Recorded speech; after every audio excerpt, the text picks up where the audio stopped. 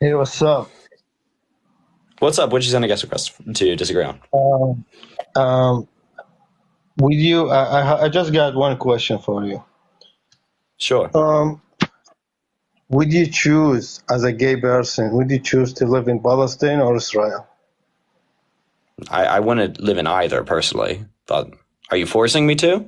If you are, yeah. If I had to live in one of the two, I'd prefer to live in Israel. Does that mean I want to kill Palestinians? No. So, No? Okay, okay. Who started the war? who started what war? When? All wars Not not the with not the Israel. children, which Seven constitute wars. half of the children in Palestine didn't start the war, right? Why are they dying from the war? Most people did, Yeah, most but people in Palestine didn't support Hamas's actions. Why are they dying let from the me, war? yeah, The let me tell difference you is something. the difference is most actually, the Okay, why civilians of Germans? Israel voted for the war. So Why what's Germans what's the died? question? Who's dying from it? Okay, And which war and when? why, Because this is a long ongoing conflict, right? oh, That goes okay, beyond 75 years. Why Germans died? Why Germans died more than the British in World War II? Why? Does that Why? make them Because it right? was a They brutalistic lost war. children too. Yeah, they lost Right. children But too you in know who the Germany. largest Does that make casualties of the Germany war right? were? Do you know who the largest Huh? casualties of World War II? Do you know who the largest casualties of World War II were? What country? Soviet Union. Soviet The Soviet Union. Union. Wonderful. And why? Yeah. Why? It's a war. That's what happened in war. No, no, no. People Because die. of no. People die. Actually, the reason is because of incompetent and underfunded governments. Right. So war is complicated, and if you want to make a point about war, just tell me the point. Right. Don't ask inane questions that have nothing to do with the point. What is your point? Do you want to say Israel's killing of children and My civilians point is is, justified because of your understanding of the war? Is that what you're saying? Are you saying that we can throw all international laws okay, out now okay, that we're okay, at okay. war, Let me even ask though you. Let me ask you this. those laws were made precisely with war in mind? Okay, did Hamas knew what's gonna happen? Did they know this is gonna happen? The response, Yes. Did Israel know what was going to and they happen did when it they anyway. wait? Does Israel know what's going to happen when they economically disenfranchise Palestinians? Does that justify Hamas's actions? No, of course Bro, not. they But they gave know them that terrorism is everything: going to spawn in water, a region that they internet, economically disenfranchise. They internet, know that terrorism is going to everything. spawn when they Palestinians, bomb all of their listen, everything Palestinians have and had, it's from Israel. and everything was And taken from them as well. If I steal your house and give you an apartment, bro, I didn't give you everything. I gave you shit and then I took everything away from you, right? And then had to give you things so that I don't, get all of my okay, support okay. taken. Israel's being It's browbeaten into it. They literally said that historically, Palestinians need to go on a okay. diet when they are some of the poorest people in the world. Let me Yeah, tell they you stole something. everything and now giving them the least they Not only conceivably can. Palestinians. Listen, not only Palestinians. All Muslims were so happy when Hamas achieved that terrorist attack. Do you know that or not? I mean, I'd love to see the actual data that you've shown. No, I speak Arabic. I know how what people feel. You don't speak Well, Arabic. you You don't speaking know. Arabic doesn't make you true. Like, No, you know the society. If you was born Muslim country, you know the but society. Mewin It, 2.0, who cares, right? This doesn't justify killing kids, right? And also the okay. idea. Why Here's the would thing. you? Why? Yes, Hamas knew what would happen. Yes, Hamas knew what would happen when they took those actions. Yes, the IDF knew what would happen when they took their actions. Neither justifies either. The fact that one side is going to be brutal and the other side knows that doesn't justify the other side being brutal. Okay. Brutalism is not What's the justified on solution? preemptiveness. So What's the once solution then? again, For just Israel? say what you mean. I mean, they got no choices.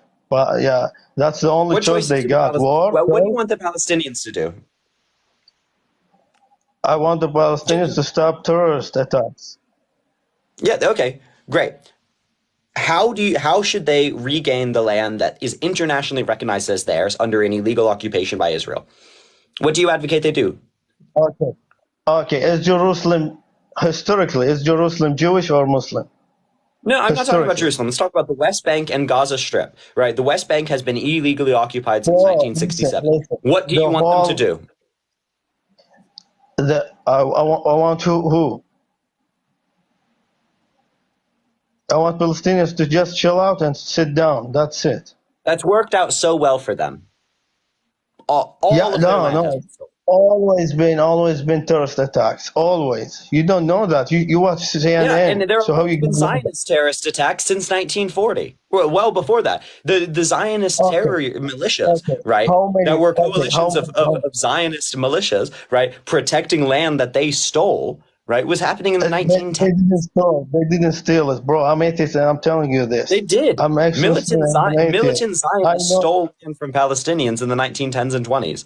bro. They got their land back. Just like imagine if Native Americans tried to take their land back.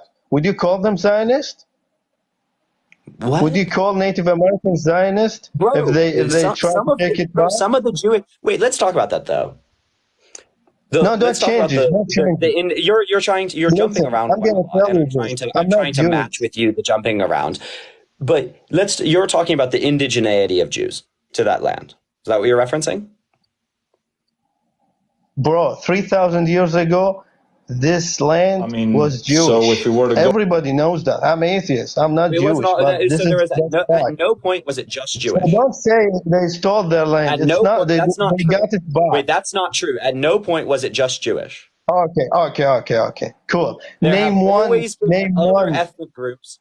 There have always been other No, ethnic groups but in that area. okay. Who? Who? Name What? it. Other Which ethnic Semitic group? tribes. Wait, other Semitic tribes. What are you talking about? Bro, Even listen. You according to don't their own understand. even according to Let their me. own holy books. One second, let's just be very clear. Even according to their own holy books, right?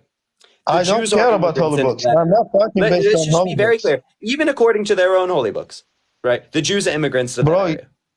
And there were other Canaanites in the time that they then established a kingdom to. They left Egypt to go to Canaan. Okay? So the Canaanites, It and then was they empty split off land, from other bro. It was Canaanites. empty land. They split off from other Canaanites. So no, there have always been other groups in that area. But the point is the law of return recognizes converts. How do you explain that? Okay, which ethnic groups were in that area? Wait, no. I asked you a direct question. Did you hear it? You don't know? You don't know ethnic groups? You just say there's I've ethnic answered you. group. I've given Which you like one? Tell me. I've given you 3 answers. I've answered it.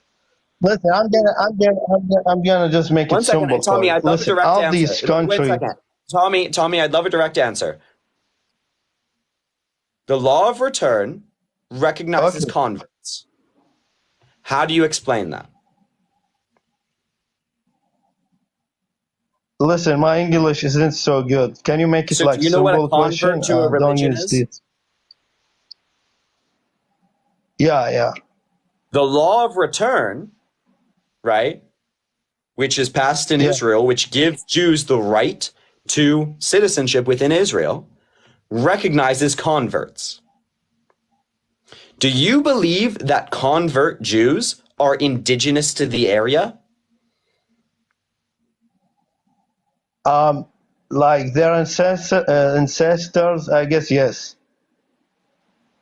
Converted Listen, Jews. I'm gonna make it simple for you. Just listen. All these countries around Saudi Arabia, they, you know, like you see blacks speaking Arabic. You see whites in Lebanon and Jordan speak Arabic. They think they're Arabs, but they're not.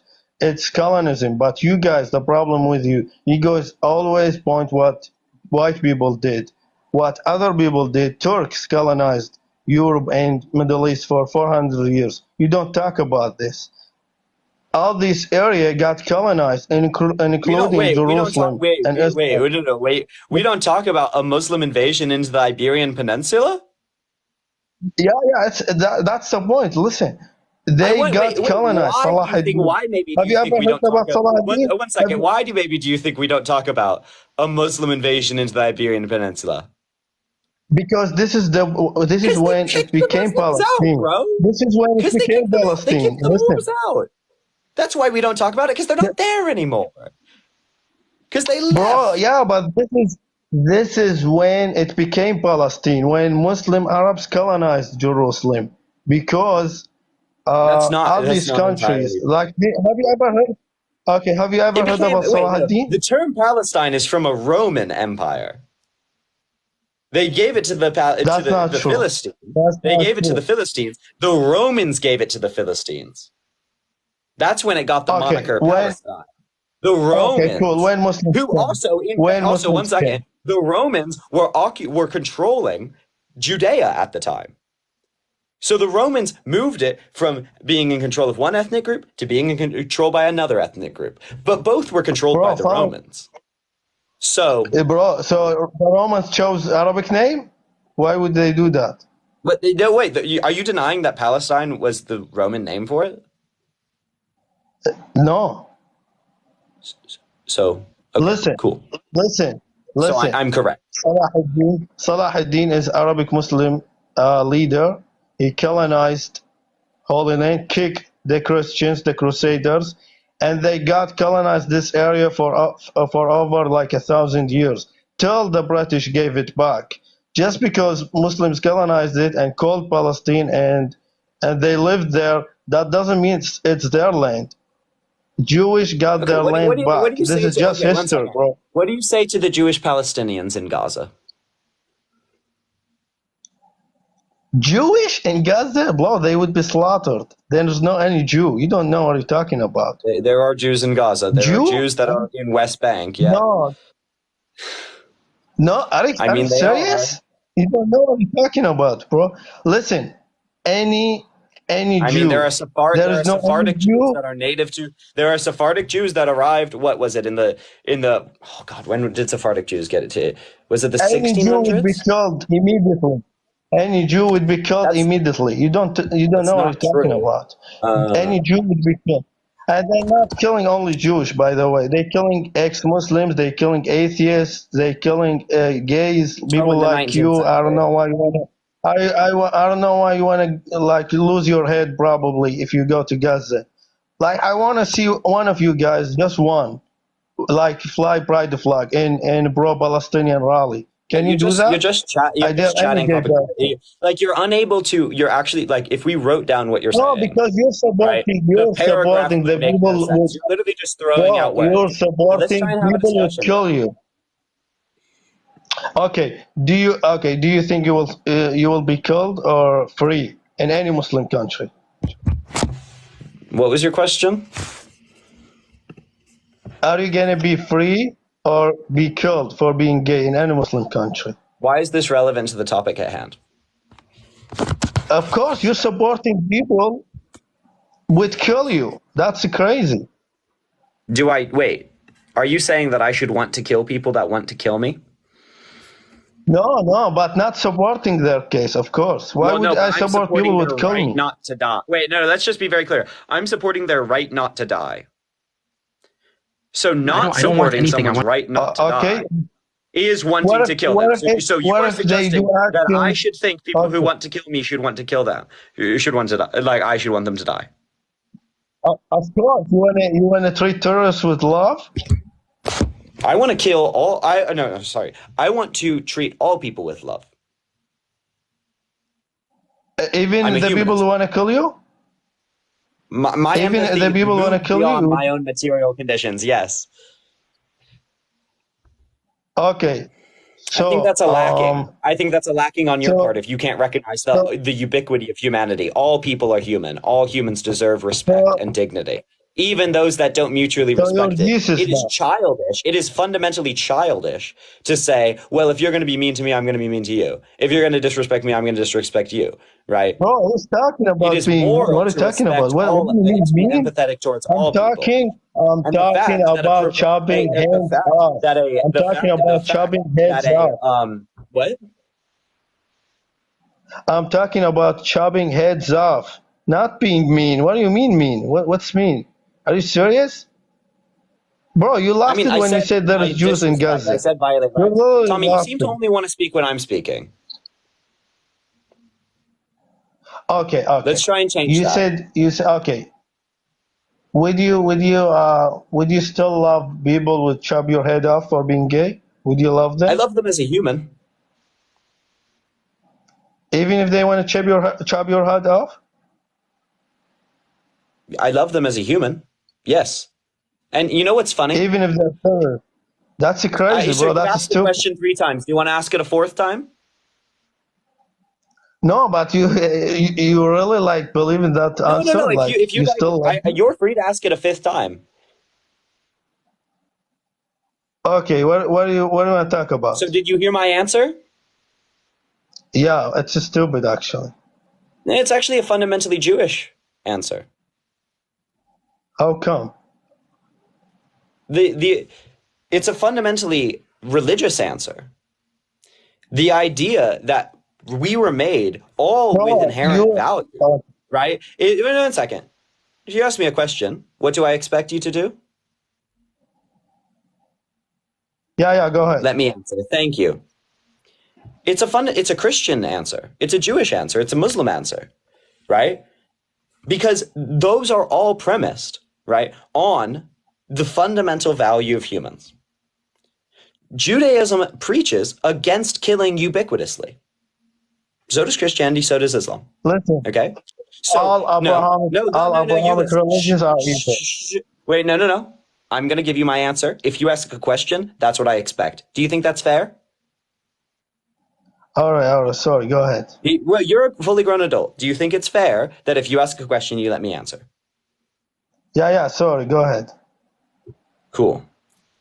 So, I'm a secular humanist, right? I believe in the fundamental value of humans. And also, I believe that extremist views that may dehumanize me, right, don't dehumanize them. Because those extremist views come from somewhere. And it's much more productive to have respect and value and empathy for people to heal hurt people than to dehumanize them back and cause more people to be hurt. So your view helps no one. My view actually solves problems. If you're coming at this in a fundamentally anti-humanist view, it's no surprise to me that your answer is fundamentally anti-humanist. I disagree with you. You look or act differently than me. You believe differently than me. So you don't get rights. That's against international law and fundamental human decency. And Well, I mean, if anything I'm characterizes not the looking IDF to kill actions, people. I don't other kill than that, people. I think that's about it. Bro, I don't kill people. You support people kill different people. I don't kill people. I don't support killing at all. I That's don't why I have don't support the terrorists. IDF or Hamas. Do you support the IDF? No, you just said terrorists need love. You should treat them with love and All human. respect Wait, how you and treat them is mercy. very different, isn't it? But how I feel Eye for to them, eye. right? How I feel for them and how I love all humans. Do I support their actions? And No. that's Did I ever say I support Hamas? No. Did I say that I believe anyone deserves rights? Yes. I've condemned once again to the people commenting and spamming. I've condemned Hamas's actions on October 7th. You're stupid. To the commenter. You are a dumb person, commenter, right? Because if you knew anything about me or anything that I have ever said, right, you would know that I've condemned it. So, yes, I've condemned but Hamas you multiple like times. okay. Who is more? Here's another question. Who is more aggressive group, Christians or Muslims, against different people? What an incredibly racist question. No, it's a question. It's a come on. You guys are talking Christianity all the time. I'm not Christian. Who is more aggressive It's a against dumb different question. people? That's like asking who's more Huh? violent, blondes or brown-haired people. No, I mean, if who you're gives a educated enough, and actually you're not, because you said there's Jews in Gaza, which is stupid. there They are. will be slaughtered immediately if there's any Jew. So who is more aggressive? You think the most aggressive religious group? Name it. The most aggressive religious Numbers group? say, Numbers say what? yeah. Numbers say what? What Who's do you killed think? more people throughout history? Let's 1 second. I think this Okay. is a racist question, Do you but let's know? engage in this idiocy. Who's killed more people throughout history? Huh? Which group? Who's killed more Say people it throughout again. history? Who's killed more people throughout history? Muslims. They killed Wrong. in Wrong. India, only Yeah, in India, utterly over incorrect. 100 million Totally people. wrong. You're just fundamentally wrong. Okay, okay. Do you know they killed only in India over 100 million people to convert it to Islam? They went, and now there is part of India is Muslim. Like how this terrorist religion reached to all these countries in Asia? Just ask yourself. Yeah. So do you want to hear? Do you want to And hear a same really with the easy answer to Christianity. this? I'm not defending. I'm not defending any religion. Listen, same with the Christianity. Christianity spread by armies and invasion in South America. That's why they speak Spanish. I'm not defending any religion. All Abrahamic religions are evil, but you guys attack Christians and call Muslims When did far I attack left. Christians, bro? You know how stupid that? When did I attack Christians? You guys always do. Okay, are Muslims Who? far right or far left? It depends on the Muslim. This is why, like, I don't engage in racism or xenophobia, which is what this is. Okay, bro, I'm what not do going you to mean characterize a racism? whole We're group. This is talking useless. about facts, You wait, bro. Tommy, We're Tommy. talking about You are facts. just you are the peak of what I would describe, right? The image of a bigot is. The only way you can think is in group identities. It's not helpful. It is just fundamentally xenophobic. Palestinians No, are not bro, all. One second, though. it's Palestinians are not ideology. all Muslim. One Listen, second. it's ideology. Shh. You Wait. know you can't. It, shh. It's not hard. All right, Not go all ahead. Palestinians. Shh. Great. Not all Palestinians are Muslim. Not all Muslims are violent. Yeah, that's true. Not all Christians are peaceful. So even if you could concede, That's true either. I agree with you. great. Even if you could convince me to demonize all Muslims, which you can't, because I'm not a bad person. Yeah, because they all believe in Sharia law. Bro, they all believe in Sharia law. You can't be Muslim without believing in Sharia law. Do you That's know what actually Sharia law not is? true, but that's fine. That's actually not true. But that's So fine. you know more than me? I'm ex-Muslim, bro. Bro, I'm ex-Muslim. You You can don't be know that. ex-Muslim and I'm wrong. ex-Muslim. Okay, how can you? Bro, I speak Arabic. Fuck, I read the original books. You read fake books. That's the difference. Well, I mean, not all Muslims believe that Listen, Sharia law should be implemented okay, into the government. how can you? Okay, how can they believe in Muhammad, the pedophile, and believe in Allah and reject the rules? Does that make any sense? They can believe in him and not believe in forcing it upon someone else by respecting some other secular view. But regardless, there are plenty of Muslims, if you ask them if they want Sharia law to be implemented into like government, they will say no. Okay? Do you understand that? That's not how it is, bro. Great. I mean, I know Muslims that will say no. So there are at least like 3. So even if you could convince me to demonize all Muslims, right? This wouldn't work. Because not all Palestinians are Muslim. There are Christians in Palestine that have lived there for quite a while. I know. There are Jews in Palestine that have lived there for quite a while. Well, Right? and they're getting killed. They're getting killed because of what Muslims do. So the thing is, right, is not all of them have the same beliefs. And the actions of Israel, let's bring it back to the issue. The actions of Israel have only pushed And who is Palestine. committing? Okay. The only thing is that Palestine, they have done in Palestine, is push it more extremist.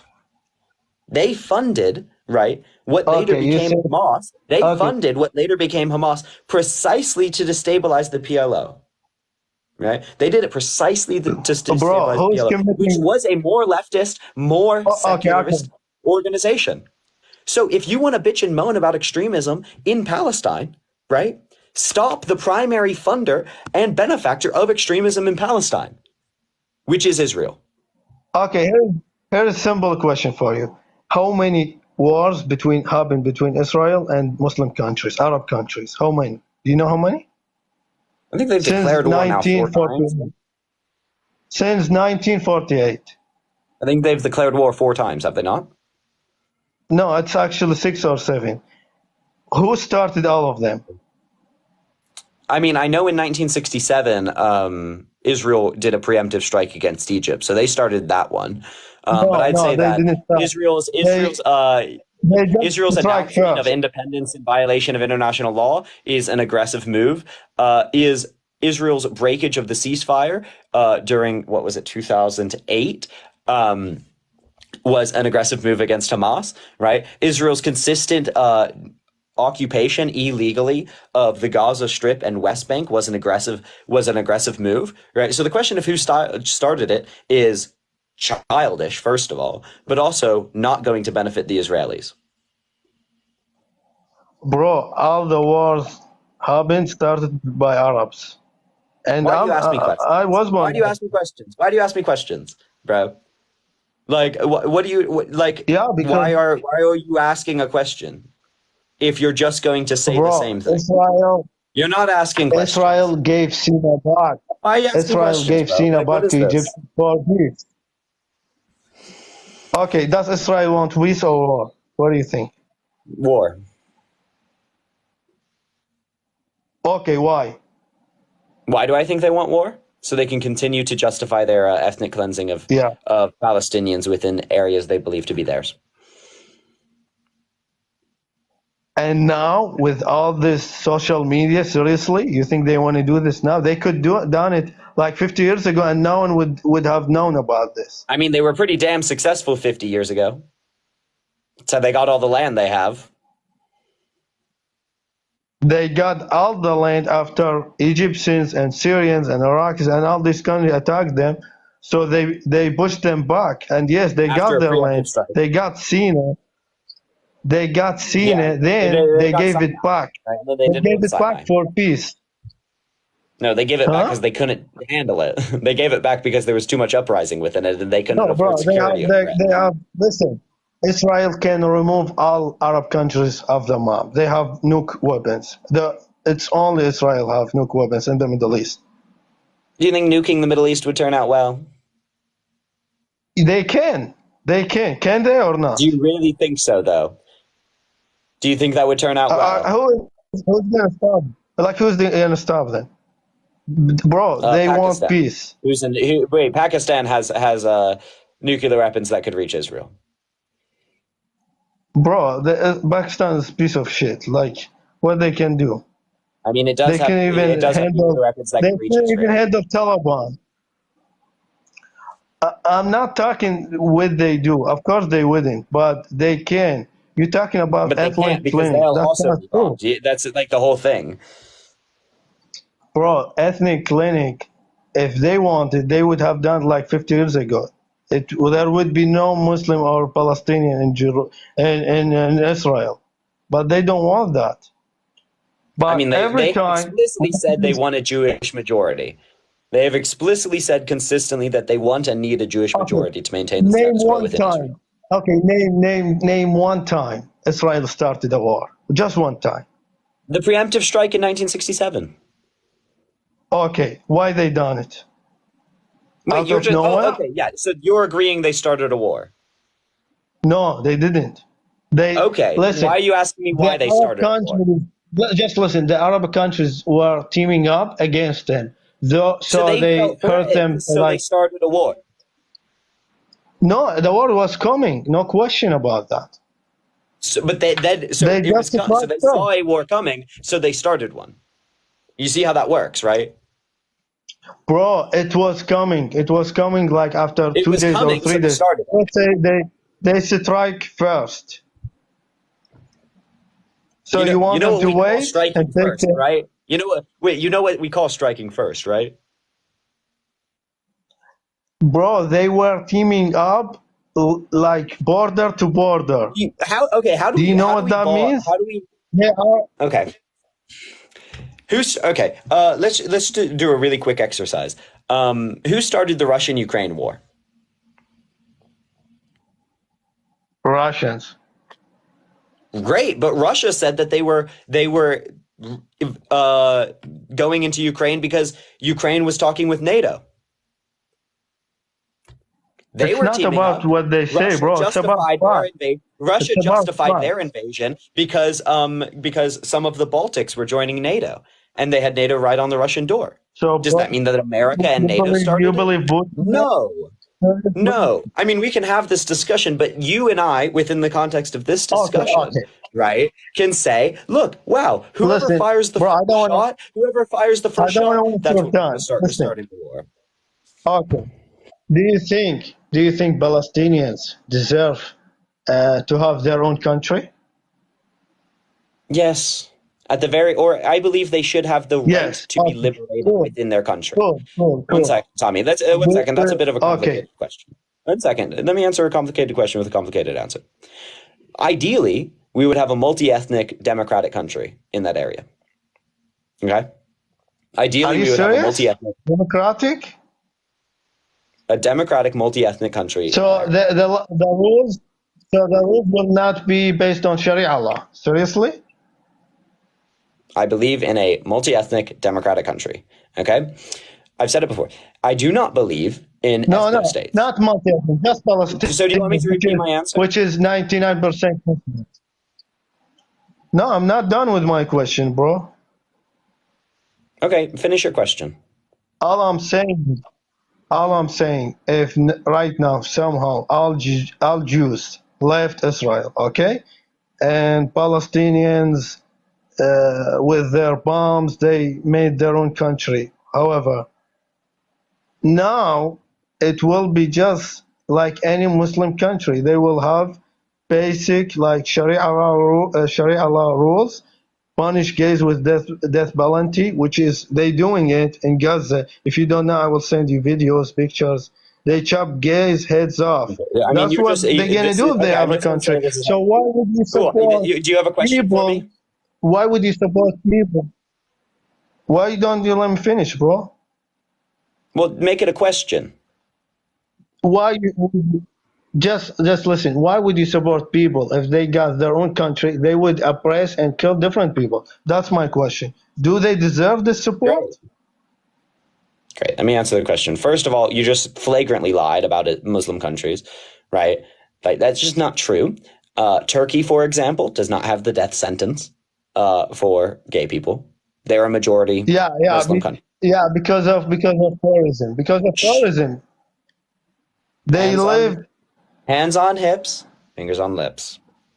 Let's Okay, okay. Just What's this our rule, question, I will babe? shut What's our up. rule? Just What's this our rule? question, and I will What's our shut rule, up. baby? Just Shh. one question, I will shut up. Hands on hips, fingers on lips. Wonderful. Incredible how to do that. You seem hot now, so yeah, I'm gonna shut. All Right. right, go So ahead. as I said, Turkey is a majority Muslim country and does not have the death sentence for gay people. That's just not true. Also, Israel is not very pro-gay. Israel does not recognize gay marriage, right? Not within its border. So, no, you cannot get gay married in Israel, right? They're not big fans of me either. The UAE does not have death sentence for gay people. Um, they're majority Muslim, right? So what you're saying is nonsense. It's just xenophobic, right? You're just spouting xenophobic rhetoric. And part 10 of, look, lots of Southern Baptists would rather me dead than gay. Okay? Lots of Southern Baptists would rather me dead than gay. Does that justify me bombing Vermont? Does that justify me bombing Georgia? No. No, it doesn't. Right? Like, no, it doesn't. Not really. So the idea that people don't support my marriage or don't support my, sexuality does not justify me bombing them. And it certainly doesn't justify me excluding them from a They don't democratic even, process. It certainly doesn't justify. bro. They Do don't I mean even that Southern? support you alive. No, no, no. It certainly doesn't mean that I should exclude them from the democratic process. Do I believe that Southern Baptists shouldn't be able to vote?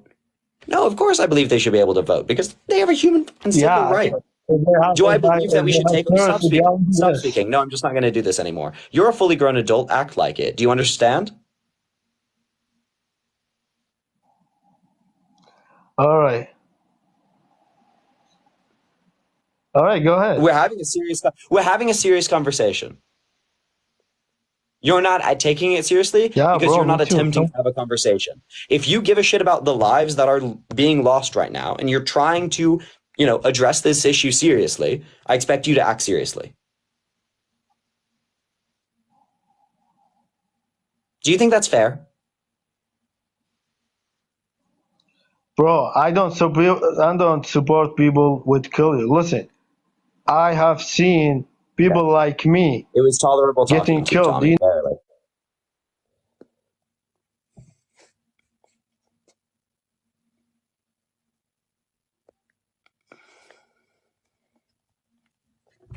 Once again, thank you so much for everyone sending likes. That gets it up to more eyes and ears. The gifts also send it. You get more eyes and ears. And Hello.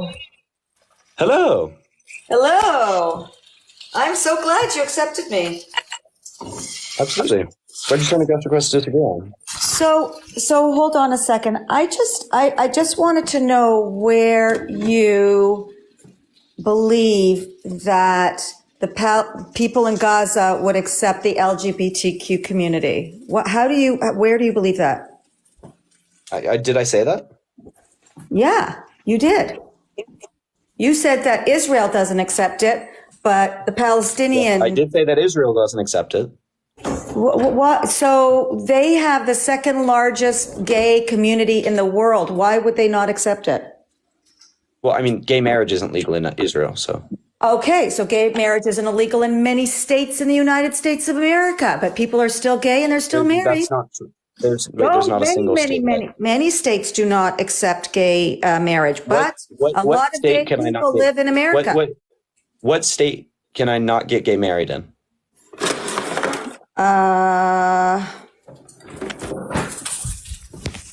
I would have to look that up right now if you're asking me that question, but you say that so you're telling me in Mississippi or in the southern towns that they accept gay marriage? I don't care if they accept it. You can get gay married in Mississippi. I can't what? You can get gay married in Mississippi.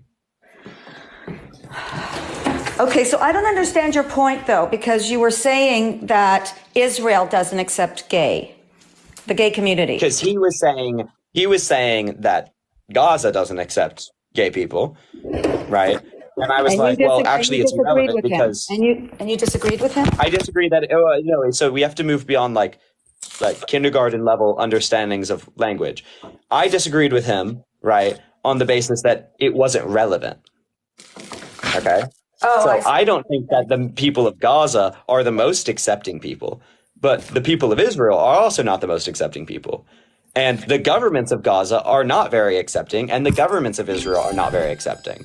So the idea that I should choose in this conflict one over the other on the basis of their acceptance, right, is nonsense when neither of them are that accepting. Whoa. Can I ask you a question? Are you part of the LGBT community?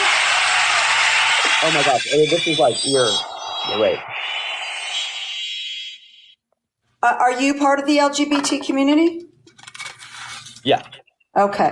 So do you believe that if you moved into the Gaza Strip today, that you'd be able to live freely and have free speech and all that? I mean, do I think it's relevant? No. No. I'm asking, well, you're supporting them though. So you're supporting people. Supporting in what capacity? Are you, okay, let me ask you this question. Do you think Hamas are freedom fighters? No, I don't support Hamas. Do you acknowledge October 7th? Yes. Oh my God. Okay. So yeah, I condemn. Okay, let's just run through the talking points. I condemn Hamas. I condemn terrorist acts against women and children of all kinds. I condemn the IDF for their women, children, civilians that are being unalived by the IDF. I do not believe there's been a free and fair election in Palestine or in the Gaza Strip since 2006, right, where they did vote for Hamas. Most of the people that live in the Gaza Strip right now didn't vote for Hamas, so we can't blame the civilians, right? All I'm advocating is that we stop killing children, right? Okay, so I agree with you. That's what I'm advocating. I agree with you that we should stop. Then do you condemn the IDF for their actions? So What? But the idea.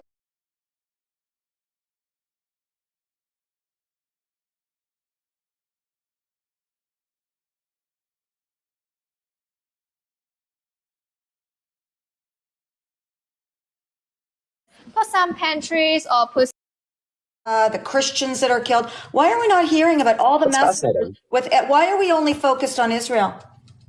Why are you only focused on October 7th? I'm not just focused on October 7th. Okay, have you advocated? Okay, why? Wait, that's fascinating. I can talk about one topic, right? And actually, I do advocate a reduction in American support for Ukraine. Ukraine doesn't represent American values and doesn't represent. I don't support that proxy war, but that's irrelevant. Once again, Why do you know how to have a talking relevant about all the conversation? babies that are being killed in Ukraine in the Ukraine war? Why are we talking about that? All the Wait, so the children thing and is, the babies in the hospitals that are getting bombed one by second. Russia. Why are we talking about that? Well, we're all talking against about Russia. Israel. You're against. Wait, one second. Here's the thing. You're against Russia, right? Yeah. So I can. So I could. You. We both condemn that. That's why we're not talking about that, because we agree. Okay. But it just seems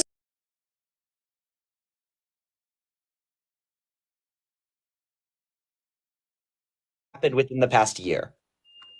More civilians have died, right, within the past month in the Gaza Strip, right, than civilians have died within the past 6 months in Ukraine. Okay. so. Then why So are the civilians the incredible, enormous scale of this, along with the long-standing United States support for this area, right, makes it really, really important to talk about. Right. And I'm willing to condemn Russia for their actions. I'm willing to condemn the fascistic government of Ukraine right now for their actions. But the complete ignoring of international law and violation of treaties that Israel signed leads this to be fundamentally opposed to American interests, right? And human interests. That's what I'm talking about. So let's talk about it then. Right? Okay. Do you believe that Israel, one Yeah. second, let me ask the question, because you've asked a lot of questions. Yeah. Do you believe Israel should respect the treaties that it signed? Okay. Do you want to? So this question is about politics. I don't condemn. I do not know enough about the politics of what happened and this signed and that signed and Bibi Netanyahu did this and Hamas did this. We can go on and on and on and on. But if you take it to October 7th, the slaughtering that had taken place, do you feel that's justified? Do you think that's not a war crime? Do you not think that's a war crime? Do you think that's a war crime or no?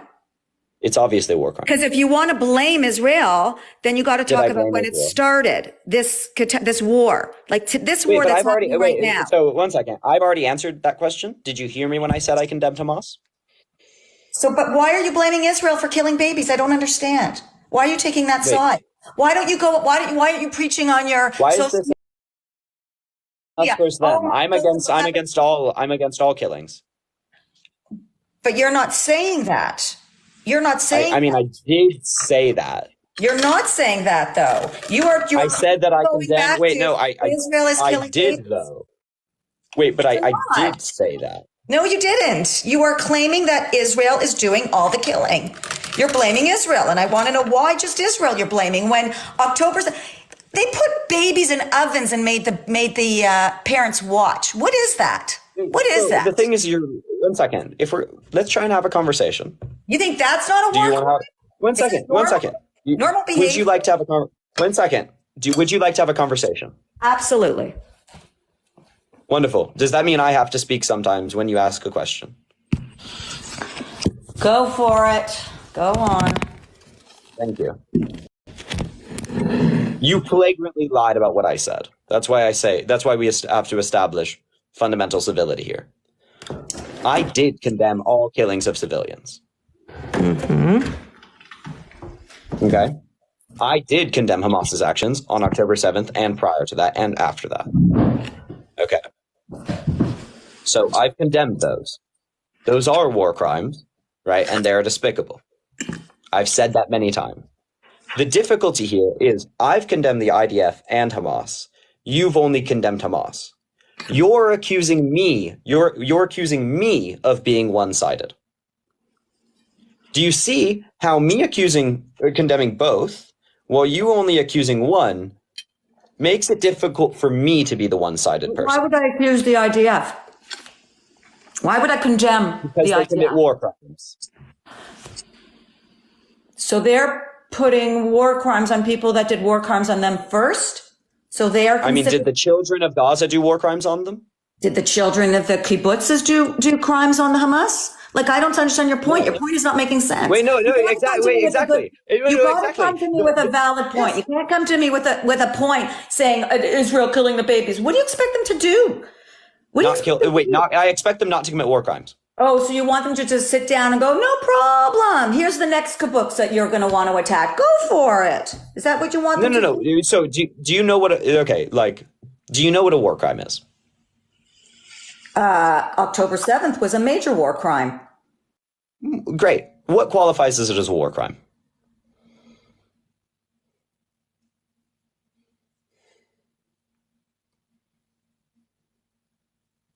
Hello? Have you left? Thank you. Well, she's, I don't know, speaking to her great-grandchild. I'm gonna, do follow me up here. Well, she's, I don't know, speaking to her great-grandchild. Oh, she got a call.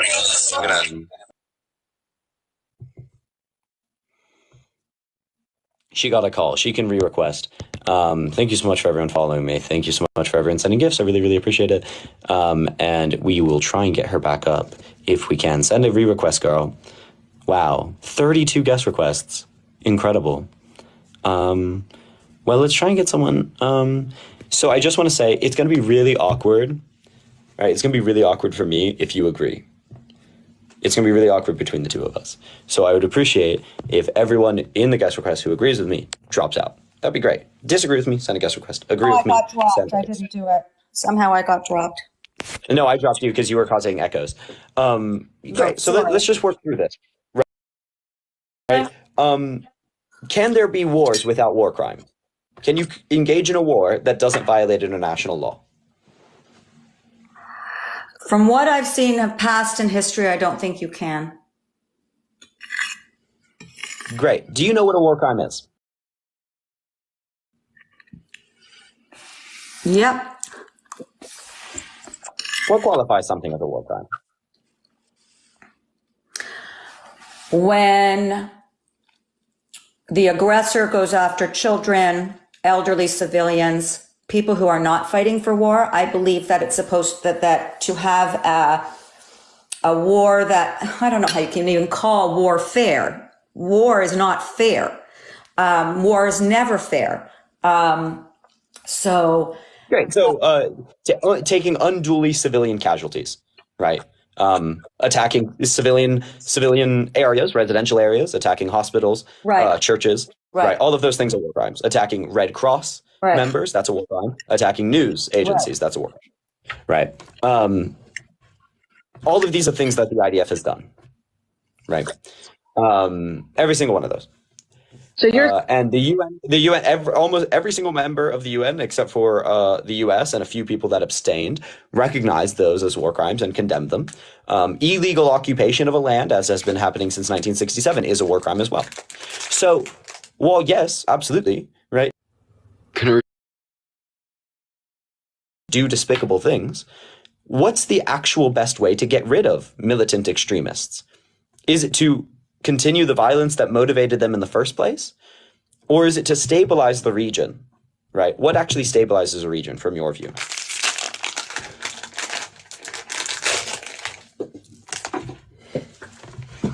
I'll get unplugged. What was your question? I'm sorry. What would what would stabilize the region? Okay, What would it do? What would Israel do that would actually stabilize the region? And does continuing to economically disenfranchise and mass slaughter those people do that? I want to ask,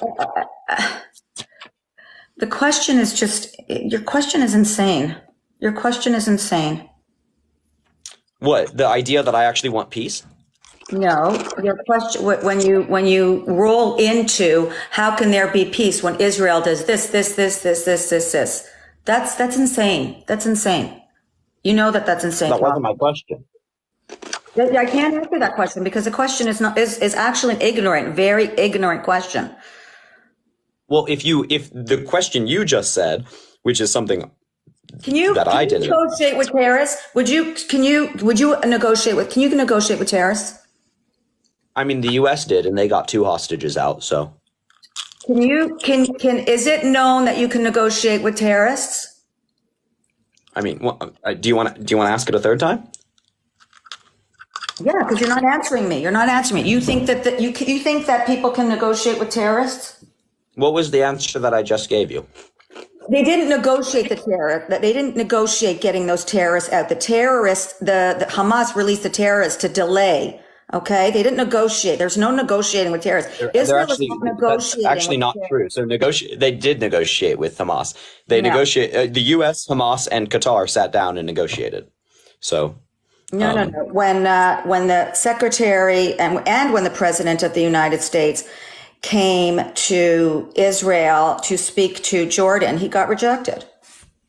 I mean, Jordan is a different country than is the Gaza Strip. You're just saying that we negotiated. When and how did we negotiate? When did that ever happen? So there was a negotiation between Hamas, Qatar, and the U.S. Mediated by Qatar. Actually, this is kind of what I advocate. What happened? We got 2 hostages out. So we got 2. What about the other 200 and plus hostages? Why aren't they being released? Well, it's confirmed that at least 30 of them have been killed by Israeli rockets. So why haven't the rest of the hostages been released? Well, it's difficult to release dead people. So why don't they release the dead people?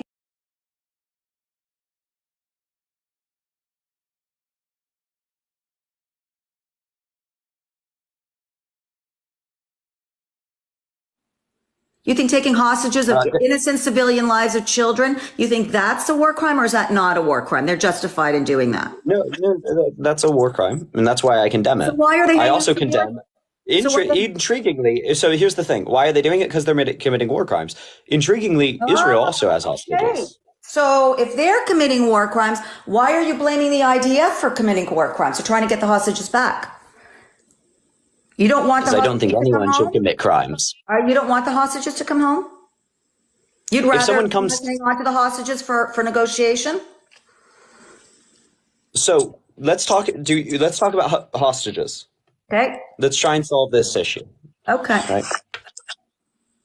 Hamas has openly said they would like to release at least 4 hostages due to immediate health impacts.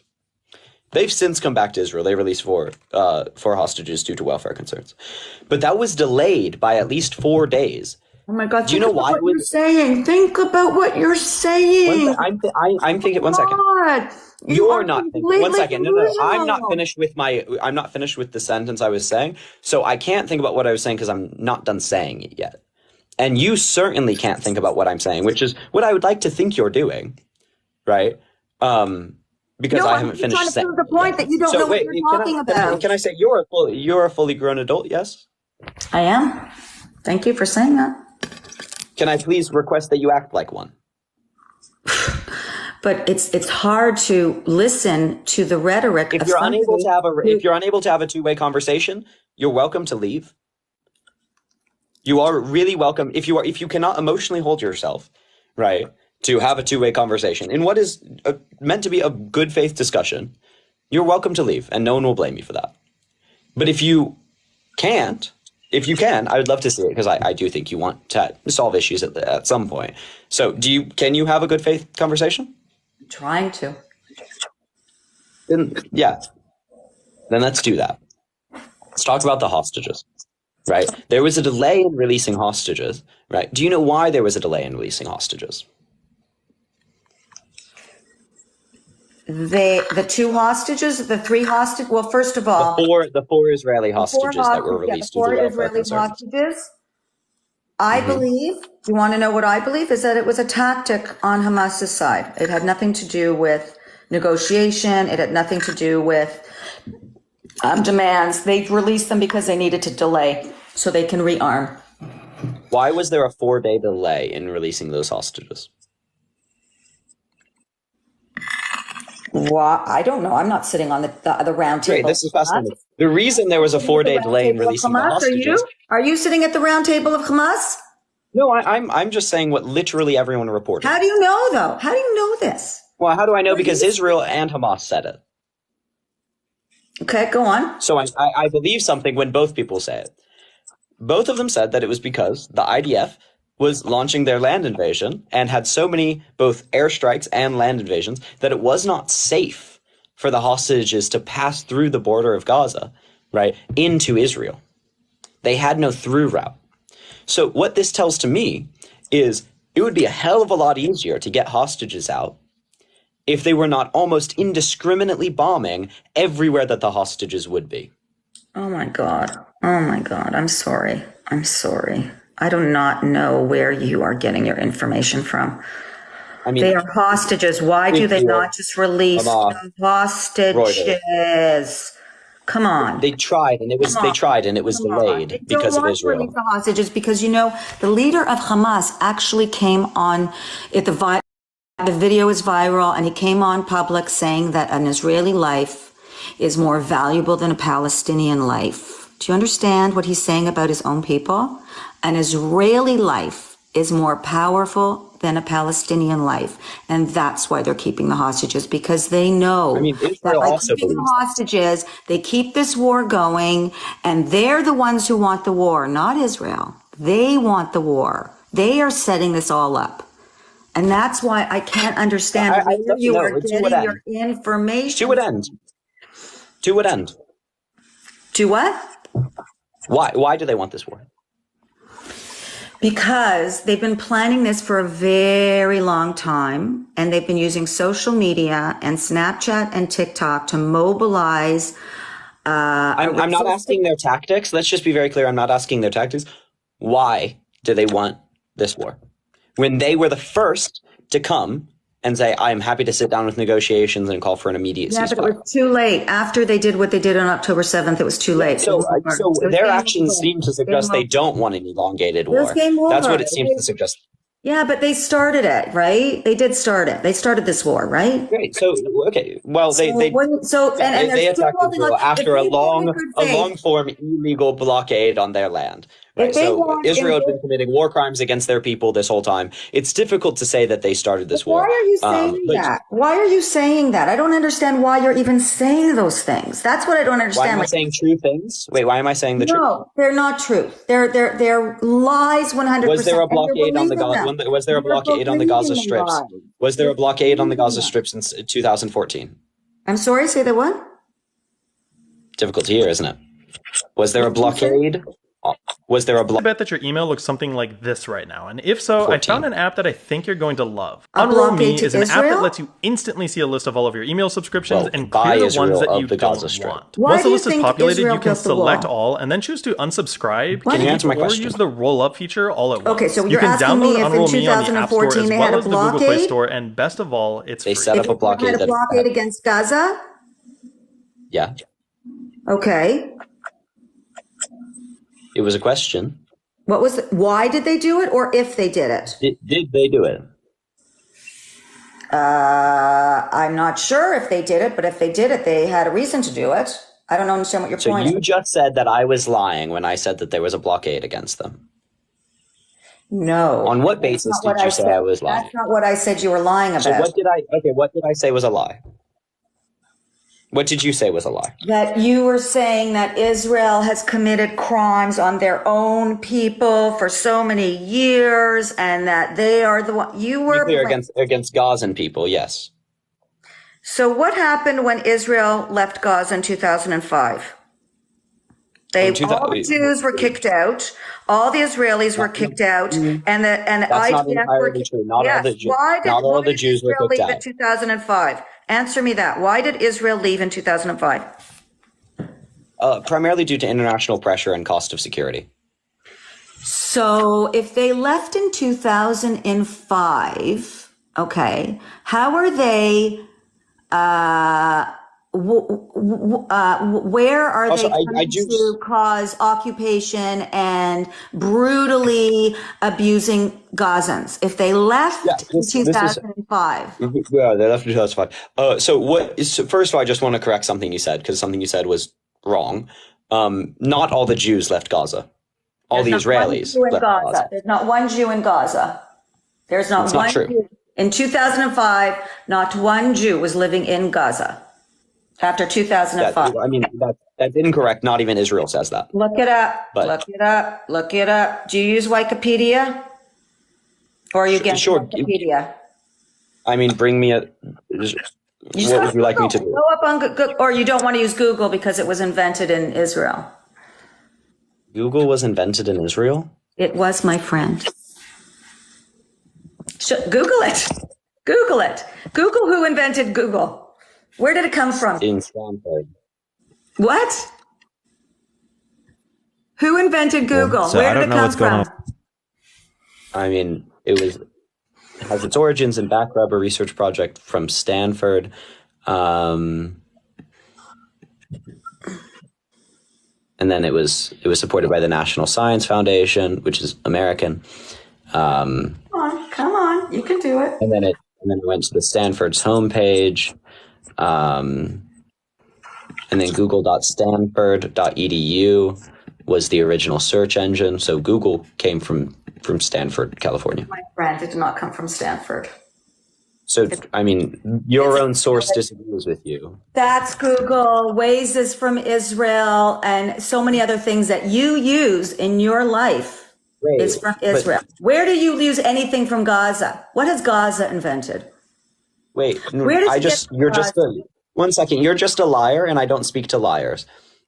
Will you admit that lying. Google wasn't invented? So Israel doesn't appear once, like in the Wikipedia entry for Google. Do I have to get my computer? I mean, I think you can get the fuck out, you dirty liar. Like, Oh, are you getting Israel is not sensitive? invented in. Did I is hit a not nerve? invented. Did I hit a nerve? I hit a nerve, didn't I? Yeah, I don't like liars. You know I'm not lying. You don't want me mean- to be, you don't like to meet me to be on here because I'm revealing the truth and that's ruining your algorithm. I don't think you understand what an algorithm is, old woman. I know what an algorithm is. And you don't have to insult me and call me old woman. Being old isn't an insult. Sorry you took it that way. Why did you call me old woman?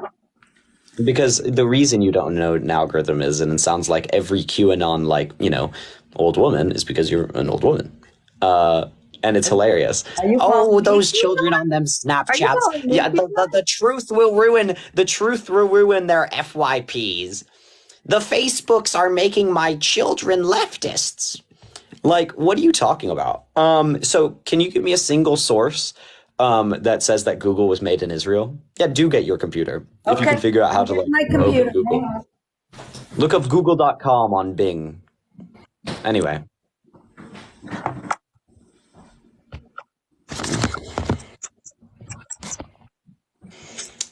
Sometimes I have to have fun in this world. Try a little bit. But thank you so much for everyone sending likes. That actually does help the algorithm, and that gets more eyes and ears on this issue, which really does help. The GIFs also really help. But TikTok doesn't like me, and I'm trying to do this advocacy, hopefully for a very long time. So if you can go follow my YouTube, which is linked in my bio, while she's getting her computer, probably running on like Windows XP, please do follow my YouTube. That would be really, really great. Yeah.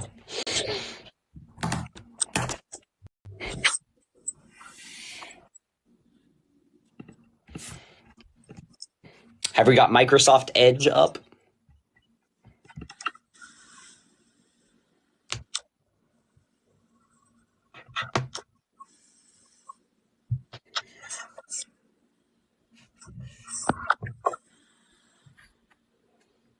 I'm just got my computer. Hang on.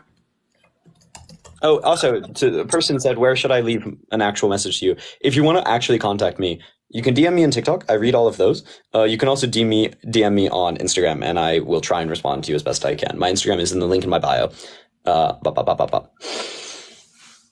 Yeah, but also y'all should go out. There are pro-Palestine protests going on in most major cities. Go look at those. The DSA is doing good work for pro-Palestine and BDS. Boycott, defund, sanctions, support that shit. Yeah, I'm mainly here to educate, mainly here to get eyes and ears on the issue. Some of my dear friends and dear creators actually give very actionable ways you can support this. Call your congressperson. Call anyone you conceivably can. I've been calling my congressperson. I've been making TikTok videos at my congressperson because he follows me. If any of you know a congressperson, call them up.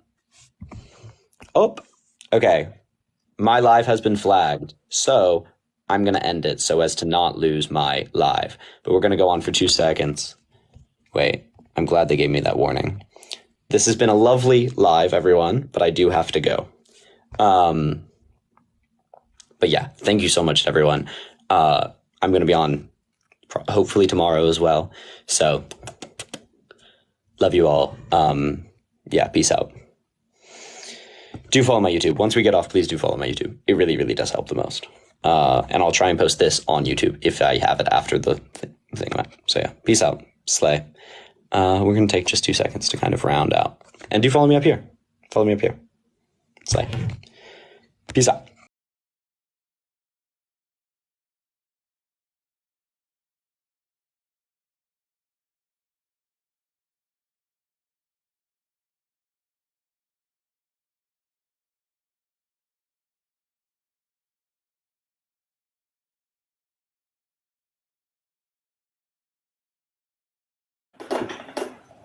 So, anyways, about the one side, as leftists in Israel, we can agree with most of the points that the Palestinian girl just said, but in a time of war, this is really not the time for these talkings. Okay, I think the time of war is precisely the time to respect international law. Israel didn't just commit international law violations now. She's talking about last year's stuff. You Yeah, didn't it has care been last for year. like a very- You care I just did care because it's on last year. TV now. And what's on TV I did care last is year, Israeli but babies. last year it wasn't What's on TV is 10,000 Israeli people. babies with the head chopped off and the burning and stuff. If she Wait, didn't, the baby's see head it, chopped off she was didn't debunked. want to see it. The baby's head chopped off was debunked. If you want to talk about misinformation, that specific claim was walked back both by Israeli officials and international news media. No, it wasn't debunked. It Was. wasn't I mean, proven or I'm just not wasn't going to like. reliable or They some have shit. Reuters walked it back, AP walked it back, Israeli officials walked it back. Yeah, but the guy still said it. They just didn't want to release the photos because the mothers they don't don't have want to evidence. see it on TV. So if we don't have evidence, I don't believe it. And if every major news media I walks have. it back, then I I'm don't not going want to to believe see it. the photos So, myself. I But mean, if you want to talk the as if I'm the one who's misinformed, I mean, you can. Just don't spread something. listen, that's, like, I don't literally have the photos least myself, backed claim. but my friend Bar Kokhva on TikTok does have them. If you ever put a stream on him, you can get it. Just it. Look, if you can't show me the evidence right now, right then I don't really care to discuss it. But cool, right? I agree that If you want to Hamas is doing discuss the horrendous budget, things. then No, but the thing is I agree that Hamas is doing horrendous things. I have genuinely no doubt in my mind that they are. Okay? good. The IDF is also doing horrendous things. The Okay, thing no problem. is how do we stop this? And from my view, it seems like Israel is going to be the most powerful actor and is the primary initiator of these issues because they funded the organization that later became Hamas.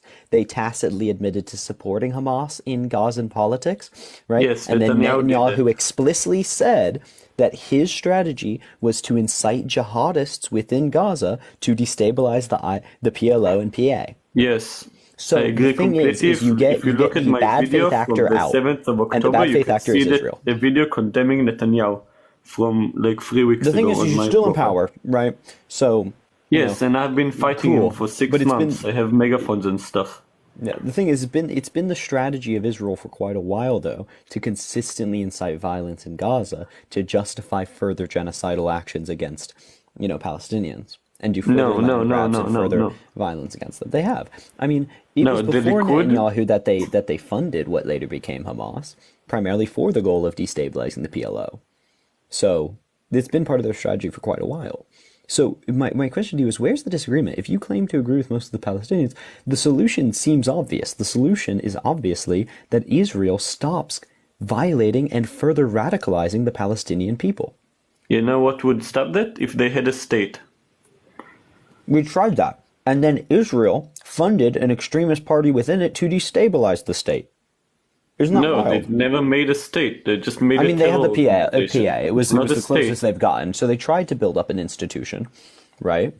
And then Israel actively destabilized that institution, right? So my point is Israel doesn't want a stable organization within that area. No, for the last 10 years, we've left them alone. You haven't left them give alone. money. You've engaged in an illegal blockade against them. Wait. Okay, let's take that point and as a law student, tell me how is that an illegal blockade? Right, because it's in violation of international law by engage. It's an act of war unjustified. So it's hitting.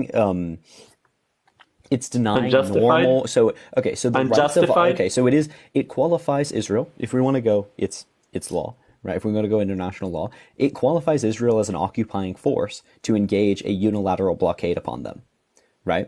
If they are an occupying force, then they must themselves provide certain bare necessities of safety, nutrition, and health, which Israel has not done by consistently limiting the ability of these occupied people to engage in normal economic and welfare activities, which they are required to do so by law. Then why is Israel telling them to go to the other side of the other side of Gaza and giving them water there? I was talking about the last 10 years of the blockade. Did you follow that?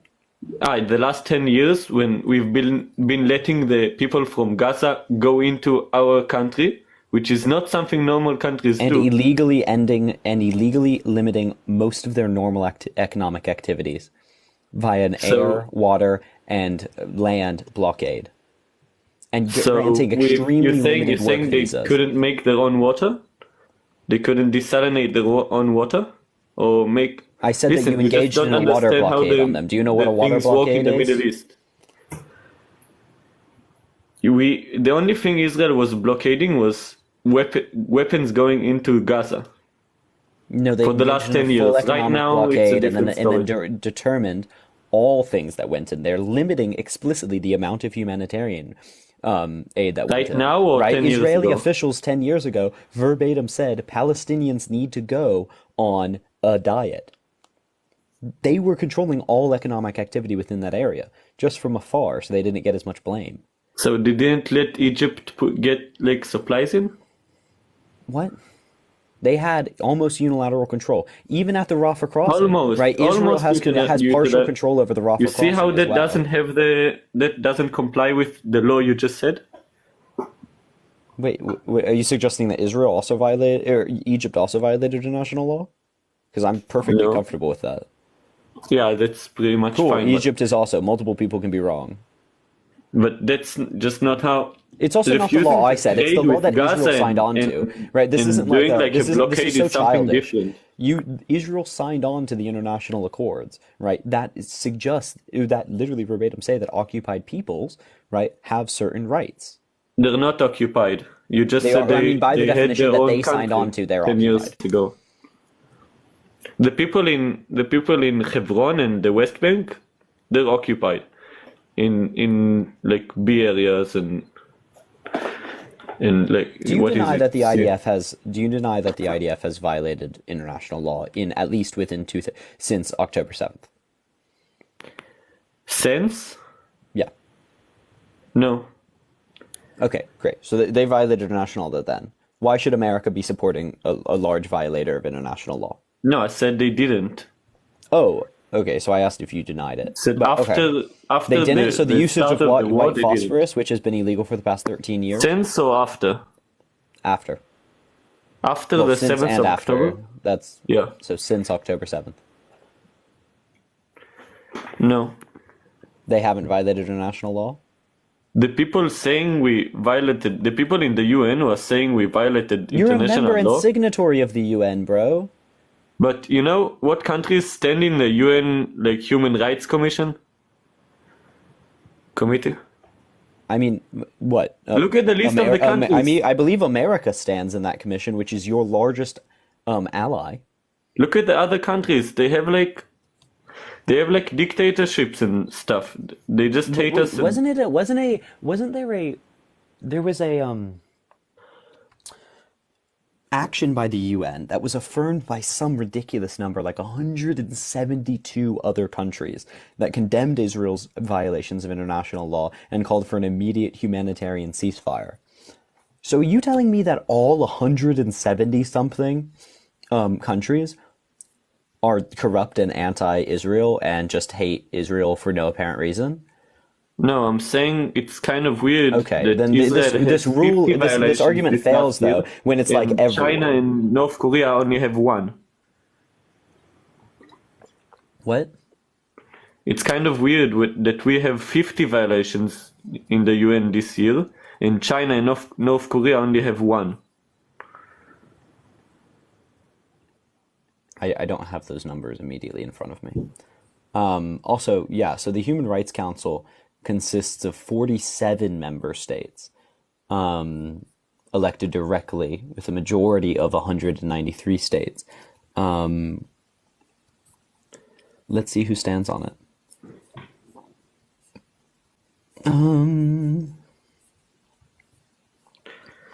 Wait, you said we used white phosphorus in Gaza? That was internationally noted. Okay. Burundi, Côte d'Ivoire, Gaza, Malawi, China, Indonesia, Japan, Kuwait, Albania, Bulgaria, Russian Federation, Brazil, Cuba, Dominican Republic, Peru, France, Netherlands. Okay. So that's the list of candidates to be elected. The current members are Algeria, Benin, Cameroon, Okay, Côte let's stop d'Ivoire, with the first one. Eritrea, Gabon, the Gambia, Malawi, Morocco, Senegal, Somalia, South Africa, Sudan, Bangladesh, China, India, Kazakhstan, Kyrgyzstan, Malaysia, Maldives, Nepal, Pakistan, Qatar, United Arab Emirates, Uzbekistan, Vietnam, Czechia, Georgia, Lithuania, Montenegro, Romania, Ukraine, Argentina, Bolivia, Chile, Costa Rica, Cuba, Honduras, Mexico, Paraguay, Belgium, Finland, France, Germany, Luxembourg, UK, US. Are you telling me that all The majority of those... of the no, are the you majority telling me of that them. all of those people, Majority. two of which have vetoing power in the UN, right, through the Security Council, you're telling me that they are biased against Israel, despite all of the Western European Half states of them in are here Islamic states. Of course they're against us. half of them are not Islamic states. That's just not true. What the first 10 of them? We have Algeria, Kazakhstan and Kazakhstan, Kyrgyzstan, right? Pakistan, UAE, which is an ally of the US, Qatar, right?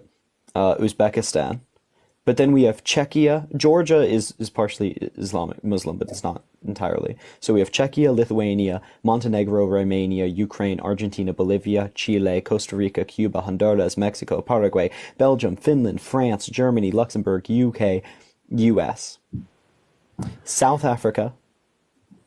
Are you telling me? Are you telling me that that's a majority that are Muslim, bro? not just the Muslim states, but most of them hate Israel for and They don't. openly admitted for hating Israel. You're just wrong. I mean, most of them are strategic allies of Israel. Yeah, South Africa, our best ally.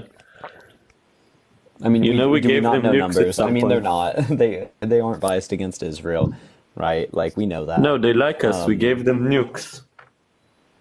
Yeah, they like. So, do they like you or hate you? Well, they have a large majority of people that hate us, but the government likes us. I don't know, it's weird. So, who's But representing if you want the to talk UN? about human rights violations, then you can see it's a bias, like from the beginning. Half I mean, of then they these shouldn't have signed countries up. commit Then you human shouldn't have joined the rights UN. violations If you thought it was themselves. biased against you, why did Israel sign on? You know, like if they knew it was going to be biased against them the whole time, they shouldn't have signed on. But that's on them, homies. Because we're Right. such a great country.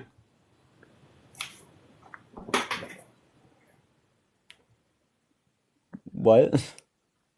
Don't sign Listen, a contract even- if you don't like it. Like really basic level of understanding Even with all is the hate that if and you don't stuff, support a contract, don't sign on to it. What? Who You- gives a you shit if really you're a good wanna- country if you're gonna act stupidly and sign on things that you don't actually support, bro? Like Israel did way stupider stuff than that. But anyways, the contract is human rights. You, I can understand an American lawyer like advocating against human rights, but okay. I'm not advocating. Do we really have to be so bad faith as to suggest I'm advocating against human rights when literally my argument is Israel should stop what it's doing because it's violating human rights? So, okay, let me phrase it differently. Let's say No. I'm not going to speak let's to say you a if you're just a terrorist liar. killed your You mother. know what I was doing. No. Let's say a terrorist killed your mother. No. Would you just stop and care about human Because you're rights? such a liar. Like you're so bad faith, and I'm not going. I always hope that we're going to have a good discussion, but you just seriously suggested to me that my argument was being against human rights when literally You this just told me started not to because sign the contract. Shh, be quiet. When literally this argument was they shouldn't be doing what they're doing because it's violating human rights. I wasn't saying they shouldn't sign the contract. I'm saying if they're going to disagree with Why human did you rights, sign the contract? I said they shouldn't have signed the contract if they didn't agree with it. Because then at least they can be called consistent in hating human rights. But what they did was lie about their obligations, right? And then violate them. I'm calling them stupid and violating human rights. But it's so incredibly bad faith to turn around and be like, well, you're against human rights. Like, you know that was stupid, right? Yeah. Yeah, Sure. great. Then it was tolerable speaking to you.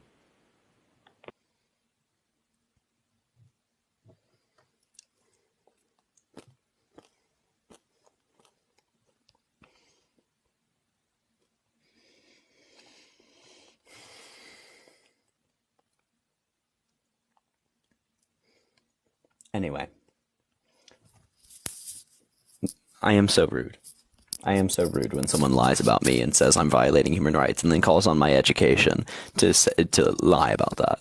Also, I'm not an American lawyer. I'm an English lawyer. I study English and Welsh law. If you don't know me well enough to insult me properly, don't even try. But anyway. Let's keep on sending likes. Let's keep on trying to get eyes and ears on the issue. That would be great.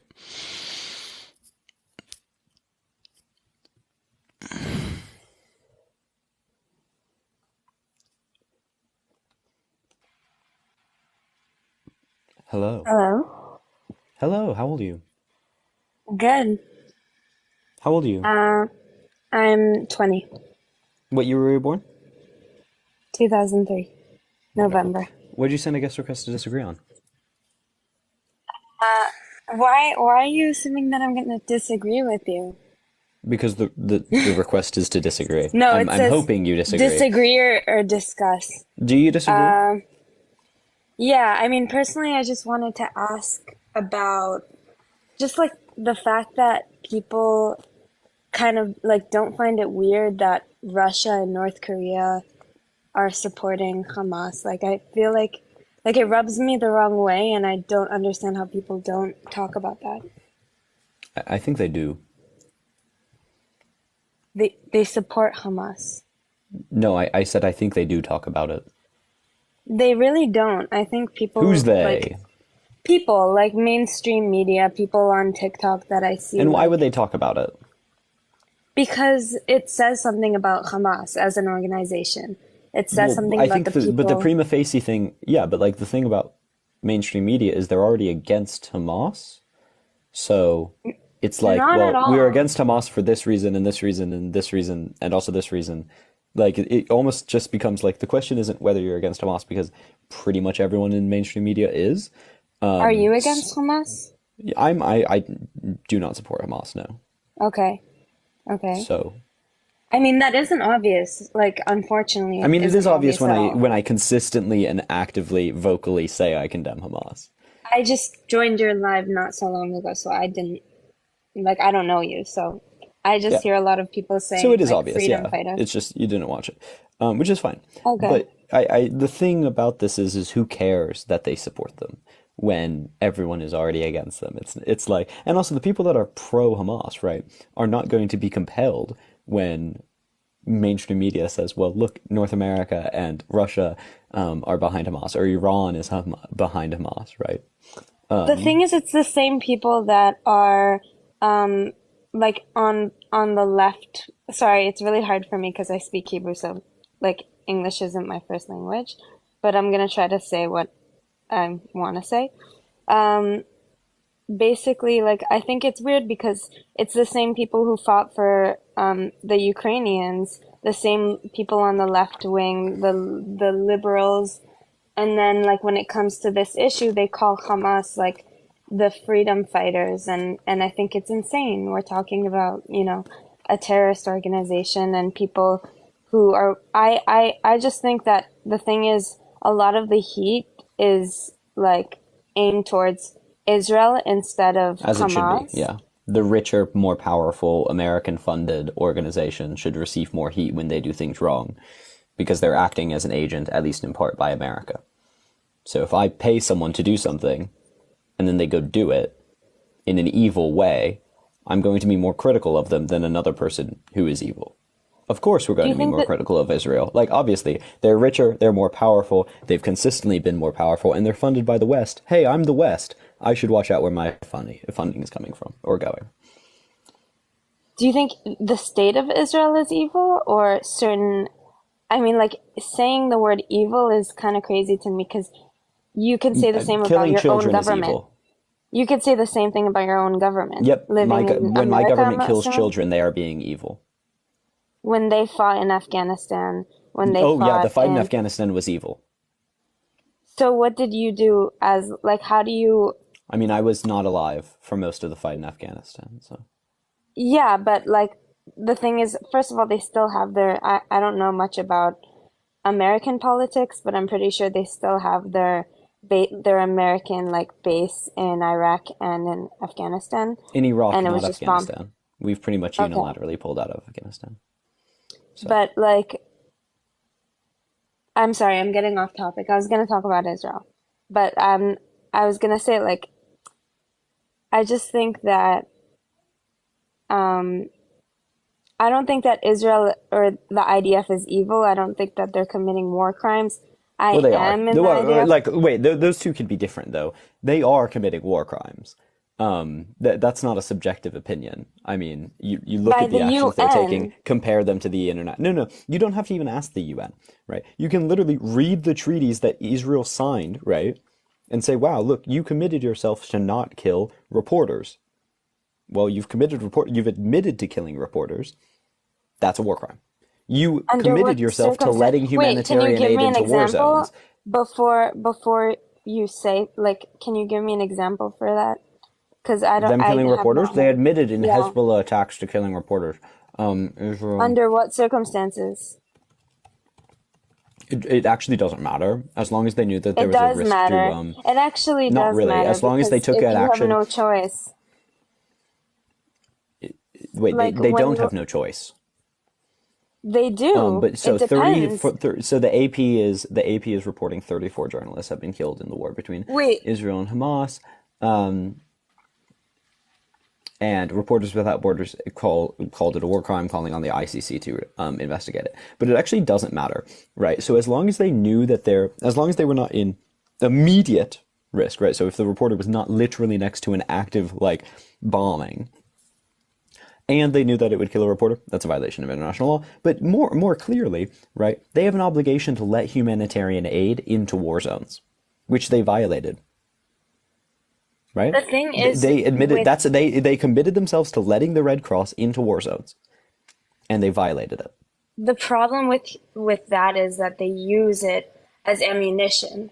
No. Cool. You have an excuse, but that excuse isn't written into the treaty. It's not an excuse. It is. It's a real it's a problem. defense, at least. It's a made-up defense that doesn't actually apply. It's not a made-up defense because Israel has no objective of killing small innocent children. It only causes more rage. Then they're really bad at conflict. Something they're not trying. They're really good at something I they're agree. not trying to do. But... First of all, I think it's really, really, really complex and complicated. I think Israel is in a place where I think following your international treaties is not that complex. I think if you sign a contract, you should follow it. First of all, wait. So I have a question for you. what would you do knowing that Hamas is causing more problems for its own civilians, for the Palestinians, for the I think children? What would not. I you think do? 6,000 bombs is causing the most problems. So I'll start there. No, If I gave a but shit about seriously, long Palestinian term. lives, yeah, no, Wait, genuine no, answer. no. Yeah. If I gave a I shit about mean, there, Palestinian lives, no, the first thing I would do would be we stop both killing them. agree. We both agree that the people in Gaza, 2 million people, are living under horrible conditions because of Hamas. We No, I can't disagree with let. that. It's not because of Hamas. I mean, they. First of all, Jews were living there in settlements that they In built settlements. In settlements in exactly violation of after international law. Illegal 67. settlements. After 67, which was a war that started not because of Israel. It was a It was, well, self-defense Israel war. fired their first strike in 67, so. They did not. I want They did proof a of preemptive that. strike against Egypt, actually. When exactly? In Egypt. They literally said they The did a whole preemptive strike against listen, Egypt. like I'm just speaking as like a person who grew up in Israel. Like the whole like the history that we learn about the war in 67, it's also called the 6 Day War. It Yep, started which literally Israel's official statement is that they did a preemptive strike against Israel against Egypt because they saw Egypt starting to mobilize, but that's still starting the war.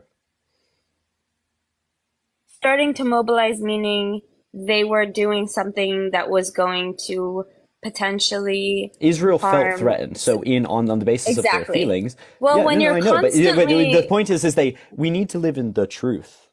And we need to, like, yeah. you Do you said know they what didn't happened in fire, one second though, 67? one second. They said they didn't fire, you said they didn't fire the first shot. That is not true. Okay. Okay. Okay, Just let's for start your there. Let's start with the perspective, truth. Let's start with the that's truth. fine. Let me give Sure. you a feel of what it feels like to live in Israel. I actually I From don't care what it feels like, quite honestly. okay, well, I've talked to like you don't have to up to care. 10 no, I don't care. So it's my life and I don't care. Because here's the thing is That's fine. but the thing is I have friends who have family in Israel. I've talked to them. I know how they feel. That doesn't. I Okay. don't but I don't really care about your feelings though. No, I'm not who talking about doesn't have my feelings of feelings. the 10,000 I'm dead talking about Gazans? history. I'm Oh, talking okay, then about don't the state fact it as that feelings. Let's talk from about the river facts. to the sea isn't a 2023 saying. It was literally what they tried to do in 67. But Egypt, Syria, Lebanon, all fought together to There's try another one. Do we and know the other one? destroy. I don't remember, and that's fine because I don't study law. I'm 20. I'm in the IDF. I still haven't gone to college because I served before I do, and I don't remember, and that's okay. It's In not okay in when you're trying Israel, to justify a genocide. no, I'm talking about from my perspective, and this is factual Well, that your Israel has perspective been isn't valid when fighting. it's justifying genocide, so I'd love to talk about the actual facts. The Israel Okay. fired the first shot in 67, and then they made massive land gains in 67, which they've been leveraging to justify active violation of international law since. Their occupation of Gaza Strip up until 2005 was in violation of international law. Their blockade following it was in violation of international law. The settlements in the West Bank were in violation of international law, and the active occupation prior to the Oslo Accords was also in violation of international law.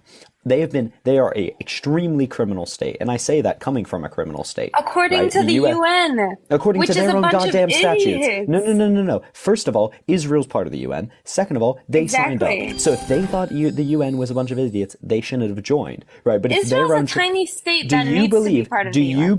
do you believe that Israel should respect treaties that it signs? Yeah, I do. Okay, they do sign think so. treaties committing themselves to human rights and international law. Okay. So when you they don't violate think that the international law, UN is it's corrupt? not just the bureaucrats in the UN calling it, it's Israel's own actions. So unless you believe Israel is a child state, right, that is too dumb to realize what they sign up to, we're going to hold them accountable to how to, yeah, exactly. I agree. They know exactly what they're doing. So they signed on to these laws. You and I agree they should follow them. So then you and I should both condemn them when they don't, right? But do you agree with me that the UN isn't exactly the most, I mean, I think that they're very corrupt and like not. I'm not I saying they think that violated international law because the UN says so. I'm saying a good faith reading of the treaties they signed, which clearly show you that they What violated did they international do law. that violated the treaty that they signed? Denied What's entry in of the Red violation? Cross into the war zone. But under the circumstances of No, it's like outlined, what? bro. It's in the treaty, right? Yeah, It explains the do you defenses you have, and that is listen? not one of them. What I'm telling you, what I am told as a soldier, as a person who lives in Israel. I mean, from what we know, a lot of times when they bring in humanitarian aid, again, I would have no reason to not want people to get that. And I don't believe that Israel would have any objective Do to you think not wanting. do you think they're gonna throw noodles at you? Talk about the Red Cross, letting the Red Cross in. How will that help Hamas? Because everything with Hamas is underground. Even I'm their asking you. tunnels, Let's their directly say, tactic. what is Hamas? How is Hamas going to use They Red sneak Cross in people? ammunition. The They Red Cross literally is somehow they do. They'll do anything, especially from Egypt. the Red Cross is going to sneak in ammunition. Not the Red Cross, but So I'm Hamas asking. So let me ask you somehow. the direct answer. Yes, yes, What is from what the is the Red harm? Cross. What is the harm in letting the Yes, Red Cross in? because that will be used against us. Not How? because it's going to be used for How? humanitarian aid. Because they sneak in. How do you think they built? How do you think they built the underground tunnels? I'm asking That was with the all Red. Wait, used. are you saying they built the Red? Not So with are the you saying Red they built the Cross. underground tunnels with the Red Crosses help? No, they did not build the So answer underground my tunnels question with the Red directly. Cross. How will letting the Red Cross in help Hamas? I believe that it's because it's problematic for the safety of Israel and Palestinians. How? I think that there's something there that we don't know about. That's what I How? honestly think. I think that they sneak ammunition to bring The to Red? Are Hamas, you not saying the the Red. Red Cross would No, sneak ammunition I think that Hamas takes advantage of the situation and somehow brings in ammunition. That's what I through think. the Red Cross? Yes, that's my You're answer. saying if they let the Red Cross in, the Red Cross would sneak ammunition to Hamas. That's what I think, yeah. I may be, listen, I'm speaking to you. Genuinely, I'm telling you what I think. Like, I might be wrong, I might be right, but I'm speaking to you because this is literally what I believe. Wonderful. That is objectively fucking crazy. The Red Why is Cross, that fucking crazy? I think whatever's going on in Israel is fucking crazy. the I think that the idea that the Red Cross would sneak in ammunition when they have been in basically every major world conflict, right, for the past 50 years. Not the Red Cross. I meant that they would take advantage somehow of the Red So Cross. explain I to me don't how think they the would take Red advantage Cross. of it. I'm not sure. I think that everything is kind of weird and underground when it comes to Iran and Hezbollah and Hamas, which is all basically the same. But the thing is, Because here's they're the all thing though. Here's the thing though. Israel said it would let the Red Cross in. Now they're not. There were explicit times when they would say, okay, actually we will not let the Red Cross in, when they signed the treaty. There are exceptions. This does not fall into any of those exceptions. So they signed a contract saying they would let the Red Cross in. When you violate that, that is a breakage of international law. I don't need bureaucrats in the UN to tell me that that's a violation of international law. I can read what they said they would do and the fact that they're not doing it. And unless you can tell me how the Red Cross is violating their side of the bargain, right? Because that's what it would be, is you would have to prove that the Red Cross is violating their sets of the bargain, which you can't. And Israel hasn't either. Israel hasn't proven how the Red Cross is doing it. They are violating international law, okay? And I condemn them for their violations of international law. So genuinely, what does it say about you that you are unwilling to condemn their actions of international law? I condemn my country actively. That's how we make our countries better. okay. Why I'm do you listening. not do so? Listen, I'm listening to you. I genuinely want to hear what you think should have been done after the 7th of October. Nothing? No, like Did you this hear is what I just said? aside. No. Aside from that, I No, genuinely I'd love I to want to have it. ask you Okay. because because of the title of your live, I definitely want to ask you this. Like, if I'm already on your live, like I want to hear what you have to say genuinely as a person. Like, Yeah, not so even what should have trying been to. done, right? So Again, with like the I didn't hostages, they take could have debate sent it. classes. I'm Yeah. not into politics. Like I genuinely want to hear what you're saying. Yeah. So for the hostages, they can send in special ops, just like we did for Osama into Pakistan. That's what actually works. That's what actually gets. Yeah, but it's not exactly that simple No, I know. because Nothing's this is simple, but I actually give a shit about Palestinian lives. it's 200 hostages, not one person. Yeah, and 30 of them have been killed by Israeli bombs, so it's not really working, is it? We don't know that because that's according to Hamas, right? Well, it's according to international reporting, right? With partial information coming from Yeah. Hamas, but partial information coming from the. We basically don't Yeah, but actually. this is a complicated answer, and I actually will. This is a good question, right? Total non sequitur, but good question. What do we do? Well, the first thing is you need to understand that the conflict didn't start, on October 7th. So if we're going to say what should we do, well, what should have we done the whole time? Israel shouldn't have Yeah. funded what later became Hamas. They shouldn't have done that. I agree with you. Yeah. Yeah. And then they shouldn't have implemented a blockade that made it functionally impossible to live a non-violent life within Gaza. That blockade makes it economically inviable to live a non-violent life in Gaza. Okay. So that obviously breeds extremism. Basically, every action that Israel has taken in the Gaza Strip has been to go in, destroy all institutions, right? Set up an institution and then actively destabilize it, funding Can I ask you how right? And then they took pull part out and in- have no what? What was their part in setting up, Hamas PA? as like the, and not the PA because Hamas isn't the PA. Like they No. weren't. I'm saying they set up the PA and then they funded Hamas Yeah. to destabilize it. So can you elaborate on that? Because I did not know that. Honestly. What part? The fact that That they set they- up the PA? No, the fact that they had anything to do with, did they have anything to do with the elections in Gaza? Israel. Directly, not explicitly, but it was well part of not Netanyahu's explicit plan, right? He said actually he supports Hamas within internal Palestinian. So, This is according to internal advisors to Netanyahu. so it's been not internationally official. reported. I mean, it's from internal advisors that have been leaked. It's not a direct. So it's not public claim by exactly, him. okay. Okay, Yeah, but it's the best reporting we have. Yeah.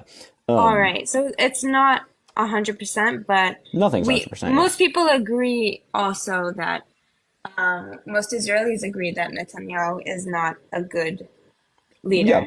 So on the thing of what should we have done about October 7th? Okay. Well, the first thing is we don't cause the problem. And from my view, they caused the problem. There's a reason this place is extremist. It's been extremist for a very long time. The PLO was violent, right? It was less violent and less Yeah. extremist than Hamas, and then they funded Hamas to destabilize the PLO, right? So they've labeled most groups out Which of this we don't area to be- exactly know about, but yeah. It's No, not. no, we do know about the funding of Okay. what became Hamas. The claim that is, you would say we don't exactly know about, but I would say is pretty official, is Netanyahu supporting Hamas within internal politics. But Where so was that we published, first, by the way? New York Times, I believe, published it, or Washington Post. Okay. Published They the hate internal. him. They hate Netanyahu. Well, yeah, I They mean, most people do, and dislike him very much. rightfully so. No, but especially, yeah. Yeah, but the point is, what should they have done after October 7th? Well, the only thing that has actually worked to get hostages out, right? What did America do to get hostages out? Do you know how they did it? Which hostages? They got 4 American hostages out. Do you know how they did that? Negotiations, right? Negotiations mediated by an Arab state, Qatar. That worked. They got hostages out. So, Israel, if it stopped, it's really complicated because Israel will never act in good faith. I don't think they can, because then they can't continue their genocidal ethno-state that is the foundation of their country. But if for some reason we could snap our finger and make...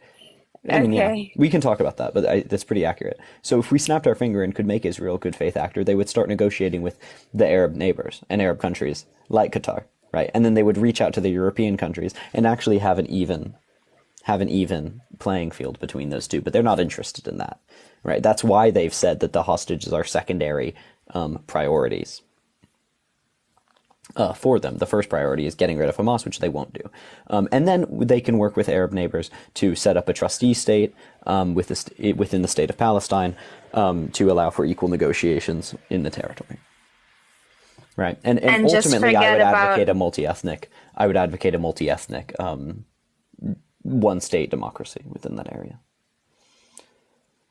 listen, like first of all, other countries don't exactly like us. I mean, like we're not able to directly speak to Qatar, for example. Then go to Daddy America, as you have been for funding for the past 50 years, and have them negotiate on your behalf. You know, this is the thing, is Yeah, Israel will but never be the usually, solution. listen, usually that would mean a a price of letting go a lot of terrorists that have Well, who murdered you all people. classify as terrorists, you have what? I think you have 1,000 administrative detainees, right? That haven't even gone through trial. 200 of which are children.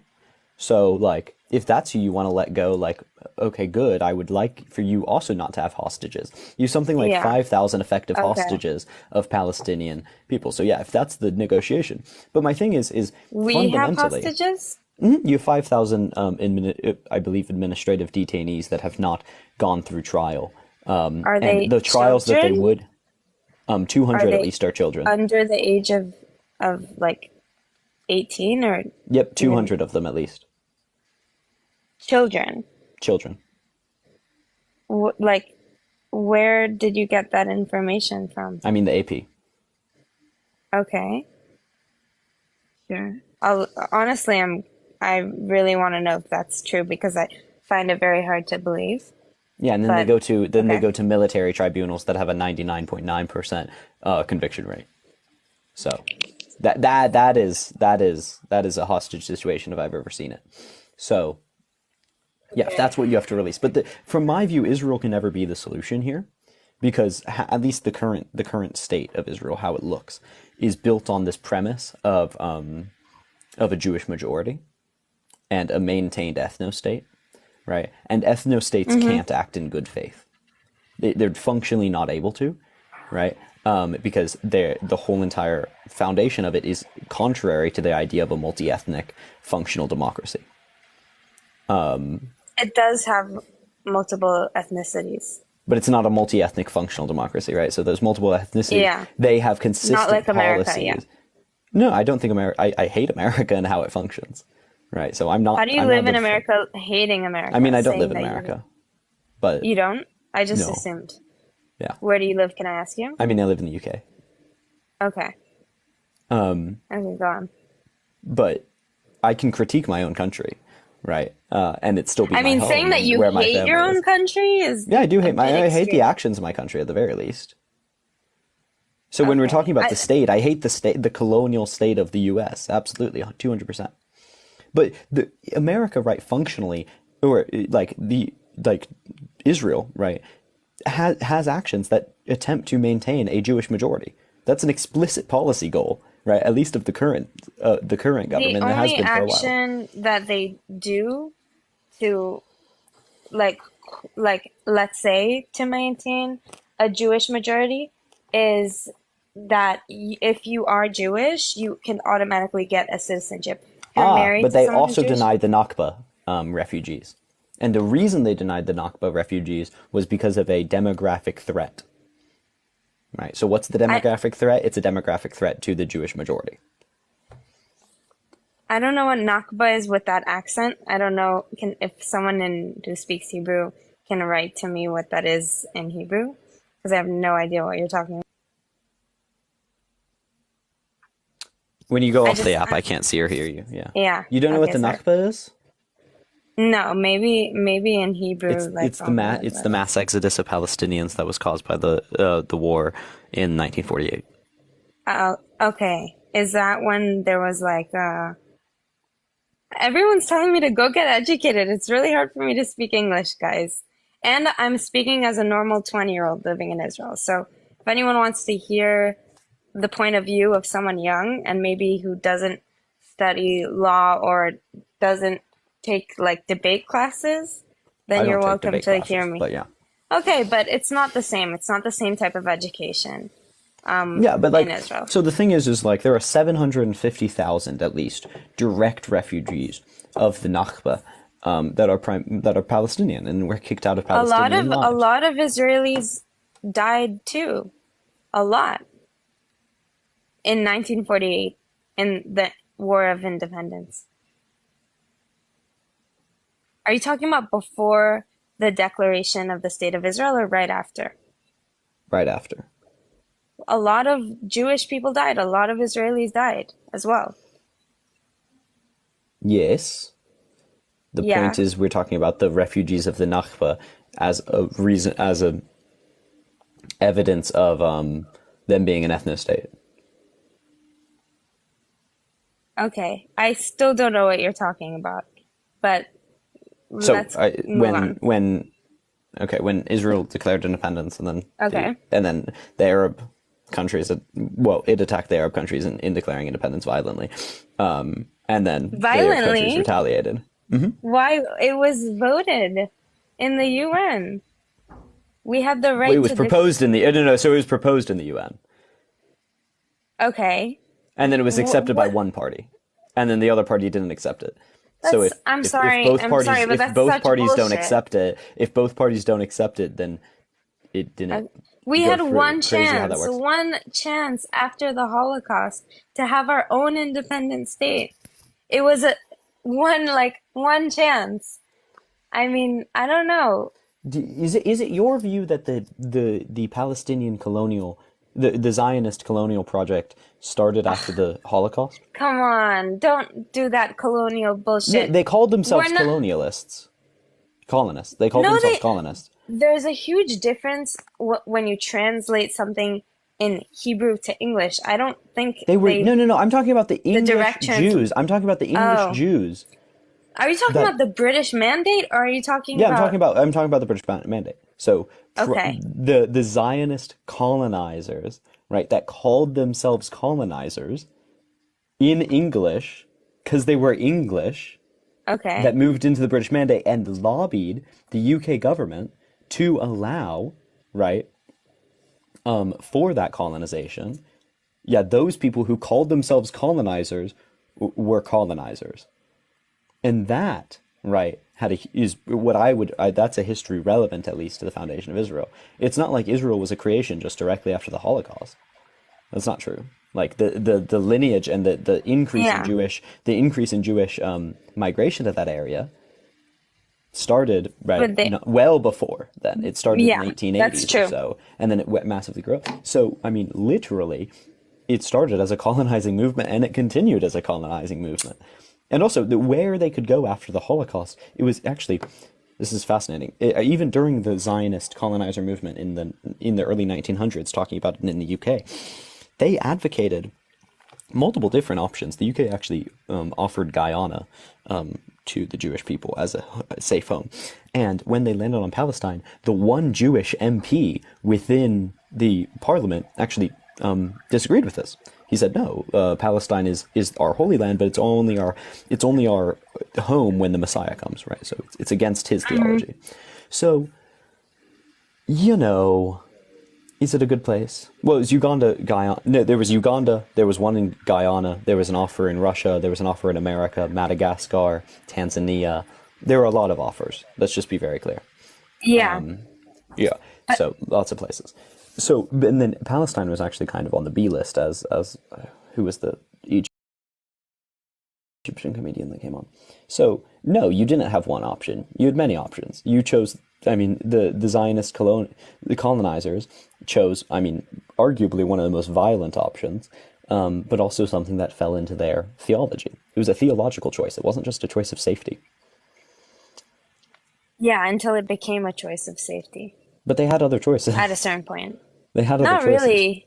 Not really, because Not established understand- choices, but the choice originally was made as a choice of theology, and then it was sold as a choice of theology, right? America also offered entrance to Jewish immigrants, right? Certain places within South America. did Yeah, as well. but So, first of all,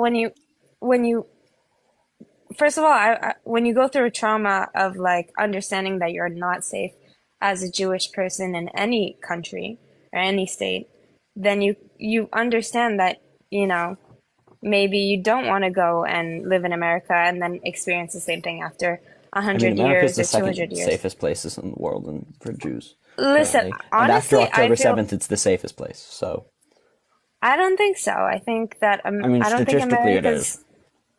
okay. You can feel it one way, You but like can, the statistics on hate crimes like would suggest yeah, otherwise. we'll see how that changes. Things like that are dynamic, and we'll see how things run its course. But I mean, you could see that there's an uprising and hate in general, and a lot of Also against Muslims. yeah, Partially, I mean, yeah, at least it's a true. portion of it is be caused by the genocidal government of Israel calling Palestinians animals. That doesn't help. Calling them the children of Okay, night. That doesn't help they were Islamophobia. talking about the people who were raping women and children and like murdering people and I mean, one of your throwing them ministers literally into. called Palestinians animals, But right? So I'm not saying they're that not all all people. as masked No, on as some attempt to be.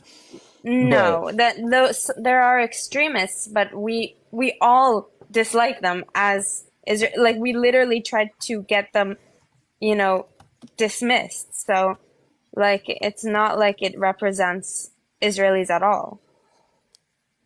I mean, it literally does. It's your government, right? No, It it's represents one Israelis more than person. Hamas represents. You're just people like to take one person who no one listens to, no one likes. People want to kick him out and see him as an example for all Israelis or the Israeli government. It's not true. And by the way, if you don't see how Jewish people have the right to a state in Israel, then maybe, you know, that we can't have any agreement on this. I Like, believe that the current I think so that if I didn't believe that the Jews had any right to live in Israel, then I would feel the same as you do. Like, I did I wouldn't ever say see they didn't have any. a right to I live in Israel? you were What did I say was yeah the you. solution? I mean, you said that we could have just accepted a Jewish state in any other country No. What did that I was say was the offered. solution going on now? What should they I do mean, going? What was my goal now? from what I understood, really not to take too much action, except for just bringing back the hostages. No, in terms of And negotiations, in terms of actions by the West, what should we work towards now? I said it verbatim. Do you want me to repeat it? yeah, repeat it. A one-state, multi-ethnic, functional democracy.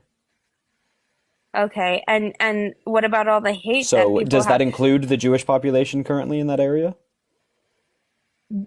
Yeah, it does, but don't you realize that it's important to have a Jewish state? I don't support ethno-states, no. That's like saying it's important to have a A white Jew, state in South Africa. No. why not? After everything that Because like ethno-states necessitate ethnic cleansing. okay, I think that I think that the Jewish people are definitely a different story. I think that there is nothing like basically like the Jews. Like we've I mean, been the Roma through. people are pretty comparable, actually. Do they still? Are they still? No, I mean, they no. face higher rates of hate crimes within Western Europe than the Jews do. So Okay, I lots of disagree. Like the Kurdish people are pretty similar as well. not There are with the lots of history, not with diasporas. the like it's Nothing's different exactly the because same, but I'm saying we've like no, but lots. There are lots of we've oppressed people. been None of them through get to be the so much oppressor and we because of that. still exist. And Well, the like thing is the thing is no people will be we've oppressed enough to then be able to oppress others.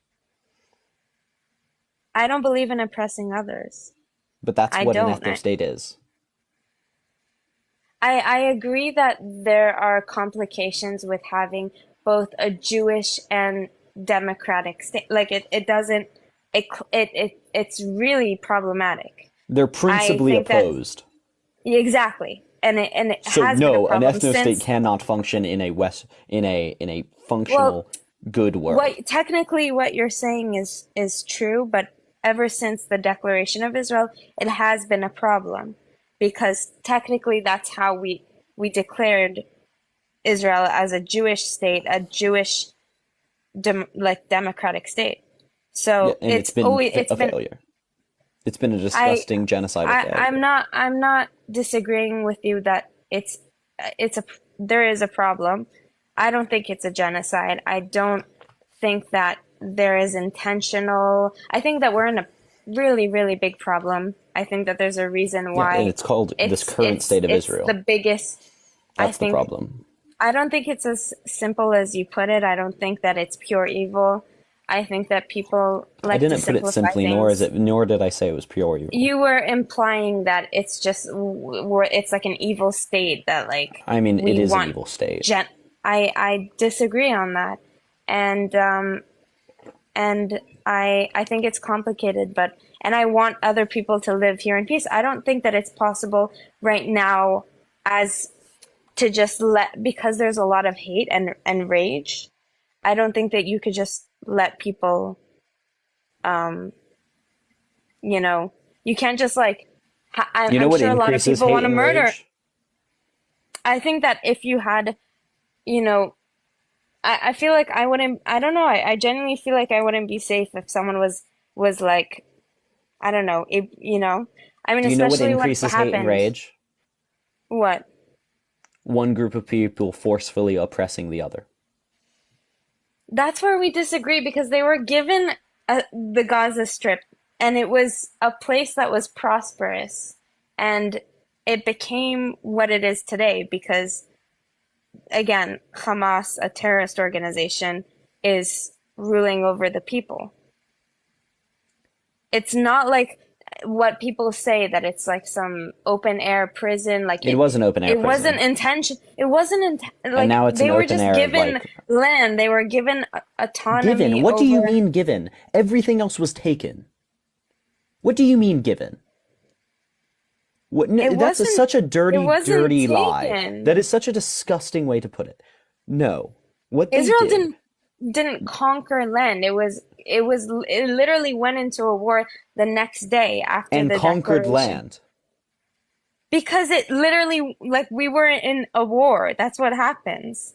Yeah, and then you conquered land. Initiate the war. In one breath, you said we didn't conquer land, and in the other, you said, yeah, we conquered land. We were in a war.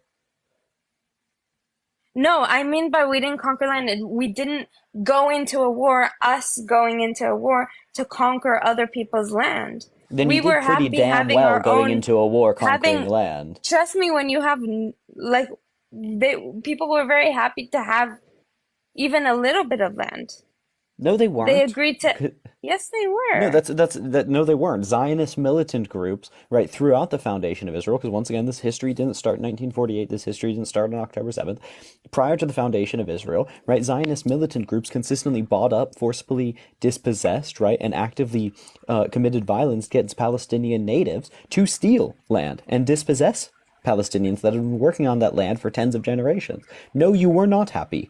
Right, with that. And no, the current government isn't, and no, the governments for the past 30 years haven't been. The concept of Greater Israel has existed for quite a while, including the Golan Heights, right, including, at some points, the Sinai Peninsula. Which we didn't get into those wars. I mean, you did. You threw the first strike in 1967. I blame the person that, fired the first shot. Yeah, and so does international there law. Okay. There was... Like, we don't get into wars that we don't have to. We get into wars because we have to fight for our own survival. And also for more land. Because somehow after every war, you've also ended up with more land. Right, so it's not just survival. You haven't ended up more survived. You've ended up with more land as well. So if it was just survival, right, we can talk. But you've also just happened to end up with more land. That's a happy little consequence, but, okay, isn't it? Listen, I don't think it is. Honestly... It's like kind of a miracle when you get into a war the day after you announce a state, and then you get into war with literally much stronger states. Not much stronger. Egypt at the time. No, they weren't much stronger. A big threat to Israel. Not when you're funded by the West. I don't think that we had the same connections that we have today. Not the same, but you did have Western funding. With how many people? People who just got there. People who literally just got to Israel and started fighting. It wasn't like Jews had been moving into that land for 50 years. Yeah, but So not the same amount not the as same amount, but like you're after. just saying things that don't really reflect truth. And that's a kind way of saying they're not. Why? You're lying. You're not lying. You're just not saying things that are true. There's no other way to describe that other than just like the words that you're saying are not reflective of truth. No, Israel had Western support against Eastern allied countries, and that Western support won because they were wealthier, and those Eastern states had been actively destabilized. You don't Guess win a what? Guess war what? when Those Eastern you states don't had also win a happened to war be when you destabilized barely by who? The have Western states. Crazy. you barely even have a state because of a little bit of Western. So why A little like that? bit. You don't win a war against a couple of other countries when you just announced that like you barely even have your own like army. Barely. That doesn't work that way. It just doesn't. It doesn't make sense in my head. First of all, but you did though. But second of all, that's not it's not accurate. Like the IDF, right, which Why is is the that Israel. not accurate? Don't you think it's I'll kind of tell you. like I'll tell you. I'll tell you why it's not miraculous accurate. that we No, it's even not miraculous. survived? No, that is such Israeli theocratic propaganda. No, it really is. It really is theocratic It's propaganda. It's really complete and funny utter to me BS. But to yeah, hear like your point of view. Yeah. yeah. But like, the answer is all of those Arab countries that attacked Israel were also destabilized by the U.S. and UK and West, right? Like Lebanon, violence and civil wars had been incited in Lebanon prior to being attacked. Transjordan, Egypt, Syria, all of those were deeply unstable states, also because of the West. Okay? So the West was attacking there, and then Israel was a bulwark of the West. And it did a damn well Against a good couple job of of being a bulwark of the West. So it was listen, a multi-front war, okay, and yeah. Israel was a bulwark. It was just one front. And crazy that the most well-funded organization in a war won. Wow, look at that. Who would have thought? I would agree with you if you only had one front to fight, but not against many different countries. But okay, Great, then it was yes. I understand that. Like, also, I don't. I wish that someone that was, more, you know, better, like more like well spoken than me and a better, representation could have, you know, spoken to you instead of me because I genuinely would want you to have someone who has a completely opposite view of you than you to speak to you about this. But because I feel like you just want to be right. I don't think you actually want someone to prove you wrong or to actually like, I feel like you think you know. And unfortunately, I don't have like, I didn't prepare for this. I don't have the stats or whatever. But Great, and I'm happy to move on to someone who does. But I appreciate sure. But coming up. and I would love to send you something like things that I have found and that I have read. And If you I have would like to hear what you have. if you have internationally backed Yeah, but you organizations don't and always. information, Yeah, but I'm happy to get that information. you didn't have. Not all of your arguments were internationally backed. I mean, either. most of them were. No. Most of Like them were you corroborated by Reuters or AP, listen, which when are you speak, international organizations. when And then I you're noted, well, and then I did reference the Washington Post, but that was referencing a general of Israel and an advisor to Netanyahu. So it's difficult to say that's not international. But if you're saying you don't know, that's fine, and you're free to send me international sources. Don't send me an Israeli source. I'll tell you that I won't read it. if you're literally not willing to Yep, I'm not going to read an an Israeli source. Yeah. So what's your source normally? I mean, Reuters, the AP, the UN press release, Amnesty International, all of those are free, but I'm just not going to read an Israeli source. As a person who wants to like learn, I would personally read. You don't read every lies to source. learn truth, so. Okay, that sounds like you can make it. That sounds not very objective, because anything is technically you could say that anything is a lie. I mean, no, you couldn't. Yeah, you can. I mean, you can call anything a cat as well. It doesn't mean it's a useful sentence to say.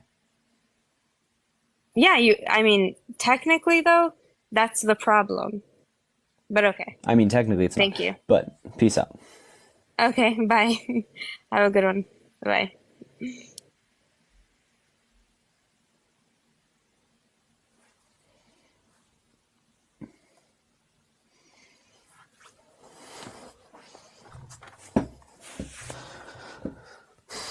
Great, everyone. Thank you so much for the people sending gifts. That boosts the live truly so much. To those who don't follow me already, follow me up here. Thank you so much. I appreciate it. And do take 2 seconds. We have 1,300 people on here. TikTok is not a fan of me. I don't know how long I'll be able to be live without them limiting me. But follow my YouTube. My YouTube is linked in my bio. I'm going to be uploading a lot of things on my YouTube. I have all my ish ready on my YouTube. I actually just posted one of my lives on my YouTube, so please do go check that out. That would be the best and mean a lot to me, so thank you so much. Yeah. Cool. Thank you so much, everyone. Amazing. Thank you so much, everyone. And we're going to keep getting guests up here. I'm going to reiterate kind of what I'm looking for, so if you disagree with me, send a guest request. If you disagree with me, send a guest request down here. If you agree with me and you're in the guest requests, please dip, Please leave. I love you. You're great. But it's going to be really awkward when you come up here, and I don't like awkwardness. Okay? So, I love you all. And yeah, cool.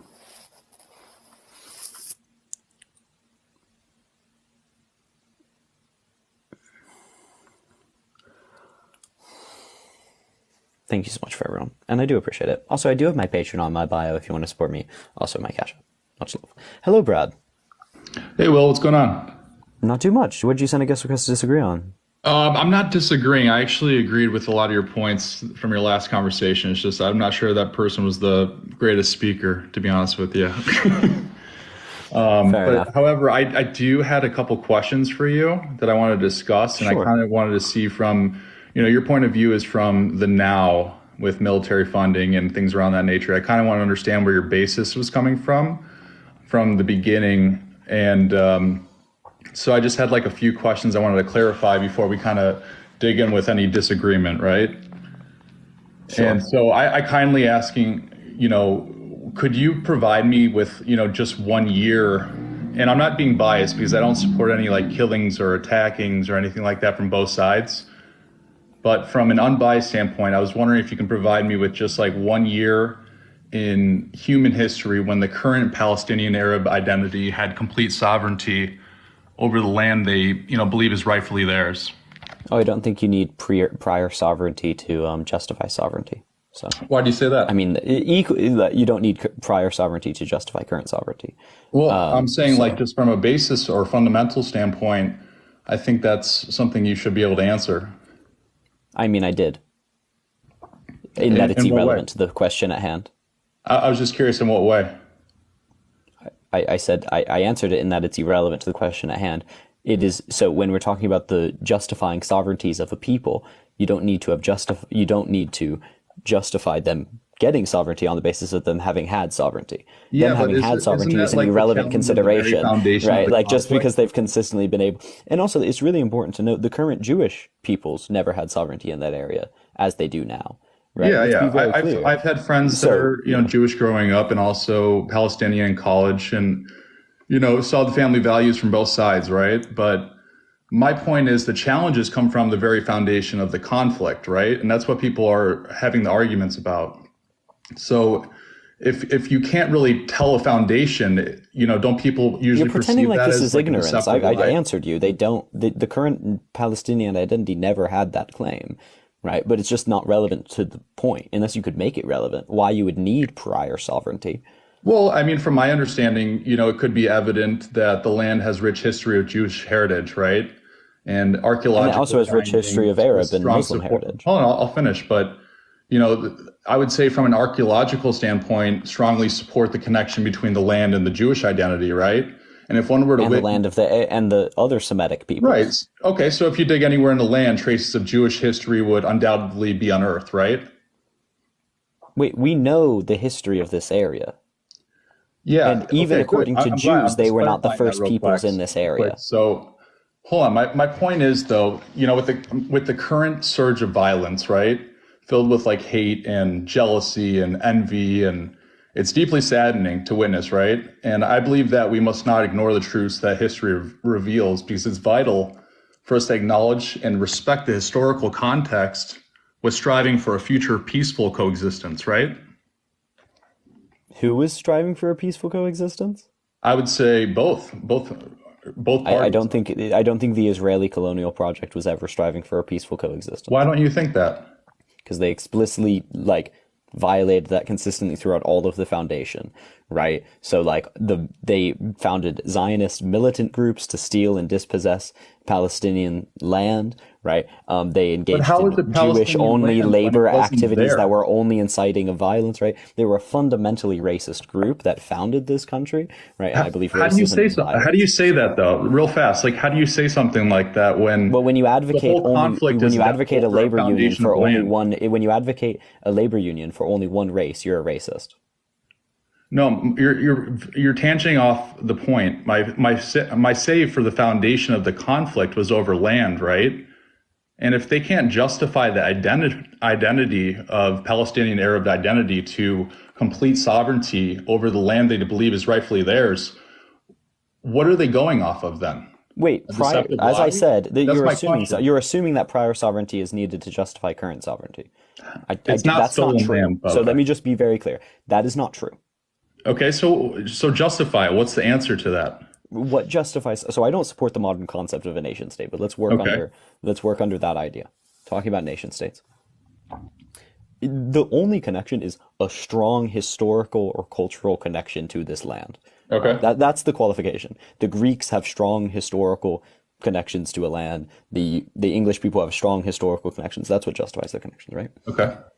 It's really clear the modern day Palestinian people have strong historical connections to the land. Yeah, I agree. Great.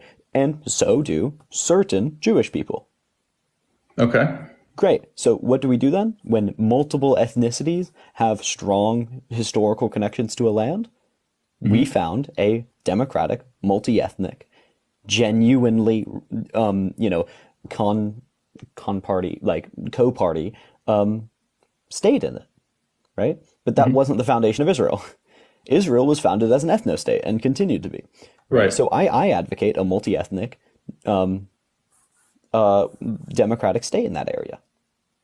Got it. No, I agree with you. And how do you address the use of violence and terrorism by certain Palestinian factions, which undermines trust and hinders progress towards peace? Yeah. So the exact same way that I address the usage of undue terroristic activities by Israeli factions like the IDF. I take the bad faith actors out of the negotiation, right? So if the IDF is not going to play ball with international law, they're not going to be negotiators. If Hamas is not going to play ball with international law, they're not going to be negotiators, right? Let's talk about who are actually funding these peoples, right? Hamas is effectively a proxy for certain Arab nations, primarily Iran. Yeah. Right? And then Israel functions economically as a proxy for the West in terms of funding, in terms of allyship, in terms of free trade, right? So the West is what's propping up this state. The West goes to play ball with the Arabs, right? And then you figure out how to functionally have it. I currently advocate a trustee state within Palestine, right? So that that negotiation can happen and immediately stop violence right now, right? Like that's what I see as the functional answer right now. But it's not the Palestinians undermining trust. I wasn't saying The IDF has never, ever gone a year without committing some war crime against Palestinians. There hasn't been a single year for sure. That hasn't happened. Would you say it was Palestinians' first attack over the years, or was it always Israel though? It kind of goes. I think so. 1 second. Sorry. Thank you so much, Malik. That just made a sound. I don't think that's a helpful. I was just curious. Helpful distinction. Yeah. I don't know how one would characterize that when Israel has always and was fundamentally founded on violence against Palestinians. Okay.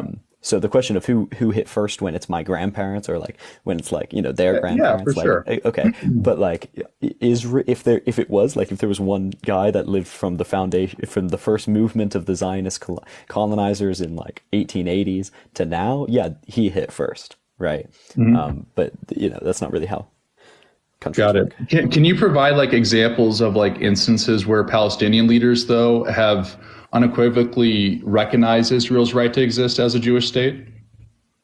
I don't think I don't think they should, and I don't think so at all. No, not as a Jewish state. No. Got it. Okay. I'm I just don't think curious. anyone I'm has just a right asking to questions exist as in an general, ethno by the state. way. Yeah. I'm not saying, I'm not agreeing. It's a really complex issue. So I actually just jumped on your live, and then I heard this girl talking. I'm like, oh my God. But I was also curious, like, how do you respond to the argument that, the Palestinian leadership has missed opportunities for, statehood by rejecting peace proposals such as like the 2000 Camp David summit and subsequent offers as well? I mean, they accepted the Oslo Accords, and then unfortunately they got killed. So. Okay. And do you have any examples of like instances where like Hamas, the governing authority in Gaza, that they prioritize the well-being of its own population over engaging in violent confrontations with Israel? I mean, yeah, they did in the 70s and 80s when they were funded by Israel for doing so. Okay. Interesting. Sounds good. That's all I got, man. I'm not like a biased person on that side of things. I was just trying to learn about it more. Great. Well, I appreciate you coming up. I'll move on to someone else. So, thank you. Sounds good. You have a good day. Cool. Thanks.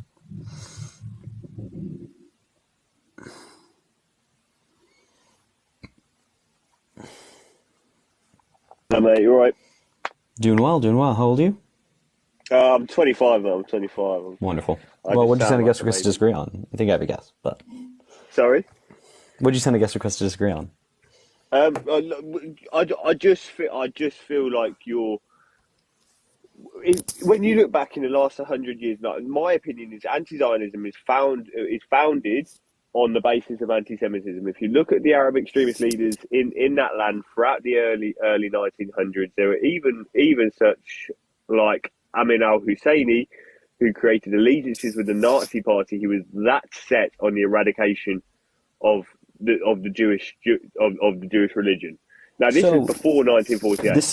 Let's talk about before 1948.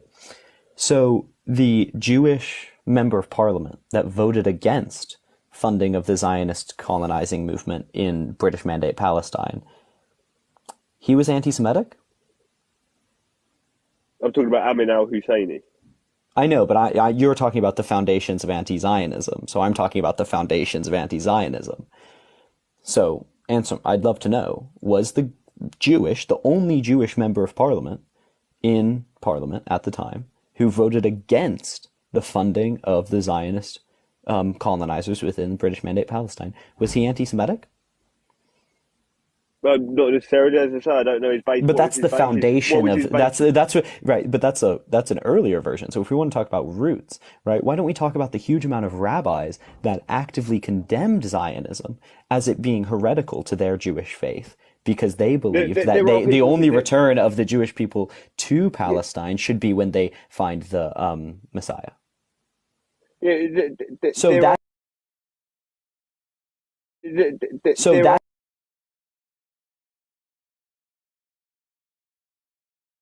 Orthodox Jews who are pro-Palestinian. That doesn't mean just on the basis of a small minority of Jews who don't believe in the state of Israel, who perceive the Torah Actually, differently. Zionism was not popular until the 1880s amongst Jews. Okay. So was it anti-Semitic but when it was a majority? It's anti-Semitic when you're creating allegiances with a party which is set out to eradicate the Jewish. No, I agree that action would be anti-Semitic, aligning with the. It's anti-Semitic when you look at the Hebron massacre, where there was dozens of Jews slaughtered. It's anti-Semitic. No, once again, I agree that there are anti-Zionists that are anti-Semitic. Yeah, thank you for. But that is not to say. But there are Zionists that are anti-Semitic. Okay, what was the population? Wait, no. But did you recognize that there are Zionists that are anti-Semitic?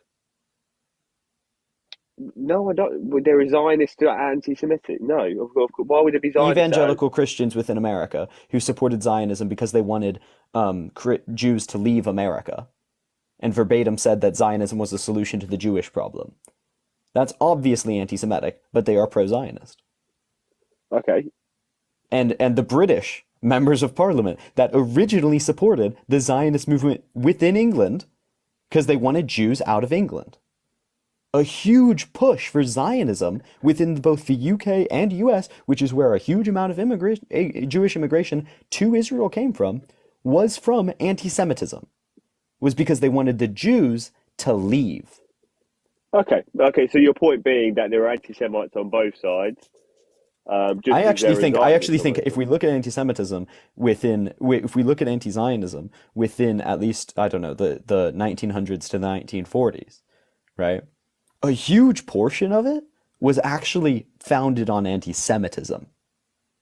Non-Jewish support for Zionism, which was widespread in America and the UK, was founded on anti-Semitism. Zionism was viewed as a solution to the Jewish problem. Positives can come out of negatives. I mean, come on, there were just exactly. So this is why the conflation of anti-Zionism and anti-Semitism is wrong and totally dishonest. Well, yeah, my point around anti-Zionism being founded on anti-Semitism is the fact that is my belief that the reason there was such a strong opposition to Jews living in that land was the pure basis that Arabs did not like the idea of living next to Jews. If you look at the Arab population in 1920, pre-Balfour Declaration, it was less than 900,000 people across that entire land. And wait, how much racial violence was going on in that area against Jews?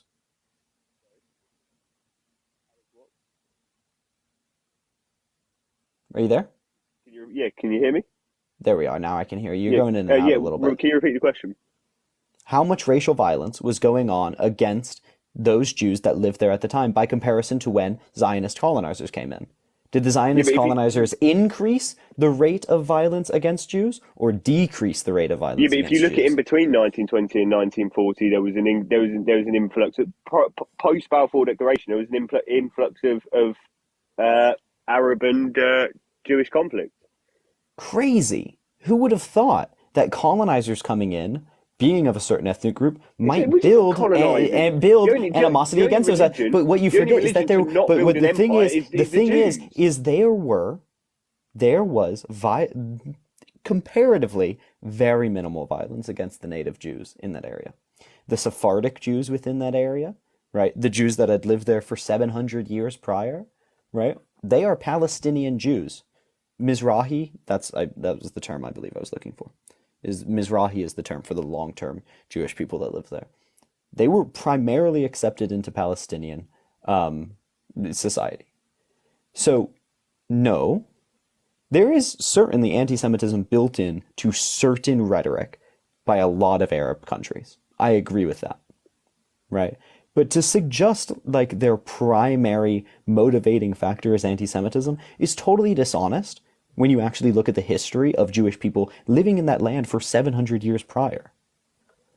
But you've just said it yourself. Jews lived in that land for 700 years prior.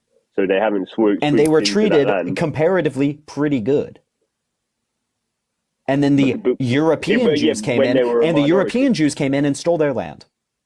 Well, hang on a minute.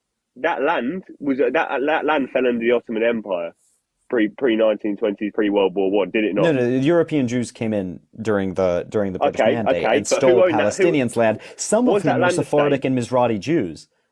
Was that land a state? What? In fact, was Syria a state? Was Jordan a state? Was Lebanon a state? Wait, so this is really complicated. So British Mandate Palestine was a state. What, pre-1920? No, it wasn't. No, I'm talking about British Mandate Palestine. The foundation of British Mandate Palestine. Pre-1920. You're talking about Yeah, no, I'm talking post then. But what I'm saying is when the Zionist colonizers came in, they also took land from Jewish people. So the idea that land really, bought. and the connection between anti-Semitism and anti-Zionism, I agree. But I agree there is You a made out connection that now. they've come in a But land to, grab. to make it any The more majority significant, of land in that area was bought, and it was only when the Arabs could see that the Jews were prospering in that land that they grew jealous, and that was when these riots and massacres began. If you I look, mean, and when like, and back when to the my when point, the Will, Zionist back to my colonizers point, came in and were flagrantly you're swaying from my racist. point here, Will. You're swaying from my point. Who owned that land before 1920? The Ottoman Empire. Where did that land fall under?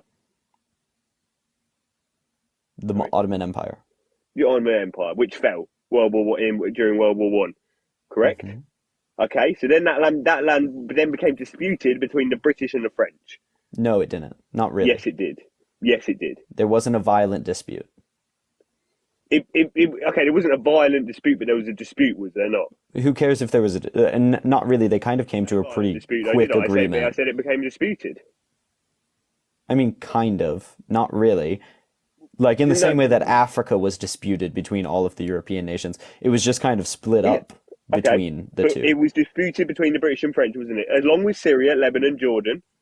Yeah, and then Sykes-Picot came in and drew the line. Okay.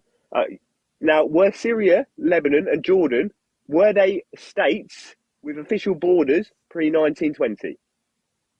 No, they were internal states of the Ottoman Empire. Why does no one dispute the formation of the independent states of Syria, the independent states of Jordan, the independent state of Lebanon? Why does no one dispute that? Because they are Arab Wait, states. does anyone dispute the foundation of British Mandate Palestine on those borders? Sorry? It was heavily disputed by both the Arabs and the Jews, yes. The foundation of British Mandate Palestine? Yes, it was heavily disputed. I mean, not any more than happened in Syria, Lebanon, and Transjordan when there were native uprisings that caused independence. Okay, so the exact same type of. Fast forward 100 years, no, one second. States which We're not going to get anywhere, are we? Okay. No, you're saying that because I made a valid point there. You're looking at you didn't. No, it's not true. Do you want to hear the actual response to it? Respond then. Well, I can't when you interrupt my response. It's not true. The foundation of Syria, Lebanon, Jordan, etc., Transjordan at the time, was disputed by their native people just as much as British Mandate Palestine, as are all colonizing bodies. The difference you're pointing to is that now Israel was founded, right, and lots of people have disputed that. And Palestine was founded, and lots of people have disputed that. Okay, but those are different types of disputes. The type of dispute against British Mandate Palestine was exactly the same. Well, I think you're swaying from the was fact exactly that the same scale as Syria, Lebanon, Jordan. You're swaying from the fact that the reason Syria, Lebanon, and Jordan are not disputed in the modern day is because they are Arab states. Going back to my fact that the reality. Do you really think Lebanon is not disputed? Who's it disputed? Who disputes Lebanon? There are something like 5 different faction parties that are fighting each other consistently for control of Lebanon. Do you think Syria is not disputed? You're looking, when there are also like 5 different. When they're also they're both in fucking. The Syria and Lebanon are both in a civil war, and they have been for like the past 10 years, bro. Are you saying they're seriously not disputed? You're talking about the likes of ISIL and infighting within Islam. That's a religious war. It's not infighting when it's internationally funded. There are Turkish forces within Syria. There are Turkish forces within Syria. Okay, well, now let's look to the modern day. Okay, so you obviously infighting, bro. There are Turkic forces in Syria. What are you talking about? I can't take you seriously when you're just going to say absolute idiotic things like that. It's not infighting. It's not idiotic things. You're playing down my points with ridiculous statements. It's a wrong point. You're bringing up infighting within Islam. What do you mean disputed? What's disputed? The British Mandate of Palestine was never made into a modern state, ever. So no one can dispute its existence. The British Mandate of Palestine was never made into a modern state. Palestine was never made into a modern state. I agree. It was never a sovereign state. It was never had a government. So it wasn't. So this perception that the Israelis came in and colonized this place is completely. Well, no. So the Zionist colonizers that called themselves colonizers colonized. No Zionists call themselves colonizers. It's never been. Are you? It's never been a fight for land for Israelis. They just want their homeland. If you look at the actual amount of land they've given back over the years, like the Golan Heights. So there was literally an organization called the Jewish Colonization Association. There's many organisations. How much relevance does that whole organisation have? Wait, and it had influence. It had influence trying to get a mass emigration from Jews from Russia and Eastern Europe, and then there was a Zionist colonization organization in the UK. Organisations to these small factors in a much bigger picture war. No. The British people the British Jews that moved to Israel, right, or modern day Israel, in 1900, 1910, and 1920s, called themselves colonizers. Okay, so Will, what's your solution to this problem? What's your solution to this problem? Wait, no. I need you to, I'm not going to engage with this. They called themselves colonizers. Do you deny that fact? Yeah, I deny that. Then you have no clue what you're talking about. How can you say the UK stands with Israel when you don't know what the UK's history with Israel is? You are just simply wrong. I hope you come to know anything about the issue you're talking about. The Zionists in Israel, the Zionists in the UK, the Zionists it's not small. To justify. It is the faction that caused the Foucault Declaration to happen, bro. What do you mean small? The Balfour Declaration. The Balfour Declaration. It is literally the faction that caused the Balfour Declaration to happen. How is it small? Okay, so what is your solution, Will? Because obviously we're going around in circles. What is your solution? I want you to admit that what you said was really stupid. No, I'm not going to admit anything because you're bringing up trivial factors what organization and trying to use it to play down valid points that I'm making. Will. What you're a very intelligent guy. I can't get over that. You're a very intelligent guy, but but the way you debate is you bring up trivial factors to make what I say sound stupid when in actual fact it is the truth. Can you? Okay, so you're suggesting that the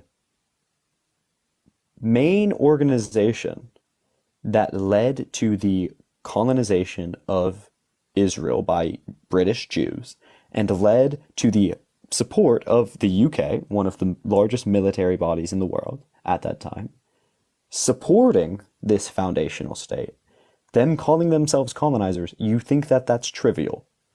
You think that this organization, which influenced the most powerful country in the world at the time, you're literally justifying trivial. A terror organization using their own people as human shields by the fact that a few Jews called themselves colonizers. Am I attempting to justify the actions of Hamas? Well, you're playing down the current issue in hand by the fact that a few Jews may or may not have called themselves colonizers. So you claim they didn't call themselves colonizers. So you were wrong. Is lying acceptable? I'm not lying, Will. I'm just okay, not cool. Is me stating one second? Is it acceptable for me to say? Is it acceptable for me to say something that's true? Okay, put your evidence up that Jews called themselves. No. I want. No. Come on, let's put evidence. How old? You're 25. You're 25. Exactly. You're coming around. No. So you're a 25-year-old. You're a 25-year-old, and so we're both adults. You're a more fully grown adult than I am. So we're going to attempt to have a discussion as, semi-fully grown adults. We were having a discussion about the history of Palestine and British Mandate Palestine. You were attempting to make a point about British Mandate Palestine. We were discussing the historical facts of British Mandate Palestine. Okay?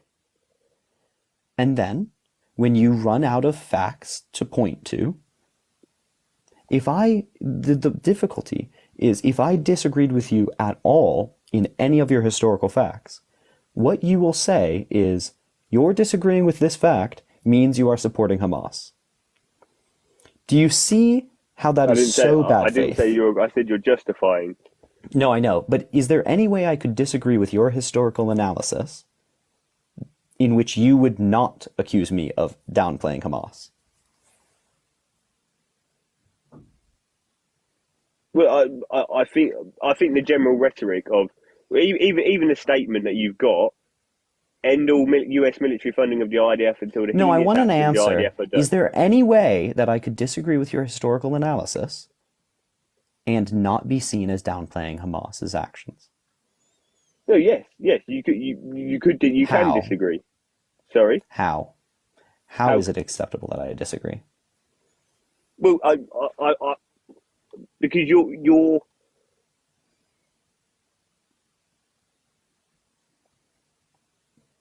it's just I don't know. I don't have an answer to that question. Then don't you dare fucking accuse me of supporting a terror organization. Yeah, but I have Jewish heritage. I do not support that anti-Semitic organization. Get the fuck out. The statement you've got on your TikTok.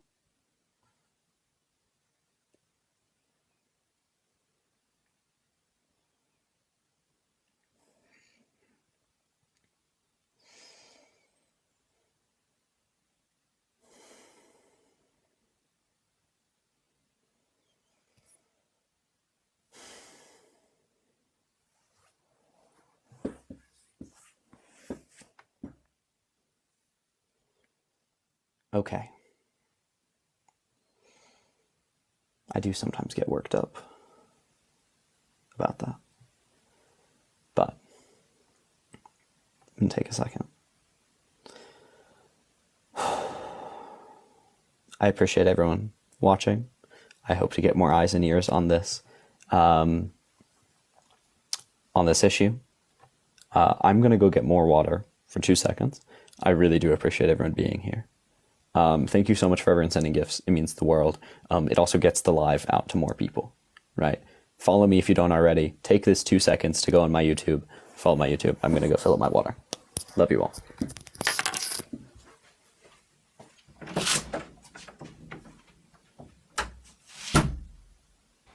In a war zone, but you seem like you're living a good life. Yes. Delightful. Would you send a guest request to disagree on?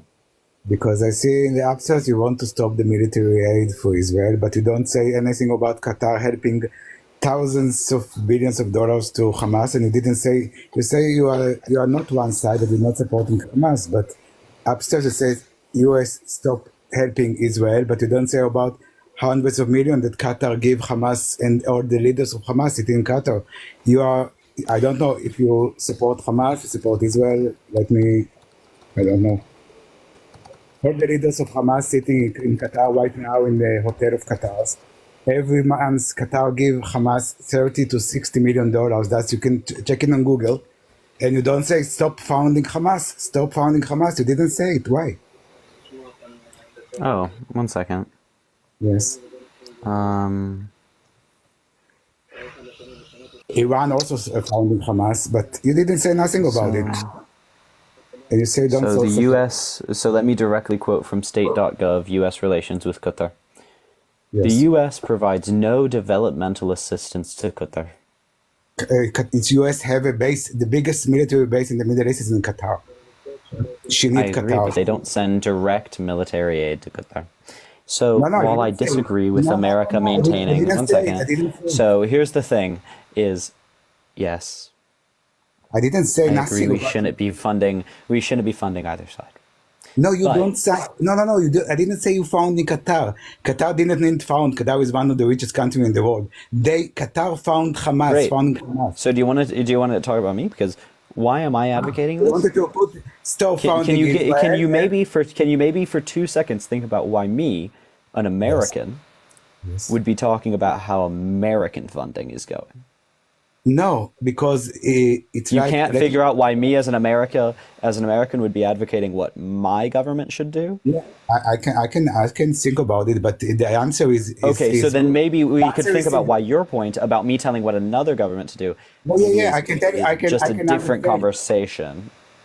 I can understand, but usually democracy support democracy, and a totalitarian regime support totalitarian regime. This is why Qatar and China and Russia support the Hamas. The totalitarian, the dictatorship love So each what's your other. critique of what I was doing? Because you're attempting to make a critique of me, and I think your critique is obviously stupid. Of course, you say I want to. So you attempt to correlate me to supporting Hamas simply because my government doesn't fund Hamas, so I can't advocate us not funding Hamas. But my government does support another terrorist organization, the IDF, so I can advocate them not to support that terrorist organization. So No. do you have an actual critique of me? Why your government support Ukraine and not Russia? Because democratic states usually support other democratic states. Why is NATO? Then why does alive? America support Saudi Arabia? Like, So, no, we don't. America don't support Saudi Arabia by money. Saudi Arabia have enough money. I mean, they do. They have it. They have it. Wait. They support them militarily and economically, right? We Not are economically, the foundation. militarily. We are the foundation. We do Militarily. monetarily. No. Yeah, of So course. the Saudis' relationship with America is foundational to their economy. The petrodollar boosts both America and Saudi Arabia's government. That free trade and that pricing of oil within the U.S. dollar This is why Israel was boycotting. is fundamental to the U.S.'s foreign and monetary policy and Saudi Arabia's foreign and monetary policy.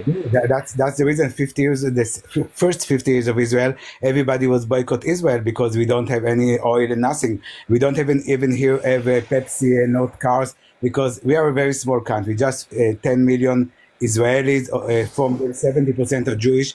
We are very small. There are around us about 2 million Arabs and Muslims around us. We are minority, very, very small country and very small. But everybody accused the Jews, also you, about everything happening in the world. You know, the Arab says ISIS is a Jewish supporting. Putin have a Jewish heritage. And now you are what you written upstairs. It's written America don't support Israel. Let Israel to fall down to the Hamas, ISIS, or whatever, any organization, Hezbollah, whatever. Because you know, if Israel don't have an army, they don't they just kill us like what they butcher us in the south. They're gonna butcher like ISIS all over our country. So you say don't help Israel. Let the Arab butcher Israel. Then they go to Europe and to America and everything.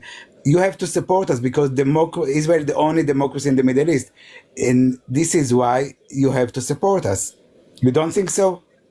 We are the front of the democracy here. Gay rights, women rights. We don't kill women. We don't kill gays. We have. You don't kill women or gays? Not like in Hamas. Not like in Gaza. Gaza, if you gay, you get hanged. Gays get hanged. Here's the interesting thing about Gaza Yes. right now is you don't even have to be a woman or a gay to be killed. Of course. You can just be Gazan and be bombed by an Israeli bomb. Yes. Expedites the process quite a lot, doesn't it? No, I don't give you a whole lot of Ugly, props you for know? not killing. I don't Let give me you a see whole them. lot of props for not killing one category of people when actually you'll just kill them all. You know, it's absolutely terrible what's happened to the citizens when Hamas hiding in the tunnels behind behind the citizen. It's amazing, the atrocity that I don't know why you don't explore yourself. The fighters sitting behind, you know, Israel, it's the only country in the world says the citizens for the north of Gaza go to the south, but we don't want to harm them. And And then Hamas they bomb the inside south. the tunnel. Crazy, You know crazy how much they money- bomb the you Rafah know- crossing. you know Crazy how how they much bomb money- where they're sending them. How they bomb a refugee camp, which is internationally protected. How they bomb the south. How they've still bombed the not south. Have true. they bombed It's not residential true. areas in the south? Have they bombed the Rafah crossing, which they directed people directly to? Israel is lying. Israel is Israel- killing people. Israel is- Israel is directing people to places that they then go on to bomb. Great. I don't really give a shit if I go from a let me place tell you that 10 something. Let me bombs tell go you off to something. 5 bombs go off. I'm not saying fucking Can I tell you one small story? 2 years ago. No, I don't want to hear about a story, actually. No, I it's have not no a interest in story. that. It's, No, I don't. it's I about don't really the care. Supreme Court of No, I don't Israel. want a story, lol. No, I don't care. It's a 1 This minute isn't story. story time, nor do I. No, I don't. As a Israel have a general rule, I Supreme don't allow Court. preaching. I don't allow stories.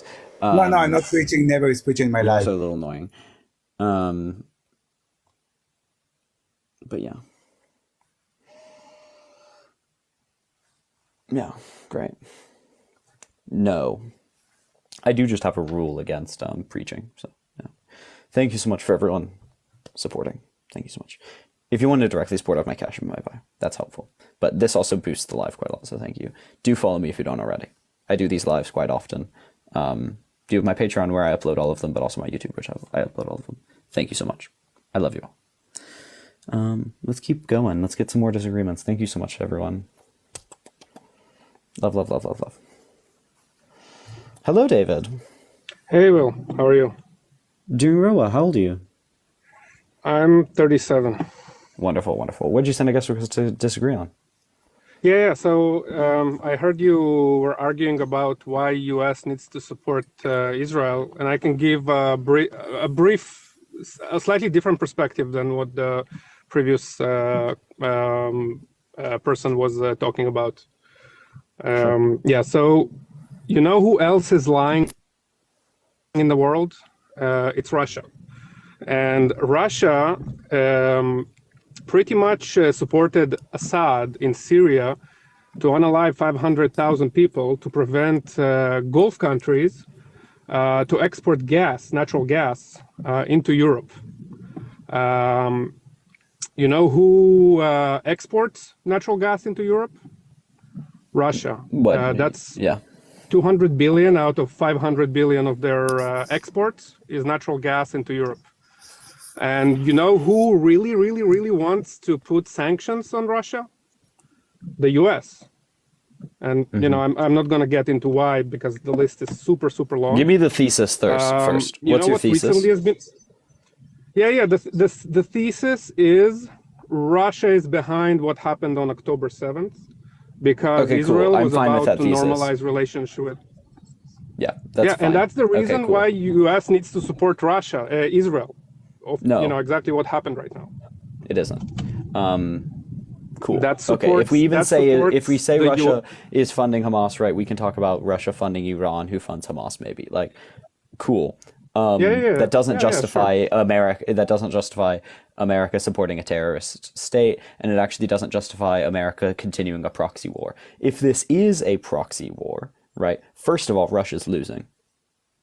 Second of all, right, it's a shit proxy war. Third of all, we're out of the Cold War. We should stop having proxy wars.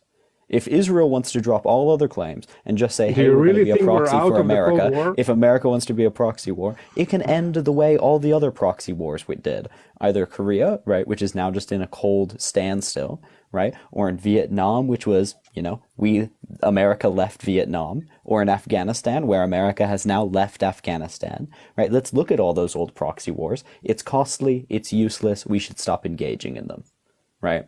It's what we did in Afghanistan. They took back over. We stopped killing a bunch of Arabs every year, right? So yeah, I don't support proxy wars. I don't support colonialism. Proxy wars, that is just you admitting that it is a form of colonialism because it is a proxy war between the U.S. and Russia, right? And I'm not going to support a proxy war either. No. Yeah. So can I speak? Yeah. So you were consistently interrupting me, and then I just kept speaking. Let's not pretend any other way. Okay, so I don't think that the Cold War is over. The Cold War is very, very much alive. And the reason why Russia invaded Ukraine is because of the Cold War. The reason because why Russia could do whatever it wants to do without the world touching it is because of its resources, oil and natural gas.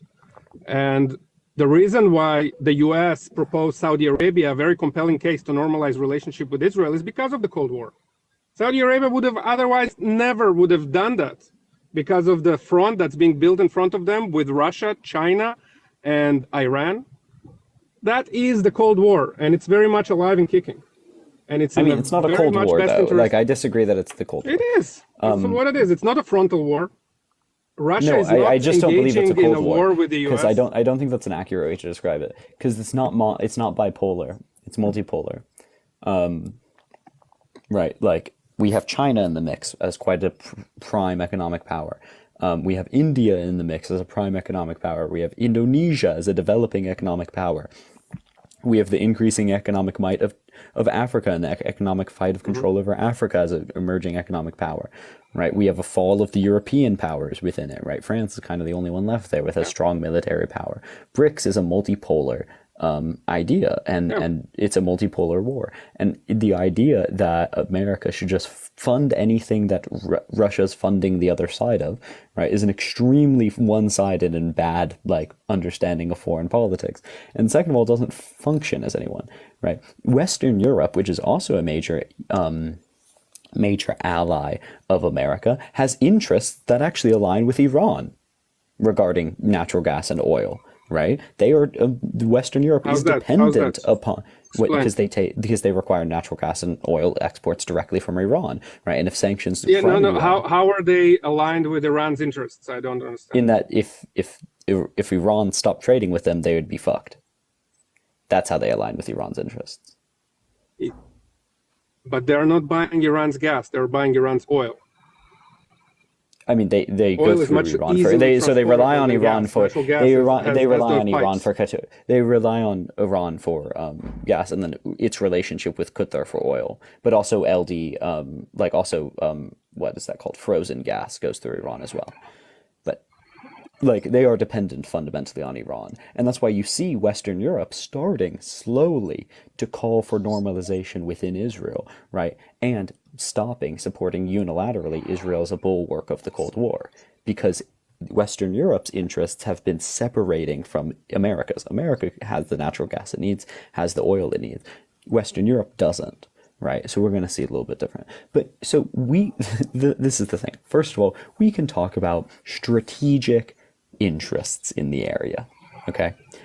So don't try to act so innocent. You can take that Not 2 seconds of that conversation justifies killing civilians. Not 2 seconds. I can talk long about that, but the reason I can talk about that, but the reason why I came up is because this Cold War argument was not mentioned, and I thought that it plays a big role in the conversation, and we're not adding that in. Actually, none of the lives that I went on discussed that angle at all. And I found that very interesting. I also think it's that effectively Russia and China. I'm much more pro just non-aligned. Yeah. Right? Just one thing. Just one more thing. Yeah, just one thing. So Russia and China has a lot of sway on social media. This is their vehicle of propaganda, and I think everybody knows that. And one of the reasons why this topic is not being brought is precisely that Russia and China are very much in control of social media. I don't know. Israel also has one of the most powerful propaganda arms in the world, so. No, I don't think so. I mean, it puts something like $8 billion into propaganda. I think it's a drop in the bucket compared to what China is putting. China, maybe. Russia, not really. Yeah, Russia doesn't have a lot of money right now.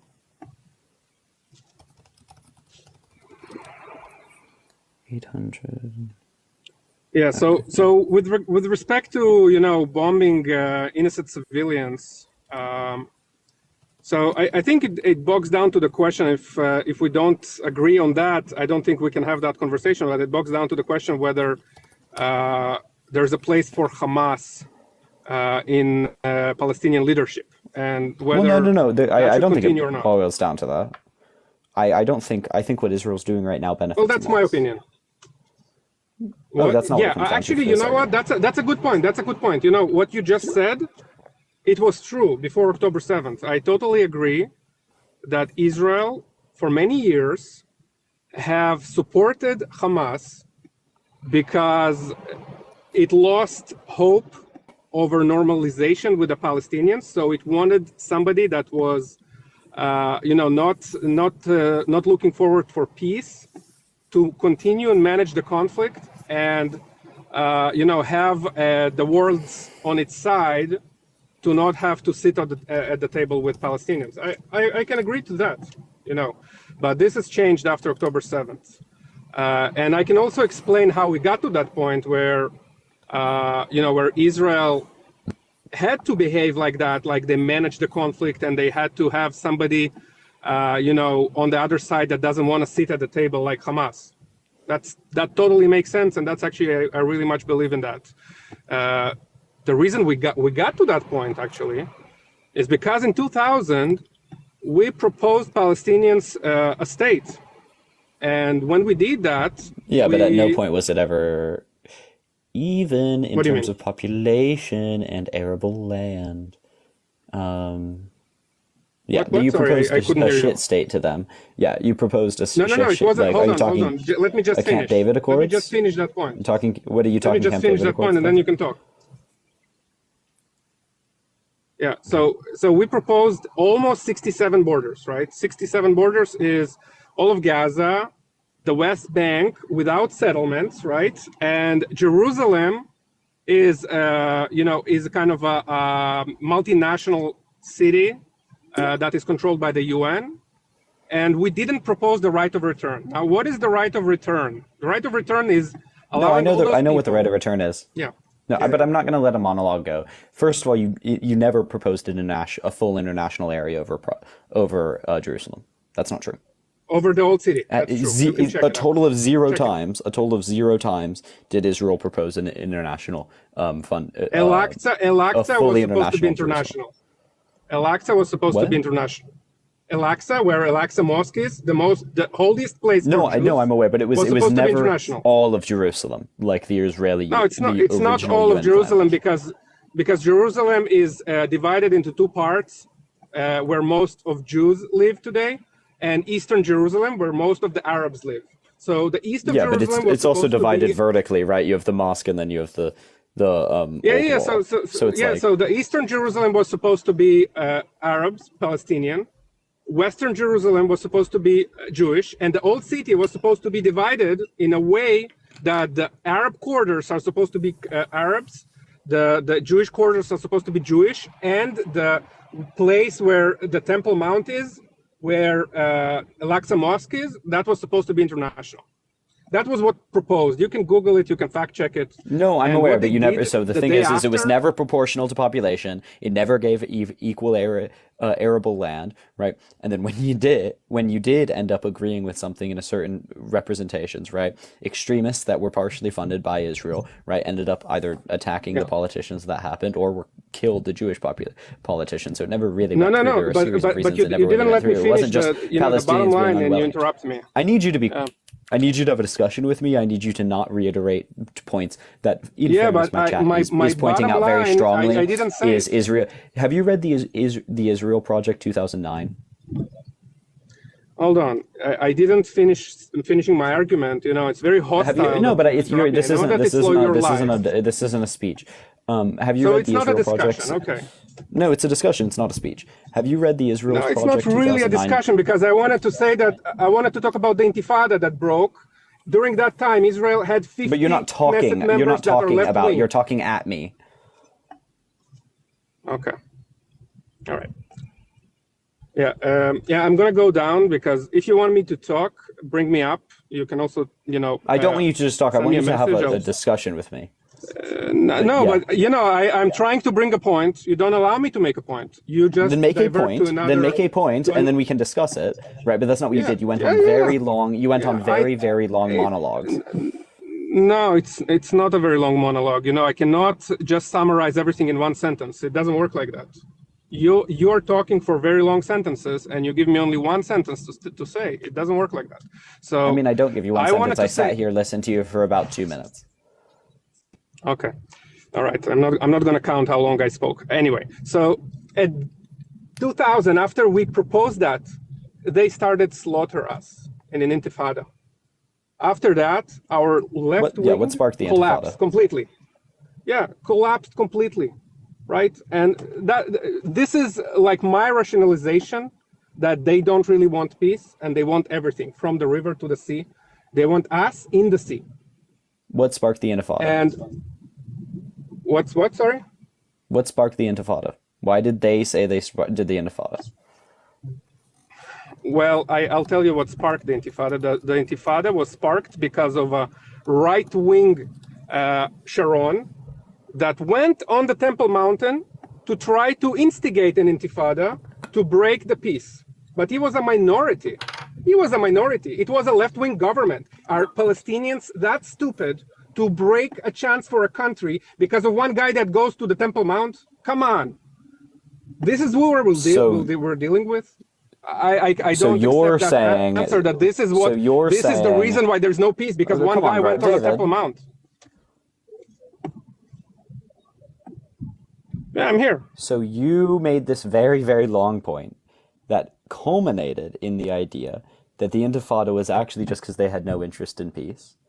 And you left out the very, very important point, which is that that thing you were pointing to was literally a response to an offensive action by an Israeli official. Do you think I should take what you say seriously when it is so obviously propaganda, leaving out a really important point? Are you serious with me? This is important point. You think one person going on a Temple Mount is starting a whole out war with Israelis because of one person? Listen, they're shooting rockets at us every freaking day for 15 years. And we're not going to war with them. That they did it and is one really person important. going onto the Temple Mount? No, I think the reason is because they hate us 10 times more than they love their children. That's the reason. But don't you think an honest way to describe those facts would be to start with the reason they say and then prove the reason that you believe, rather than entirely leaving out the reason that they say? Listen, this is so basic. Don't you think that would be? Don't you think that would be a more honest way to account the reality, the real history?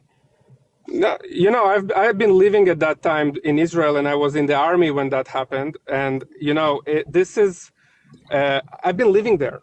I know what it was. You living there doesn't excuse you being a liar. No, I'm not a liar. I was going on. You're either a liar or and deeply I was dishonest. scanning And I every think single person. the way you represented the history was deeply dishonest. You want me to pretend like you have something valuable historically to say, right? But the way you presented the history is deeply dishonest. The reason the Intifada happened was because of an active, aggressive, offensive act by an Israeli official. You can say there were other reasons. You can say that it was all bad faith. Look, no. It was a deeply offensive action. It was a deeply offensive action by the Israeli official. And you explicitly... I mean, it was offensive to the Palestinian Provocative. people. No, there's a difference. Offensive is something that's harmful, that's harming someone. Provocative is something that is done precisely to engineer a response to break peace. It's both productive. I don't deny that there are right-wing people that don't want peace in Israel. It's both provocative and offensive. Yeah. You know offensive in that they took offense to it. Hold on. Do you know that this is the holiest place for Jews? And you know that Jews don't go there to worship God just to not offend anyone? Do you know that we don't do that? The mosque. Do you know why we don't do that? Place for Jews? Temple Mount, where Al-Aqsa is where the Jewish temple was standing. This is the most. Yeah, but you still do attend that. You go to the Western Wall. Western Wall is at the side skirts of this place, and we don't go up just to not offend the Palestinians. Well, the Western Wall is the last standing wall of the temple that makes that holy. So right, and where you do go to the area where the temple is. No, one of the most holiest mitzvot in Judaism, commandments, is to go there and pray there, at the place of where the temple was standing. We're not doing that just to not offend them. So you're saying that one guy, which is extreme right wing at that time, went there and coming up there, trying to break peace for everyone, is the reason why they went to the Intifada? Come on, guy, you're so unilaterally one-sided. What I said was that an honest way to recount the history would be to ask them why they did something and then start there. A dishonest way to recite the history is to completely leave out exactly why they said they did what they did, and then to make up your own reason, not referencing any other facts, right? So that's the honest way to do it. The dishonest way would be to present what is true is that there was an intifada, right, and then completely make up a narrative about it, right? So what you did was I'll change my Zionist script but next David, time. though, what you did was I'll entirely change my dishonest. Zionist script next time. And it was fundamentally a I'll lie. fix my Zionist script next time so that it fits the narrative better, so you'll have harder time to dismiss what I'm saying. Roger you should that. hit up the Israel Project 2009, which you were reading off. Yeah. I'm sure they can get better. Do you mind DMing it to me? I'm driving right now, and I might not find the same doc, so I'll really appreciate it. Not cynical, really. If you can DM it to me, I'll read it. Wonderful. Peace out, David. Thank you.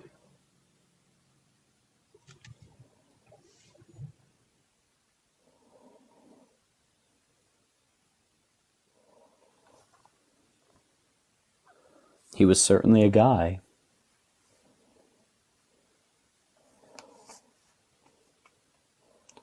Okie dokie. Thank you to everyone who's sending gifts. Thank you to everyone who follows me up here. Right? Thank you to everyone who is liking, slaying. We love it.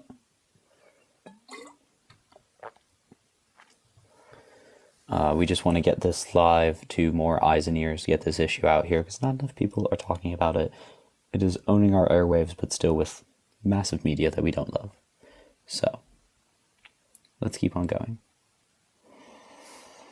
What do I study? I study law. English and Welsh law. Hello. Shalom, shalom. Can you hear me? Yeah, I can hear you. How old are you? Yeah, I just want to ask. I'm 25. Okay, wonderful. Would you send a guest request? Yeah. Where do you live? What? Can you hear me? Kind of. You're going in and Where out, do you live? But what was your question? Where do I live? Where do you live in the U.S.? Yeah. Can you first tell me why it's relevant? No, because I want to ask you about your country. You living in the U.S.? I want to know why it's relevant to the topic at hand. Because that's why I'm trying to ask you. So I'm not going It's to relevant, engage trust in me. relevant questions. Trust me. No, trust me, it's relevant. I don't. Are you living in the U.S.? If you can't prove the relevance of a question, I'm not going to engage with you. And I don't think it's relevant, Listen, if you just tell so I'm me, not going to I engage in will it. tell you. It's easy. Are you living in the U.S.? I'm not going to engage in any relevant questions. Do you have any other questions No, that you can prove to be relevant? Yeah, I'm telling you why I'm asking you, because you told that the IDF is a terror organization. That's why I'm trying to ask, where do you live? You know what I'm saying? So the relevance is what? I want to compare your army to my army and see if you calling your army a terror organization. So you're living in the U.S.? So do you want to ask me which armies I call terror organizations? No, I know what army you call the terror organization. You call the IDF terror organization. Do you assume I only call the IDF a terror organization? No, I just want to know if you. Okay, so then let's start there. Why don't you, before assuming hypocrisy, attempt to prove hypocrisy? So can you ask me if I think that a given army is a terror organization? Yeah, I can, but I wanted to show you how hypocrite you are. Let's do that. Let's do that. Yeah, where do you live? Why are you so afraid to tell me? Well, ask the question. I'm not afraid, brother. Let's not bring toxic masculinity into this. I don't like engaging with. I don't like engaging in bad faith liberals actors. are the same. I'm not a liberal. My brother. Yeah, you're liberal. I can tell. Anyway, are you living in the U.S.? What? Are you living in the U.S.? I'm not. Once again, do you want to ask it a 10th time? Yeah, you don't answer. Do you want to ask it a 10th time? It might work this time. Okay, let me ask you this differently. Why do you think the IDF is a terror organization?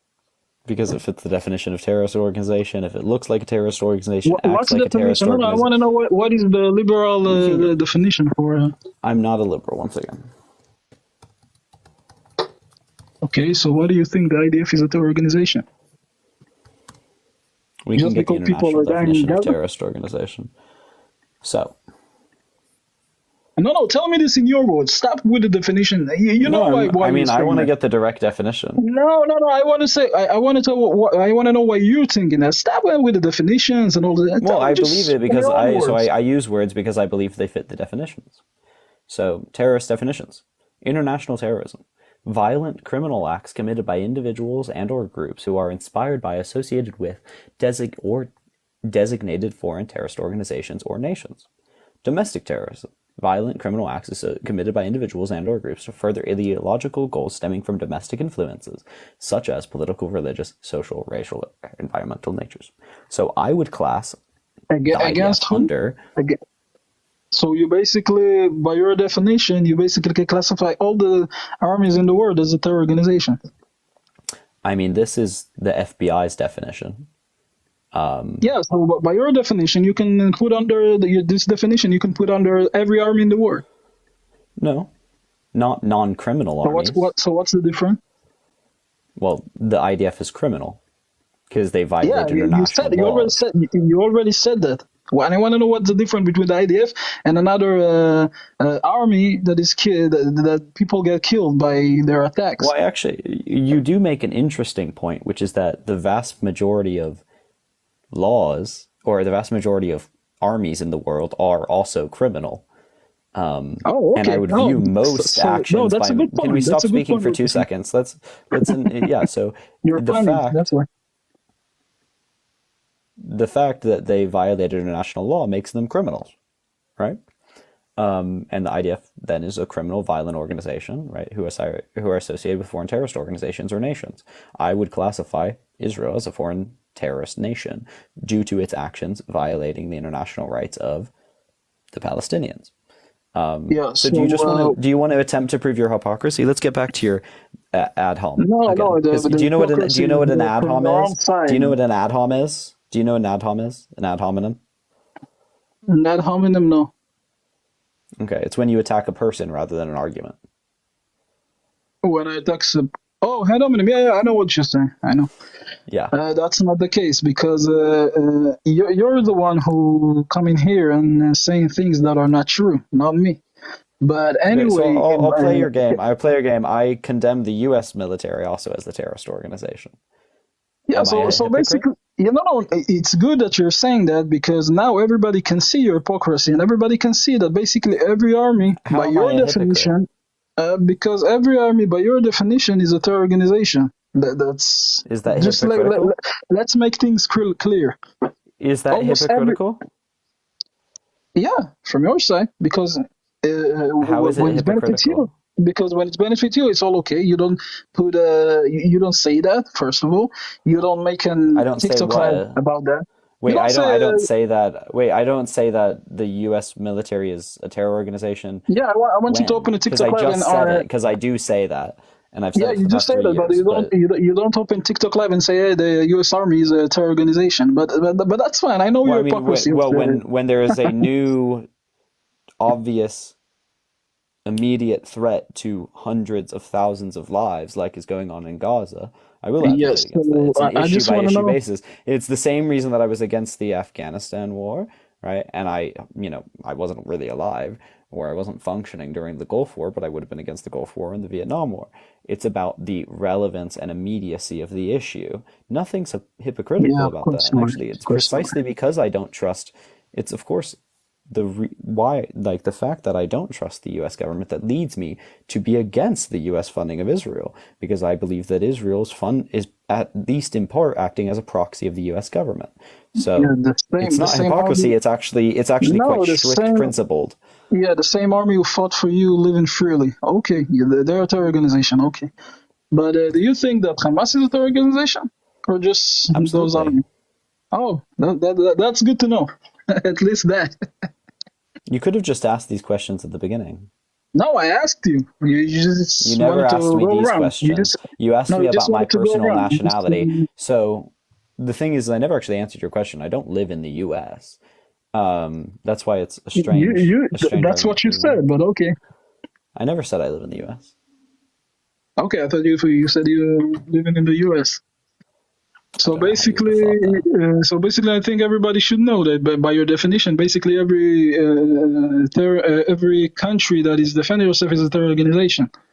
But specifically about Gaza, I don't think that an army who actually doing things that no other army in the world is doing, like warning civilians and telling them to evacuate. And I don't care if you like it. I don't care if you think it's also doing what no other army in the world is doing, and carpet bombing 50% of the residential areas in a given area. But by the way, did you know what they found today? They found today in a mosque where they're praying. They found the place when they shooting rockets into Israel. They found, I don't know how you say it in English, but they found let's say a launching site. How you say it? I don't know how you say it. I don't know how you say it either. But everyone, he was getting boring. Let's just all be honest. But But I am gonna. So what I do have to. I do have to go to the bathroom for a second.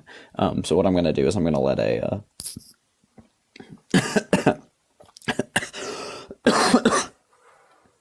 I'm gonna let a pro-Palestinian person up to talk. Let's see if I can find one.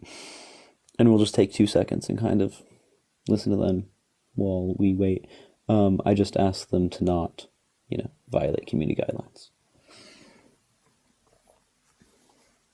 Hey, Queen. Hi. Hello. Are you a pro-Palestinian? I am, yes. Wonderful. I'm gonna go to the bathroom. You can give a little information, Very talk, well. etc. Just please don't violate community guidelines, please. No, Please, I beg of you. You're all good. Wonderful. Peace.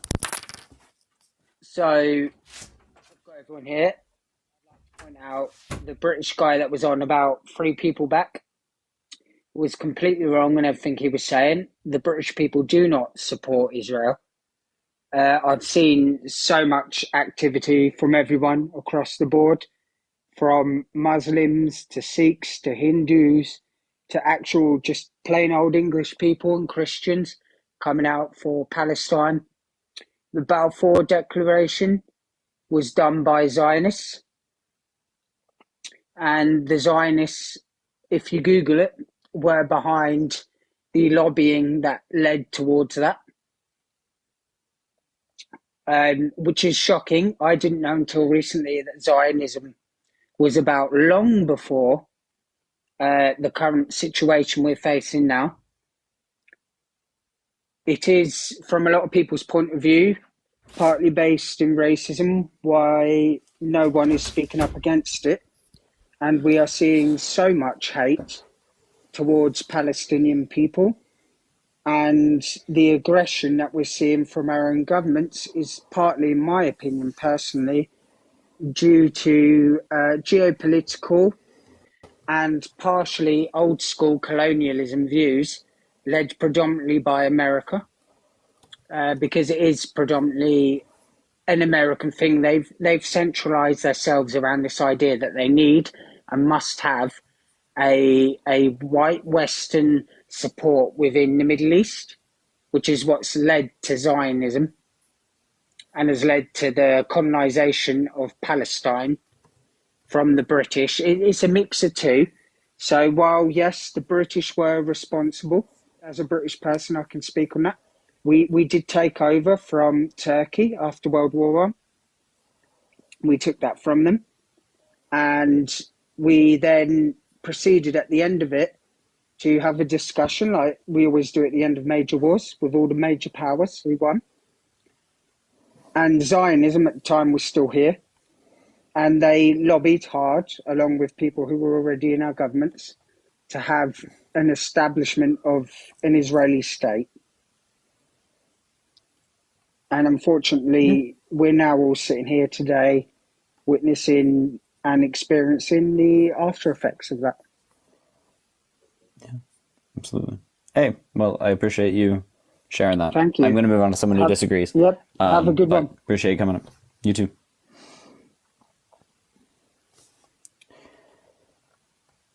Great, everyone. Wonderful. I can now go on for quite a bit more longer. It's only, what? It's only 10:30, right? Almost 11. So let's keep on sending likes. Let's send a little likes, do little likingtons. Keep on sending gifts. Thank you so much for the gifts, everyone. Really appreciate it. And do follow me if you don't already.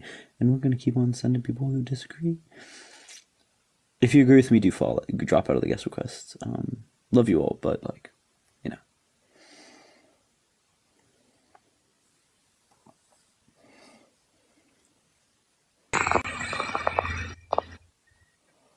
Oh, no.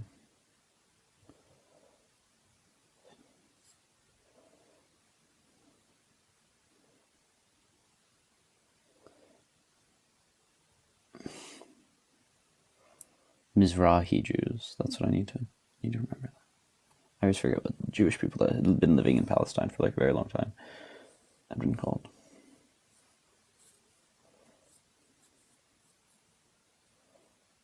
Okie dokie, that's not loading.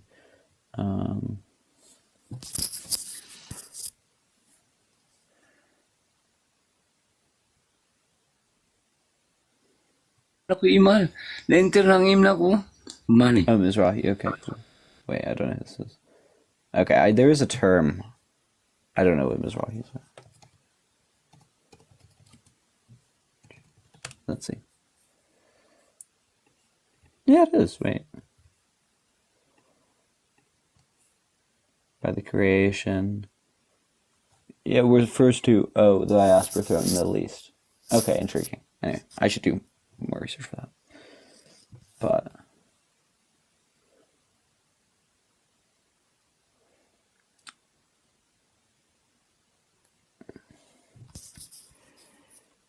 it's a genetic local group. Hello, what did you send a guest request to disagree on? A lot, but you asked Wait, me how old quickly are about you Mizrahi. first? I'm 21. 21, Gorge. Okay. Okay. You were asking about Mizrahi Jews. So to distinguish the three major classes of Jews, there's Mizrahi, Sephardi, and Ashkenazi. So Mizrahi would be the Jews that were able to stay throughout the exiles and were able to still stay in the Levant or Israel. And the Sephardi Jews would usually be those who moved to Spain after the exile, but then were dispersed throughout the Middle East through the Inquisitions and whatnot. Ashkenazi would be those who moved towards Europe and then were spread out through other pogroms and other genocides. I But have what I that would general understanding of the distinction, but yeah, wonderful. Yeah, what do you think? But my biggest disagreement is your entire framing of the conflict, and especially the Gaza war. So I quickly want to ask you, what you are Israel and you are trying to protect your people and you want to do the most good. What would you do instead after the Oh, okay. So I don't start the timeline at October 6th. Okay, but let's start from there, and then we could work backwards. You're at that point. Yeah, It's so too, I there's would no I would do the taking back only thing history. that I would do the only thing. So if I don't just care about Israelis and I'm a human and care about all humans, that's where I would start. I don't just care about Israelis. Okay, So that's if the obviously. premise is that I'm a genocidal maniac that only cares about my nation, I'm not going to accept the premise. That's The a premise weird is, what premise. do I do to save the most lives? Right? Yeah. That's the starting point. Not just Israeli lives, Palestinian lives as well. Well, I take. How do I get You the wouldn't care about hostages? What? But not the Hamas terrorist lives. Those you wouldn't care about, obviously. Oh no, I care about them as well. You probably shouldn't. But I care about all humans. I wouldn't care about like Dr. Mangala's life. Like I feel like I care about all lives. Wow, you're a real throbbing heart. I think it's. Sorry, but yeah, I'm a humanist. I mean, I'm a secular humanist. That's my fundamental value, right? Is I fundamentally value all humans. So what do I do to save the most lives, right? Well, I start my good faith then, I guess, right? If I couldn't have been good faith previously, I start my good faith then. I immediately accept some of the reasonable human rights demands that Palestinians have had for a very long time. The respect of the right of return to the Nakba residents, right? That would reduce violence in there, right? And end the tacit political support for extremist parties within Gaza, which had been happening for the past 20 years. Immediately end the blockade to economically revitalize the area and allow for Arab power within that area to stabilize the area. I wouldn't bomb the area. I wouldn't carpet bomb residential areas, because all that has ever done is increase extremism, right? So I think the biggest comment on this, which everyone can agree on, is carpet bombing an area has never made it safer. Carpet bombing an area has never made it more stable. Realize that's not what's actually happening here, carpet bombing, because if we're even for a second being good faith, we know that carpet bombing Gaza would immediately be equal to hundreds and hundreds of thousands of deaths on the spot. So we can at least 50% of residential areas, 50% of residential areas within Gaza, within northern Gaza, have been destroyed. Okay, but 50%. What percent of Palestinians have died? There's been less Palestinian deaths than bombs that have been. No, I'm aware, but 50% of residential areas. I understand we were talking about infrastructure. Just because they evacuated to different areas first. Okay, yeah, I understand earlier, that and then carpet bombed, bombed. infrastructure has to do with infrastructure when you have destroying. a But carpet terrorist bombing is against organization infrastructure. embedded into is not respected in terms of your No, carpet but bomb. you suggested I wasn't being good faith. It is in fact carpet bombing, in that It is it is not. destroying all the infrastructure. It is destroying specifically. It is specifically destroying military infrastructure, and not military. 50% of residential military. areas. Yes, it is well known that Hamas is embedded throughout the entire Gaza Strip, including their So immense then tunnel 50% system. of residential areas they have carpet bomb. But whatever. Let's just engage with this, right? Yeah. Destroying 50% of residential areas has never made somewhere safer. Destroying hospitals has never made somewhere safer. Even destroying, right, attacking a refugee camp, attacking people at the Rafah crossing, all of these places have never made people safer. Even if you're saying, look, all of those places where terrorists were, right, airstriking And terrorists, evacuated and told to evacuate. Yeah. Evacuate to where though? But whatever. Evacuate to an area that's not currently being bombed. I think it's pretty that's easy. nowhere in Gaza though. Everywhere in Gaza has been bombed. It's south of Gaza. Everywhere in Gaza is extremely non-comparable to the north of Gaza. I think it's pretty crystal clear. It's not comparable, but it's like if someone told me to evacuate to another city and then they even drop one bomb on that city, I'd be like, well, fuck you. If a nuke was coming on in New York City and someone tells me to evacuate to Florida, and you're like, wait, there was a bomb in one of the towns in Florida. You're like, sorry, I'm not going to evacuate. It's a bad idea. I should just stay in New York. It's not saying I'm not evacuating. It's just saying you're both shitty people. You should stop doing this. But the thing is this is the thing, is what they're doing isn't going to stabilize the region, and they know that. Well, so I wouldn't do that. Depending on how they end it. I wouldn't do that, right? Well, if they end it with with either everyone with another Nakba and all 2 million civilians leaving, right, or a few thousand people more dying, right, then yeah, there isn't going to be anyone left to fight in that area. But if they don't succeed in their ends and there are any Palestinians left, those Palestinians are going to be radicalized further, right? So what do we actually do here, right? I would work with who's supposedly my greatest ally, America, and the West, right, who have interests in actually stabilizing the region, to use their diplomatic power, right, to hopefully establish an actual Arab trustee state. Israel would never do that. Israel would never do that because Israel's not interested in empowering Arabs. Across the planet. I have a question for you. How do you negotiate with a group that says they want the genocide of Jews across the planet? But I'm talking about their doctrine. You just assumed that all Arab countries want that. Not all Arab countries want that. What Arab countries? The militant group in Gaza wants to did genocide. I say the militant group in Gaza to well, you have to negotiate with that group. Did I say to negotiate with? Did I say to negotiate with? Is that what I said though? How do you not negotiate with the group David, you are? You said to pretend to be good faith. I'd follow your advice. Am being extremely good faith here. Then don't pretend like I said. So what I didn't say was negotiate with Hamas. We can talk about whether you would have to, but you did a total non sequitur. Do you agree that you would have to not have Hamas? But you did. I don't agree that what you said had anything to do with what I said. I thought that was. It was a total non sequitur. You could reestablish what you said, and maybe it'll be different.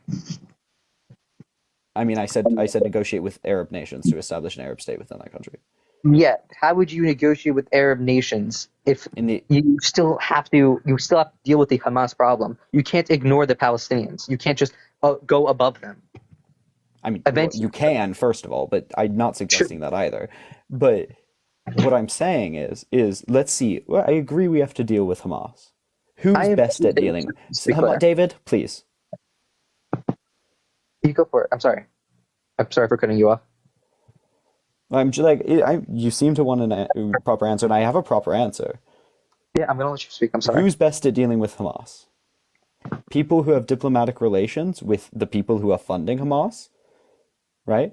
But also have a genuine interest in stabilizing the region? Or Israel, who has consistently shown that they are bad faith in attempting to stabilize the region, have supported Hamas in internal politics for the past 20 years, effectively funded the founding organization of Hamas, right? That's a pretty disingenuous argument about the founding part, because when Hamas was founded, they were a charity organization that was building mosques and hospitals and building schools. Yeah, and what did I say that was disingenuous? The idea, it was a bad framing that Israel created Hamas when the only what thing did I actually say? You can repeat exactly verbatim what you said, and we'll see funded the founding organization of Hamas. Yeah, but that is hiding. That is like omission of the most critical part. That was. Well, I think the most that they critical weren't part Hamas. was let's talk about why they did it. According to a military leader of Gaza at the time, he founded it to offset the power of the PLO and because push PLO for was his the Israeli Israeli at the time. and push for Muslim jihadists to gain more power. So They if were not anything, that's Muslim more jihadists at the indicting. time. Well, So they first pushed of all, them it's to about, go against the PLO. yes, because the PLO at the time was committing atrocious terror attacks. I think this is a I'm not going to call it bad faith, but I think it's a bad argument because you are completely omitting the fact that the group that we're talking about here that was originally funded was a charity group and a charity organization that was But doing actual you're good. omitting the fact. First of all, I literally just referenced a founding organization. I didn't ascribe actually any qualities to them. Yeah, but it was hidden. That was a hidden If you part. want to argue semantics with me, you can. It'll take I'm not way arguing longer to get semantics. anywhere. What I don't know said what was this is true. I semantics. think we should reserve this annoyance to when I say something that's not true. We can say things that are true that are completely false narratives. But We just let's start with saying things that are true, and then we can move into an actual argument. Okay. They did fund the original charity that later became Hamas, and they funded it to destabilize the PLO. which was at the time was Terrorist a aggressive terror organization. Okay. Yeah, and they also wanted them to develop into an aggressive terrorist organization. This is where we're going to have an interesting discussion, David, away from semantics. Is they literally funded Islamic jihadists that at the time said they were anti-Semitic and wanted the abolition of Jews. Okay, so they had the exact same ideology at the time. They just happened to be a charity that was funding infrastructure. And they knew that those type of people will eventually become violent. And that's the only way they could destabilize the PLO, is if they became violent. So, like, this is where I talk honestly, is it doesn't really matter that they were a charity at the time when they knew that they would become extremists. They knew, or they were already extremists. They knew they would become violent extremists. First of all, they didn't have to become violent in order to destabilize the PLO. By collecting more political power than the PLO, they could change the dynamics of the. Okay, then they would be violent against Israel when they said they wanted the complete destruction of Israel and the Jewish people. Yes, agreed. Then Israel would class them as a terrorist organization. I think we have to back up here.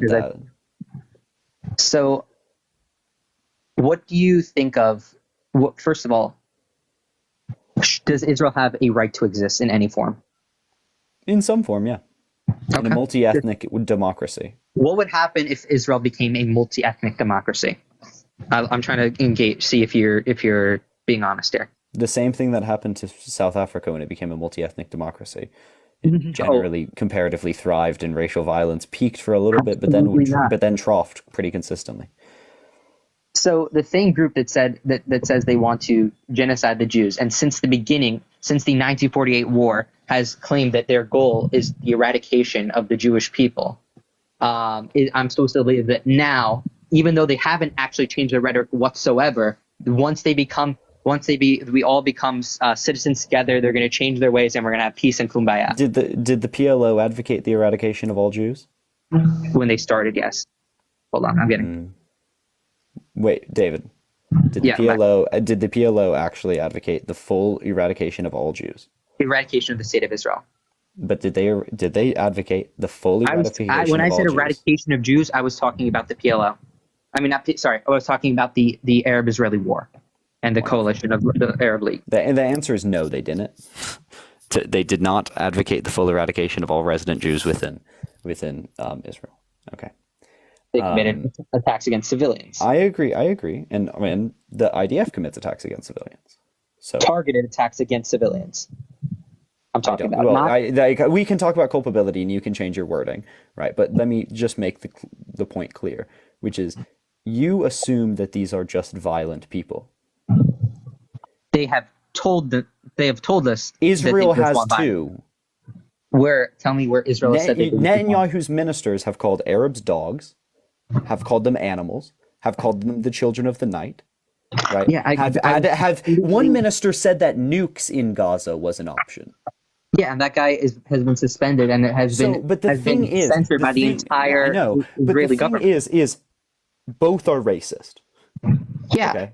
So, but one gets called out and the other is cured. Stop interrupting me every 2 seconds, bro. I'm trying to engage in a discussion. Then engage in a discussion. I go one sentence, you go one sentence. Like, okay, fine. Sorry.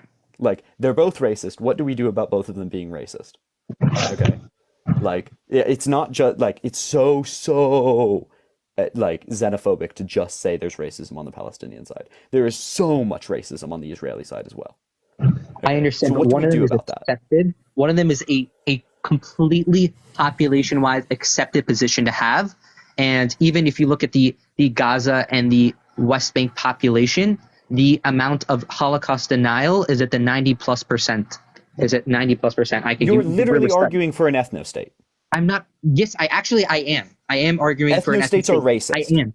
Ethno-states are racist if the goal of the ethno-state is because you think you are superior. If the goal of the ethno-state is to protect that people from getting genocided, then no, I don't think that the ethno-state is racism in and of itself. I think if the goal is to prevent you from getting genocided, it is not a racist ethno-state. No, I think it's clearly different than a white supremacist state. If a ethno-state necessitates violating someone's human rights, is that racist? On the basis of their race, is that racist? On the basis of their race, if it's on the basis of actual security, then no. No. If it's a basis because they are an inferior race, then yes. No, not inferior. If you say, I'm not going to respect your human right because you are of this ethnicity or race, is that racist or xenophobic? So first of all, I would say that if the fact that Israel has yes, but the fact that Israel has Israeli Arabs that have the exact same rights as every other Israeli Jew, and are able to participate in the Supreme Court and are able to vote and have full and equal rights, there is racism in Israel against Arabs. David, let me make the point I wanted to make. The Nakba refugees are denied on the basis of their ethnicity, their right to return, their human right to return. Israel has recognized the right to return in its treaties joining the UN and its recognition of the Human Rights Charter, and they have denied the right to return to Nakba residents on the basis of it being a demographic threat. That is them denying it on the basis of them being a certain ethnicity. That is racist. Even the Palestinian side understood the threat that would have, and even they decided that that is racism. It's not, because even the Palestinian side understood that the clear security threat that having that many people would basically be the eradication of the state of Israel. But it's not actually a justification of security threat. You're saying, right, that them being a certain ethnicity is a security threat to you. Not that their ethnicity, that their political goals. Their political goals. No. If they said I support, I would. I'm sure any Israeli would support them coming to Israel. They said I love the state of Israel and I would love to keep it that way. What? They wanted to be Israeli citizens. No, they don't. They don't want to be Israeli citizens. They want to change. Nakba refugees? Yeah, no. Why would Nakba refugees be an issue? citizens? Is because they're seeking Israeli citizenship. No, they're seeking to go to that land. They're not seeking Israeli citizenship. They are the only basis on which they would go to that land is as a refugee, which would be a lead to citizenship, because the right to return is the right to return as a citizen. They want citizenship. Or to destroy the state of Israel and then create their own state in their image. Okay, sure, that's a good one. No, I mean you're lying. Like you're just racist. I don't know how to describe this any. I don't know how to describe this any other way. I don't know how to describe this any other way. You are assuming. Your ideology blinds you. Project. I don't know what to tell you. I've literally just said. All I've said is that you can look at any. I'll like back it up with like quotes from any leader from any time period of the Arabic side that has said that we want to destroy your state. We want. Not every period, but in a lot of periods, this will be a war of eradication, like in 67, like in 48, like in even some rhetoric in 56, like any Arabic leaders during that time. So I'm sorry. Yeah, but David, let's talk about the Nakba refugees. Yeah, I know. So let's talk about them. Because the Nakba refugees are seeking citizenship of Israel. That's what they're seeking. That's what it means to be a refugee. But the Jews that were... But no, 1 second, David, though. Okay, go for that. Is like, you are... First of all, you are lumping them in their political ideology simply on the basis of their ethnicity. That is racist. You are saying that their existence as a ethnicity within a certain state is a safety No, their threat. ideology, not their ethnicity. No. Their existence as a certain ethnicity. Because you don't actually look at their ideology. You don't test American Jews' ideologies when they become an Israeli citizen. Because their ideology is not usually to destroy the state of Israel. You're assuming, all you're basing your point on is their ethnicity. So I'm going to say what you're doing is you are saying their existence as this ethnicity within this country would be a security threat. You are saying having this ethnicity within this country is a security threat. That is just racism. It's racism, plain and simple. The vast majority of the Palestinian opinion is the destruction of the state of Israel. If specific Palestinians that did not want the destruction of the state of Israel wanted to have the right of return, God bless America, God save Israel, let them come in, amen. But the idea, it's just insane to try to like pretend that that's not the case. The vast I'm saying they're seeking Israeli citizenship. So. What? I'm saying they're seeking Israeli citizenship.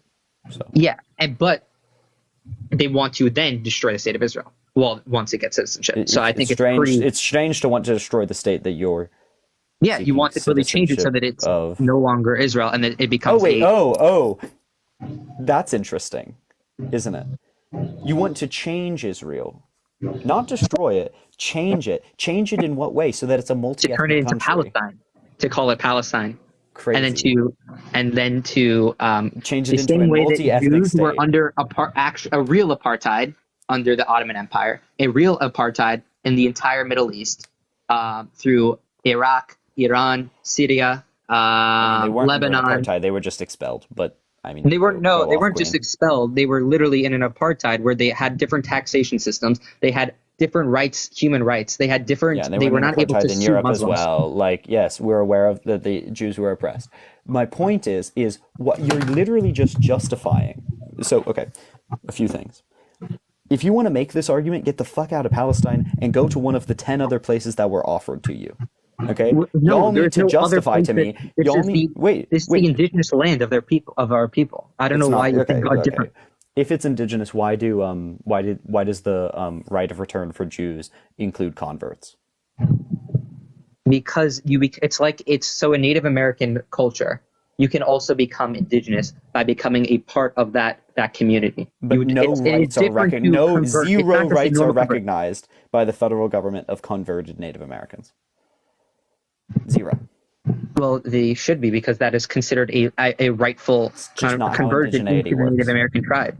They do have very strict conversion, the same way that Judaism does. You can't just convert it to Judaism by saying I like Jews now. I want to become but there Jewish. is converts. It is a very serious thing to become a convert, and it's very rare. I cannot convert to being indigenous to any given area. My indigeneity is historical. The indigeneity more is less to do with your genetics and more to do with your cultural and historical and basically your cultural ties from that land, since it is traceable to the beginning of that period that are people that are still alive. So here's the thing. I believe that Palestinians have a right to that land as well. If a person was grown in a Christian household, they lose their right to return. If they are hereditarily a Jew, if they were adopted into a Christian household, do they lose their right to return? I believe they should. You believe they should? If they have no connection to Judaism in the past, can you recognize that that's obviously not the position of the state of Israel? I do. Okay, cool. And I don't. So I wouldn't agree with that. The thing is there are two bifurcated arguments here. Okay, and it's really important to separate them. That to me. Bifurcated, just separate it. Two different arguments. One is Jews need a ethno-state to feel safe. Okay? To be safe. Well, I mean, yeah. People claim if you don't have an ethno-state, we will kill you. Cool, and people say that to a whole bunch of people, the Romani people, the Kurdish people, yeah. But yeah. We have a history of you usually trust the people that say they're going to genocide you when you're Jewish. And when you're Romani. Yeah. But I would agree with them having the the creating a state for themselves to give themselves safe. The same with Kurds. Great, yeah. These are two different arguments. So we need a ethno-state to be safe, and we need to have an ethno-state in Palestine. We need to be in Palestine, or historical Judea. Those are two different arguments. Do you know what I mean by the two different arguments? Like, does that make sense? Do you agree with that premise? I understand. Those are two completely different arguments. They're totally separate. One is the Jews being in the region. Another is the state. And I can make different points for both of those arguments. And I think this one is, I think Jews, just like anyone else of any heritage relevant to that area, have a right to be there. Oh, do you agree that they were denied that right? That they were denied from being able to go to Palestine, and that the Palestinian population, at their absolute most, was trying everything just like to their stop them from current. So historically, certain Jews have been denied that right consistently. Many Jews, most Jews. Yeah, I agree. There have been vast violations of what we now call international law, human rights, throughout history. And we agree that would be... The difficulty is the reason that happened was because of ethnostates and because of racism and anti-Semitism. Yeah, like the entire Middle so East. Here's the thing: is y'all decry these horrible sins that happened against Jews historically. When you're talking about we have the right to return to Palestine or historical Judea as indigenous people, your whole entire claim to Palestine rests on the idea of a right to return unilaterally. Doesn't matter if we're violent in doing so, which Zionists were violent in doing so. It doesn't matter if we were violent after violence. No, the Zionist colonizers were violent in taking land from Palestinians from the get-go. They set up racist Jewish-only labor unions in Palestine and militantly took land from Palestinians. No, to begin with, the Jewish population started buying up land from feudal lords, and then they would.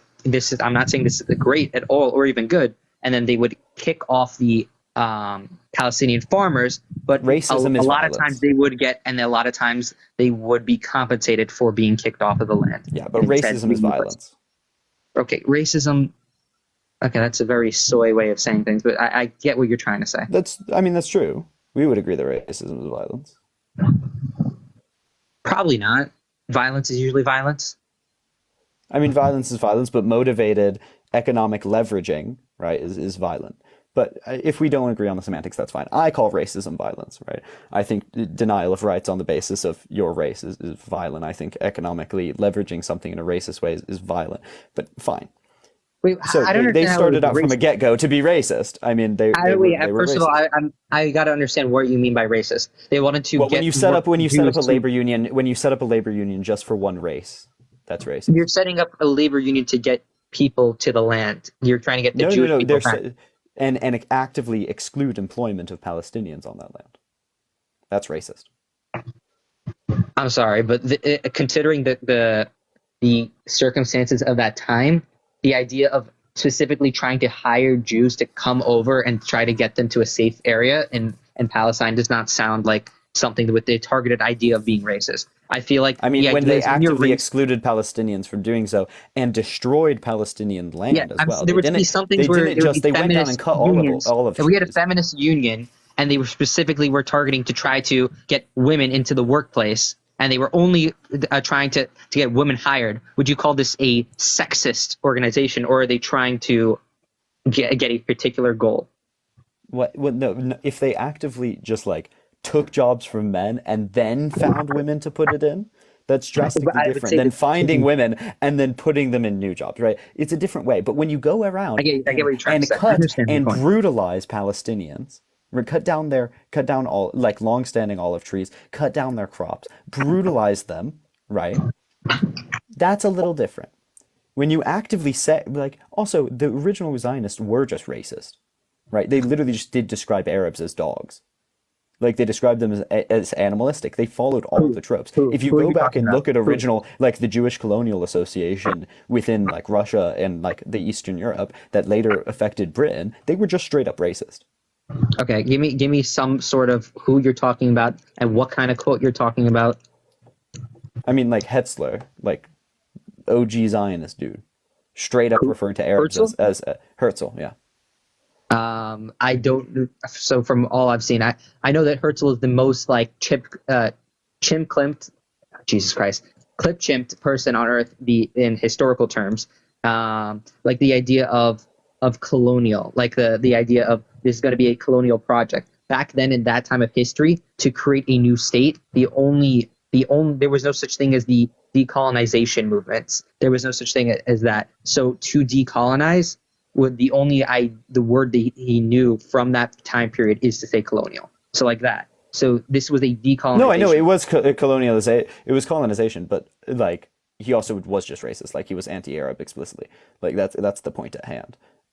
Is the reason I call early Zionist colonists racist is because they were, but then also their actions were. So like, would you also say that early Palestinians were racist and early Arabs were racist? Absolutely, okay. Sure, yeah. Absolutely. Okay, as long as we're being that's fair. the thing. Sure. That's the thing is I don't think like the difficulty is an ethno-state in that area. Palestinians won an ethno state as well. Can we agree on that as well? In 1940, Palestinians won. Yeah, and I don't think Western powers should support them in doing so. I don't believe in ethno states, right? Like this is also, where the idea that Western powers, the idea that Western powers were the main, like that it was all Western powers. Did you know that not all Western powers? I don't think. Supported? No. Do you know who supported Israel in the 1948 war? Who was funding them? Well, they didn't get actually a shit ton. They didn't get any. They didn't get any outside. They got some support. American. They had to smuggle and bought weapons from Czechoslovakia and another country. They had American funding in the 1948 war. They had Jewish American funding. They had from Jews. They didn't have the American support. They had literally Jews. Had partial American governmental funding. Like there was a Jewish lobby, but I mean, America has been a supporter for quite a while. That was from after '67. There was zero funding from. There was funding prior to 67. There wasn't. Not into 67. They actually had less support into 67 than they did 48 because they had partial UN funding. But once again, aside the point, where they got money, where they got the thing is complicated. But the reason I'm talking about this is if we separate these two questions, them in Palestine, them in ethno-state, do ethno-states make people safer? No, because they require ethnic cleansing. Did apartheid make white people safer? Not really. Did it make black people safer? Certainly not. Right? We're seeing a similar thing here. There will always be violence against an oppressor, and there will always be 10 times more violence against the oppressed. Right? Yeah. What actually helps is integration. I get what you're trying to say. That's the only thing that's ever actually but it's just not true, especially in the area of the Middle East. The entire Middle East is filled with ethno-states. All of them. Like literally all of them. Actually, very few Middle Eastern country has mono-ethnic states. In practicality, they are ethno-states. No, they're not actually in practicality. That's not true. Well, at least in terms of Jews, they definitely are ethno-states. China and Japan are much closer to ethno-states than most of the Middle East. I understand. Yeah, Japan maybe. China maybe. 100%. China's like 97% Han. And then settler colonizes every new place that it wants. Okay. So which countries in the Middle East are not ethno-states? Afghanistan, for example. Afghanistan has a huge amount of different tribes and different ethnicities within it. Mm-hmm.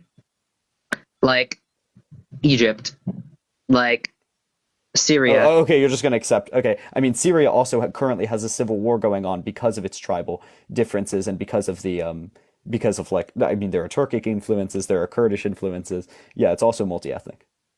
Okay. The difficulty is none of them are stable. Yeah, but all of these are, in practicality, ethno-states against Jews. In practicality, they're not really states. Like, let's just be really clear. In practicality, they're not really states. Syria and Lebanon, in practicality, are barely even states. Egypt, right? Jordan. I mean, those are pretty solid. They're pretty solid states. They still have a high ethnic homogeny. We could talk about specific ones, but like Iran, for example, right, isn't an ethno-state. Not really. It's much more religiously tied. Islam famously cuts across ethnicity. Like, this just isn't really accurate, like, as a construction of the Middle East, like, in terms of who's actually playing, right? Like, we have Syria, Lebanon, Jordan, Iran, right? None of those are really ethnic states as we would understand them, right? They just have a unilateral against Jews. They're against Jews, That's true. I agree with that, but they're not really ethno-states in that proper understanding. So, So to get back to what I meant, let's say we're talking about. Let's start from the beginning of the conflict. You have an influx of Jewish migration that is being blocked eventually by Britain, but is aggressively being tried to be there's a really important fact first here. it was What's allowed. the really important? It was not just allowed. It was promoted by Britain. Promoted by Britain. There we go. Yes. Okay. I'm not trying to be dishonest at all when I speak about this. I'm trying to give everything. And then the Palestinian population was trying to block it. Amin al-Husseini met with Adolf Hitler to see how he could enact the final solution, how they could work together on it. Yep. Okay. And then the British tried to block it. Tried to block what? The British tried to block the immigration of Jews. the Jewish immigration as well. Yes. A huge amount of people across a huge amount of spectrums of political views tried to block further Jewish influx of immigration into this area. Mm-hmm. And tried to get rid of the current Jews that were there as well. And, well, yes, but it's really, really important to note that the Jewish immigration, you can't just view the anti-Jewish immigration as anti-Semitic, because also the British support for Jewish immigration into Palestine was very anti-Semitic as well, from a lot of fronts. Great. People were pro-immigration for being anti-Semitism. People were anti-immigration for anti-Semitism. Great. There was anti-Semitism on all sides. Yes. Cool. But one of them was meeting with Adolf Hitler to see how he could enact the final solution. So I'd say one's a little bit more complicit in that.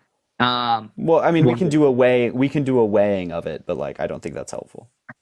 And the entirety of the Arab states were also on the let's ethnically cleanse all the Jews.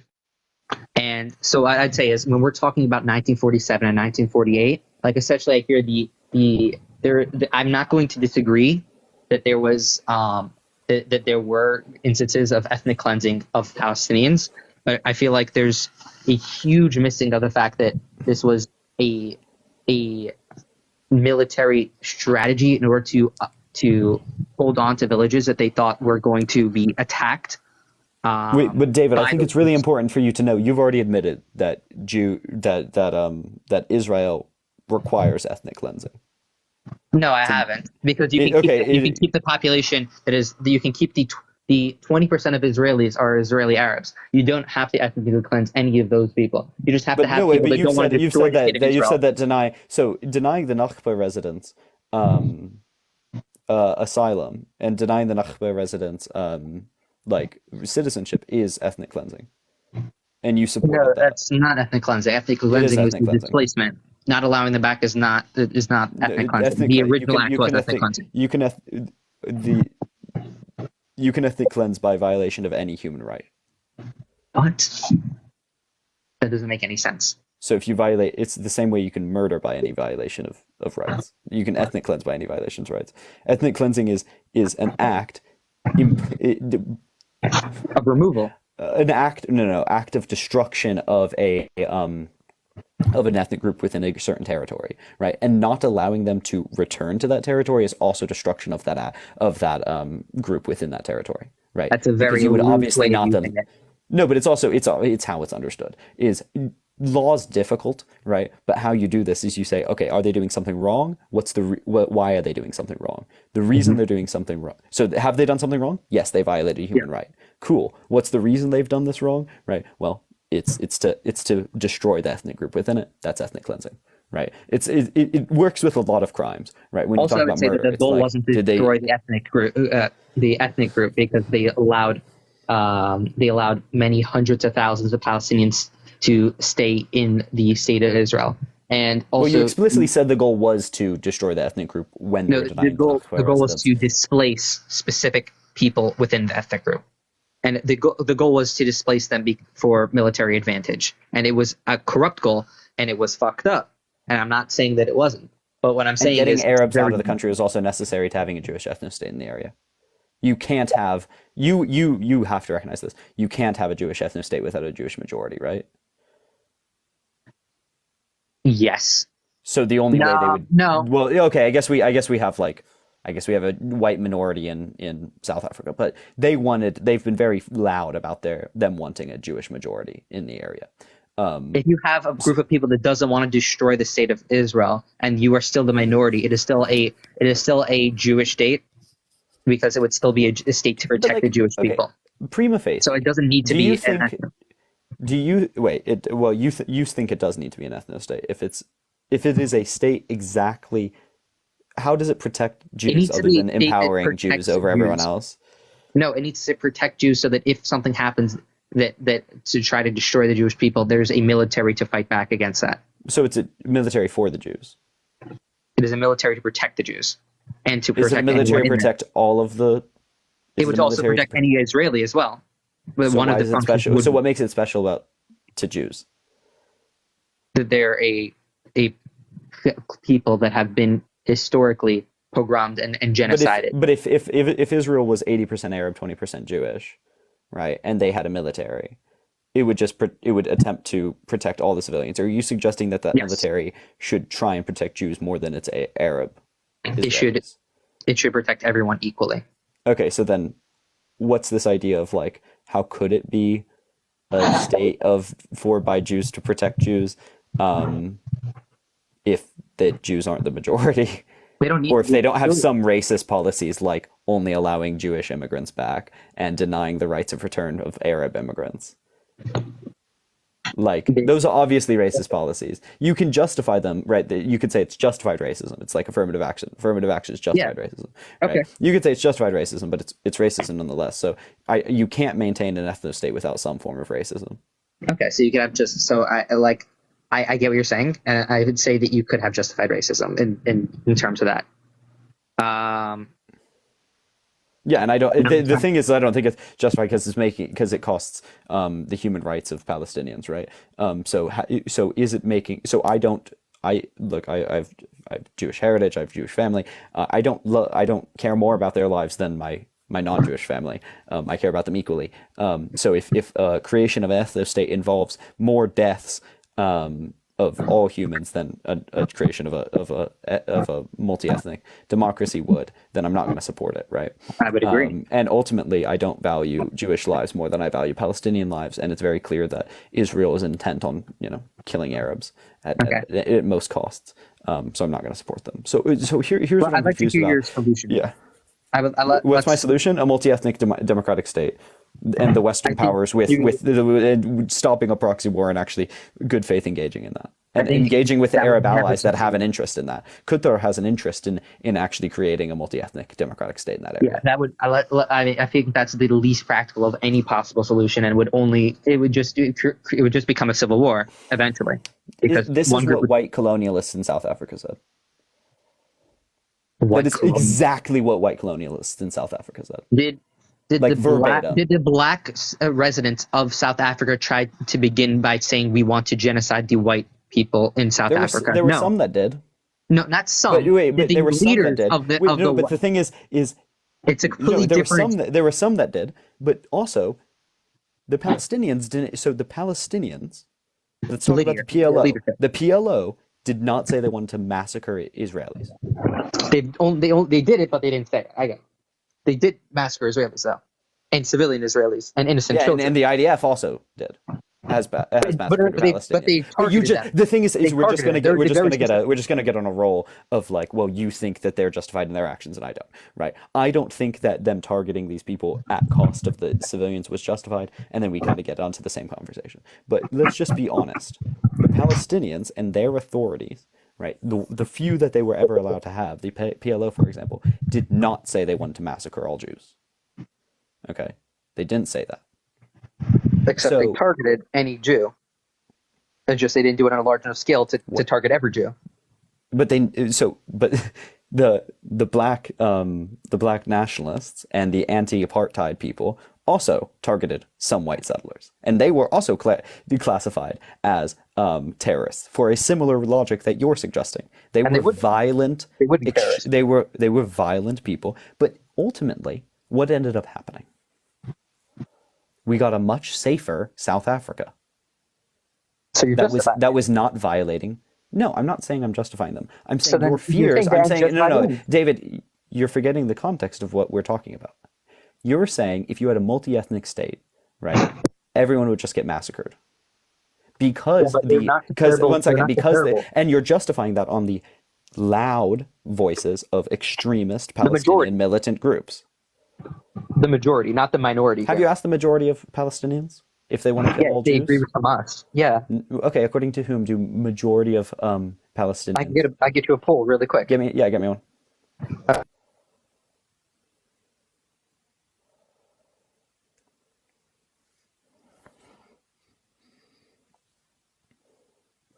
Hamas won 44% of the electorate in 2006. What just happened? Ooh.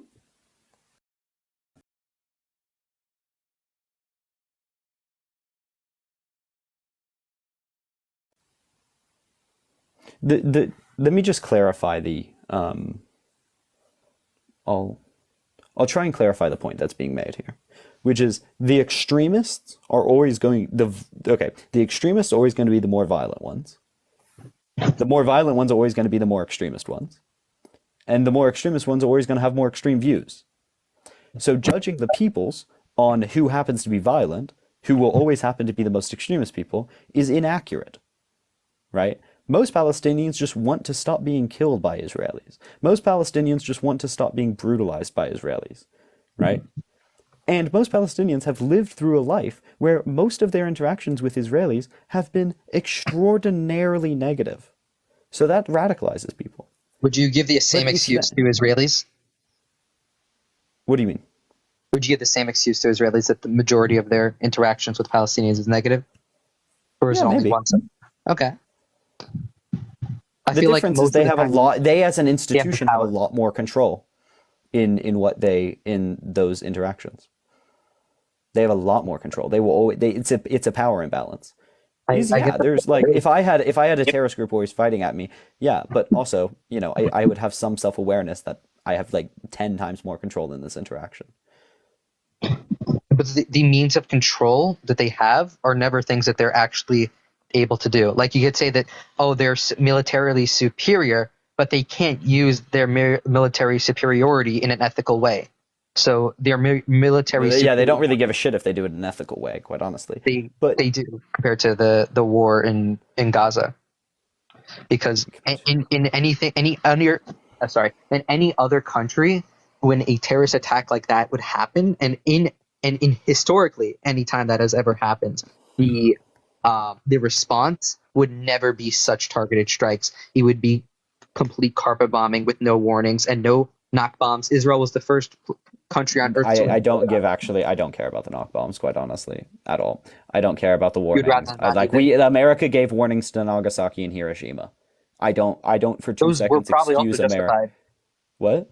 The nukes were justified in Hiroshima and Nagasaki. But yeah, I don't think unilaterally killing a bunch of civilians for basically no military purpose is justified. It's literally collective punishment.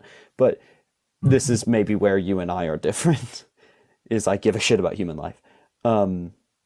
It saved human lives over ideology. But here's the thing: would Jews being safe be worth it?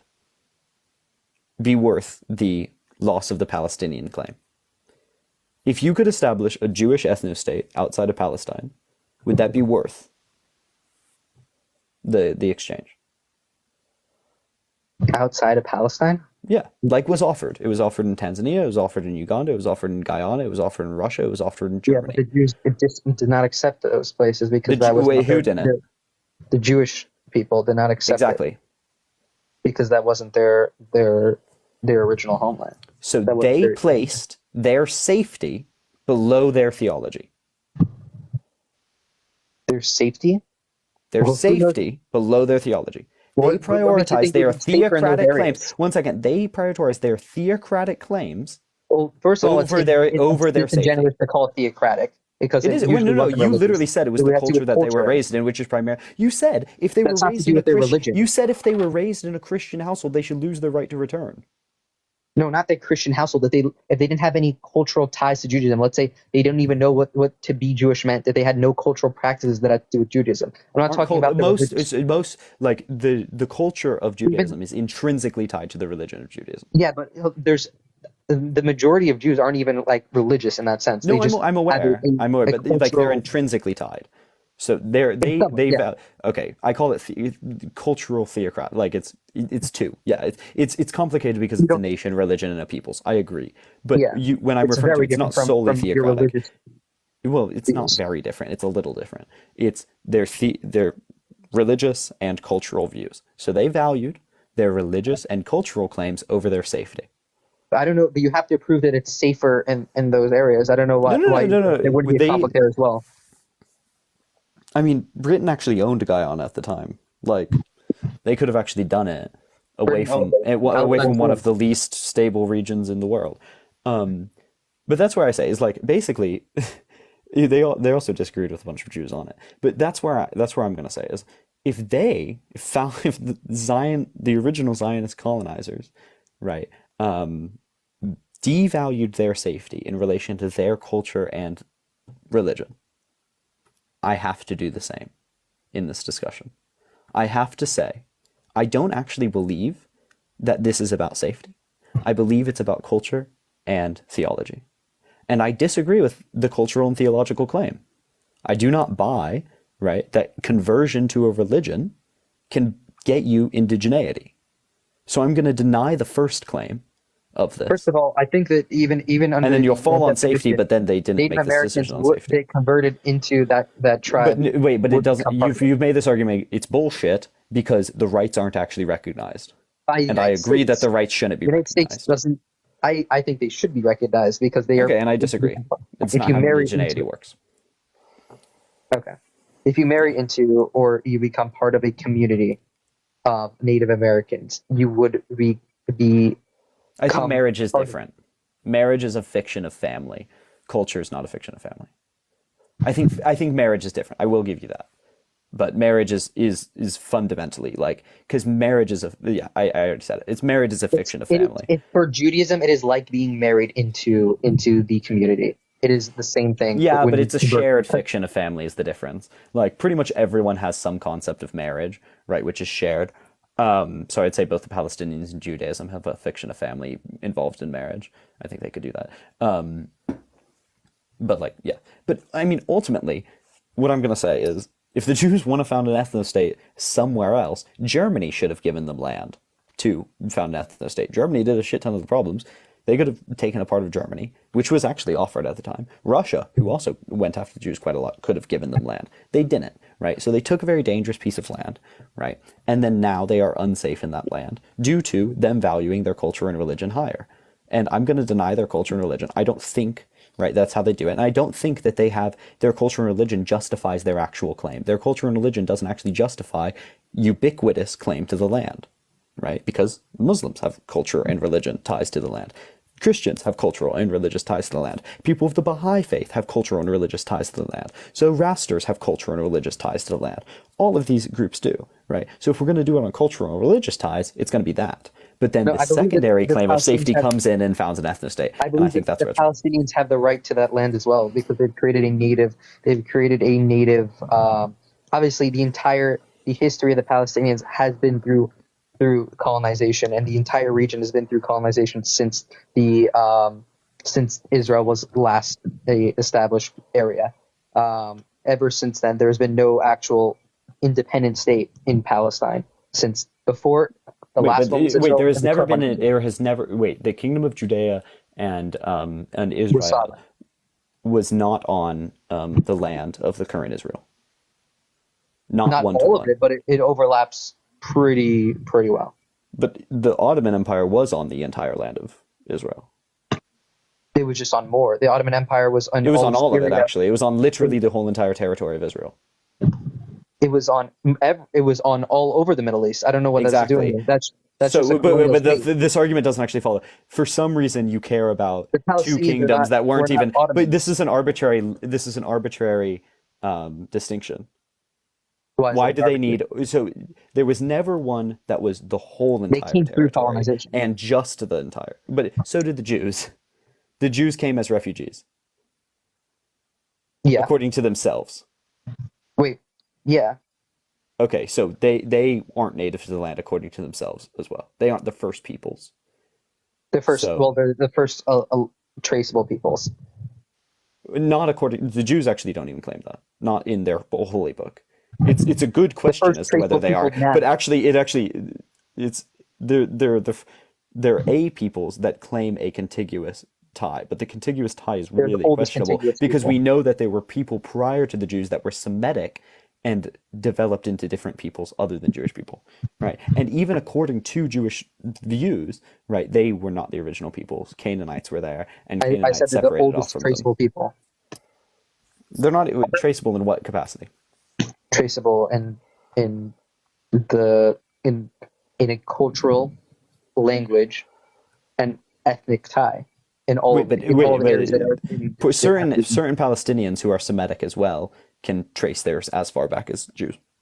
Actually, not as far portions back. You can only trace them. no, literally just as far back. Not through family ties. No, I mean they can. I disagree. But they're Semitic people. How do they become Semitic people other than that? Semitic people go back all the way to when Semitic people were not Jewish or Arab. Mm-hmm. Portions. So the thing is Palestinians have been heavily influenced by Arab cultures, right? But there have been Semitic people living there, right, for as long as it's been there. And some of those Semitic people have been Jewish, and some of those Semitic people have been not, right? And some of the ones that were not eventually developed into Arab Palestinians, and some of them converted to Judaism. Right? And that's where it gets weird. People converted to Judaism at different times. So the idea that Jews were the first traceable people, that's not really true. What? What's your claim about the conversion to Judaism? It's Semitic people converted to Judaism at different times. And also the traceable people thing is interesting because, modern Judaism didn't really come around until the Pharisees and Sadducees, or I forget the name of them, fell. Right, it was a very different religion. So, are they different people? Are they similar people? It's a very religious claim fundamentally, right? It's kind of it's a fundamentally different religious claim, which they are happy to have, but it doesn't mean that international law should recognize it, and it doesn't really mean that history agrees with that idea because there were non-Jewish people. No, not really though. There was never an only Jewish state in that area. There was never a state only Jews lived in. Yeah, the kingdom of Judea. No, nope. Judea had non-Jews living in it. Yeah, but it was a Jewish state.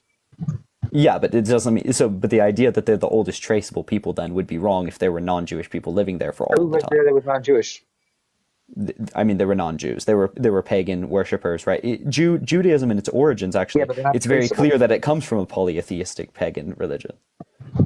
But also, the kingdom of Judea was under the thumb of the Roman Empire. It was a Jewish state later. Yeah, I know. But later, it was under the thumb of the Roman Empire. That's when they were kicked out. Yeah. Okay. So I think both you and I agree that Palestinians and Jews have the right to live in that land. Absolutely. So let me tell you my solution. But how do we enact that? Yeah. So I believe in a two-state solution where Palestinians are able to what's the word I'm thinking of? Self-govern.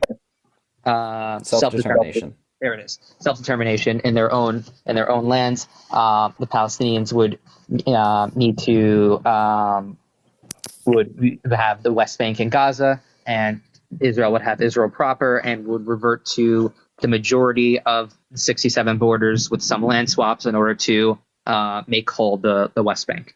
I believe that first you have to completely destroy the entirety of Hamas and all of that it is through infrastructure, through personnel. You have to completely rid the area of Hamas, and then you need a multinational effort in order to force the hand of Israel and force the hand of the Palestinians into a final resolution that allows both of them. If you want to get rid of Hamas, I don't view those as steps. I think getting rid of Hamas comes after a foundation of a functional state. That has to be the beginning. You cannot negotiate with the genocide. I'm not saying you negotiate with them. I'm saying Hamas is a lot more of an idea than an organization. Because it is a serious organization that we've seen. It is, but it's a lot more of an idea as well. The thing is Okay, if you The idea. one second. Can I ask the question? Sure, go. Do you think that Israel should bomb Qatar? Yes. You think Israel should bomb Qatar? Yes, to kill the leaders of Hamas. Absolutely. Do you think that a Palestinian state should not happen until Israel bombs Qatar?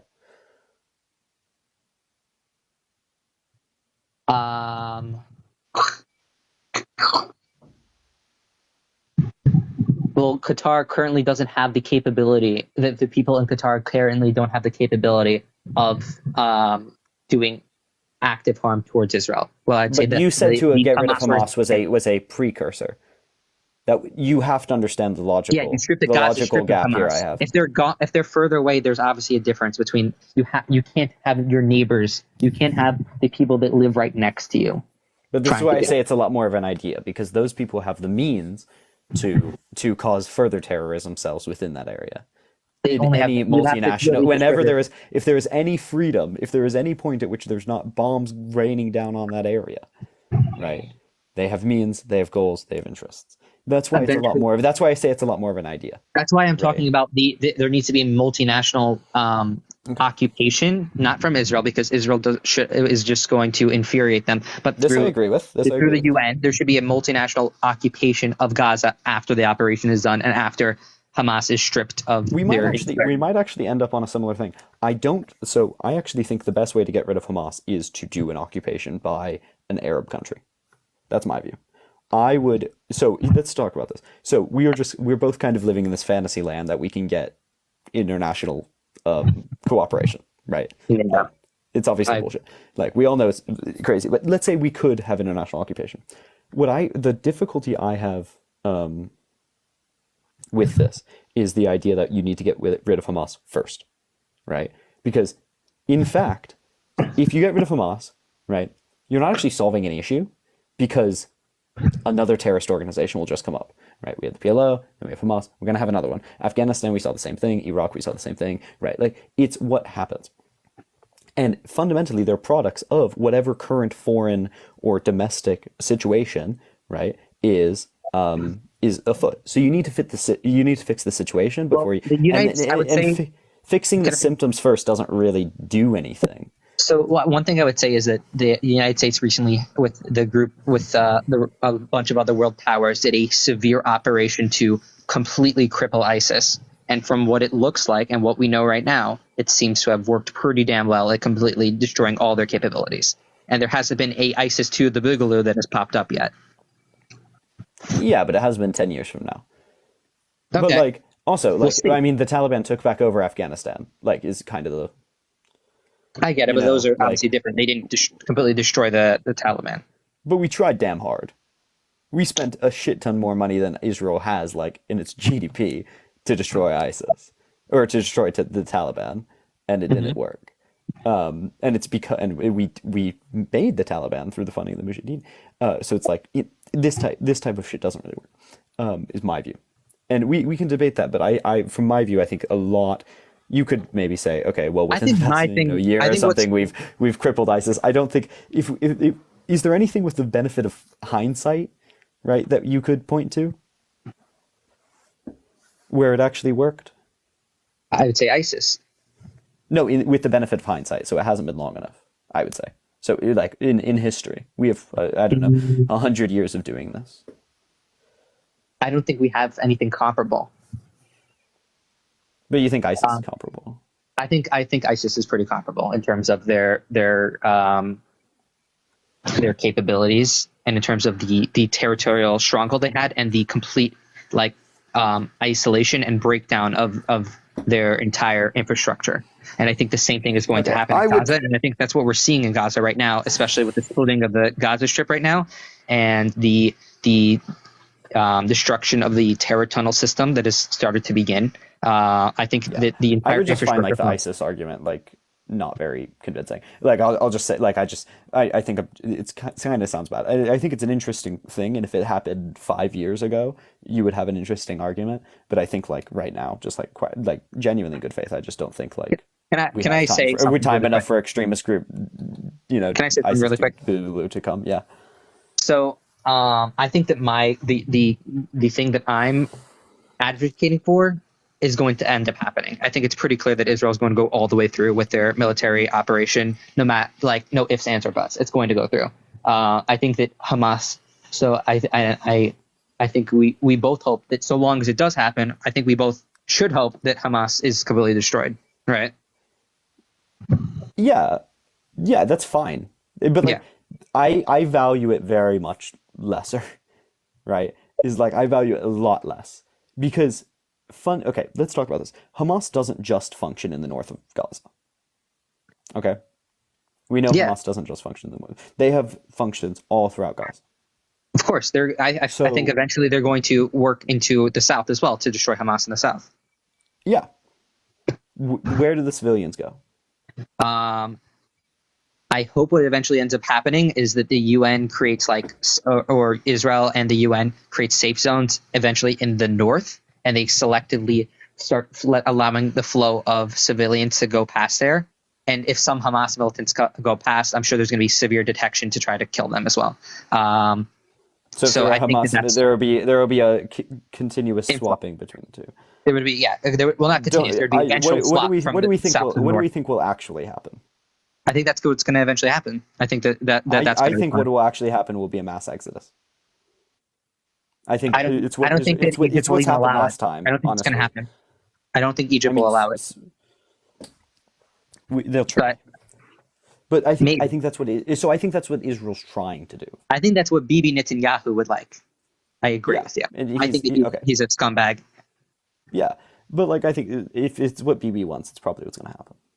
Like, I mean, we can live in a hypothetical of an Israeli state that isn't Bibi, but what's going to happen, I think, is that he wants. I hope and I think that the U.S. pressure will be and the world pressure. That's the things that I would advocate for. Is the pressure to stop things like that from happening and stop Israel from occupying Gaza after, and to stop Israel from displacing Palestinians. I don't think that should ever happen. The thing is, I think this is a lot of good shit. I think, like, I don't understand. Like, Hamas is an organization that was pushed to violent extremism, right? By the actions of the Israelis, right? It didn't start as we've been over this history, right? It was pushed there because that's what ended up happening. I'm not justifying it, right? But I'm just saying it is a product of its conditions, right? If its conditions had been different, it would have been different because it was going for Palestinian support, right? And the reason Palestinians supported the thing was because they were in dire situations, okay? So if we're kind of agreeing on, if we're talking about this organization, that when we're talking the material conditions of what led to it, especially with the pullout of the Gaza Strip, I just completely disagree with you on, especially with the pullout from the Gaza Strip the pullout of the Gaza Strip made the economic conditions in Gaza worse. But the conditions, I understand, but the conditions, there was no blockade yet. There was no serious blockade. There was no walls. There was no egregious checkpoints. But there was also a reduction of aid. Okay, there could have been a reduction in aid, but you now have near independence at this point. Yeah, but you also have an example. You have near independence with no money. Like, I'm talking material conditions. So the material conditions of consistent oppression, yes, right? But there are also material conditions of, like, you can't really engage in functional economic outcomes. Yes. And in that still, and they also didn't have connection to the West Bank, which they said they would. Like, it was still being violated. It was still being hurt. And the pullout actually worsened the material conditions. It made the thing more dire, even if it was less direct.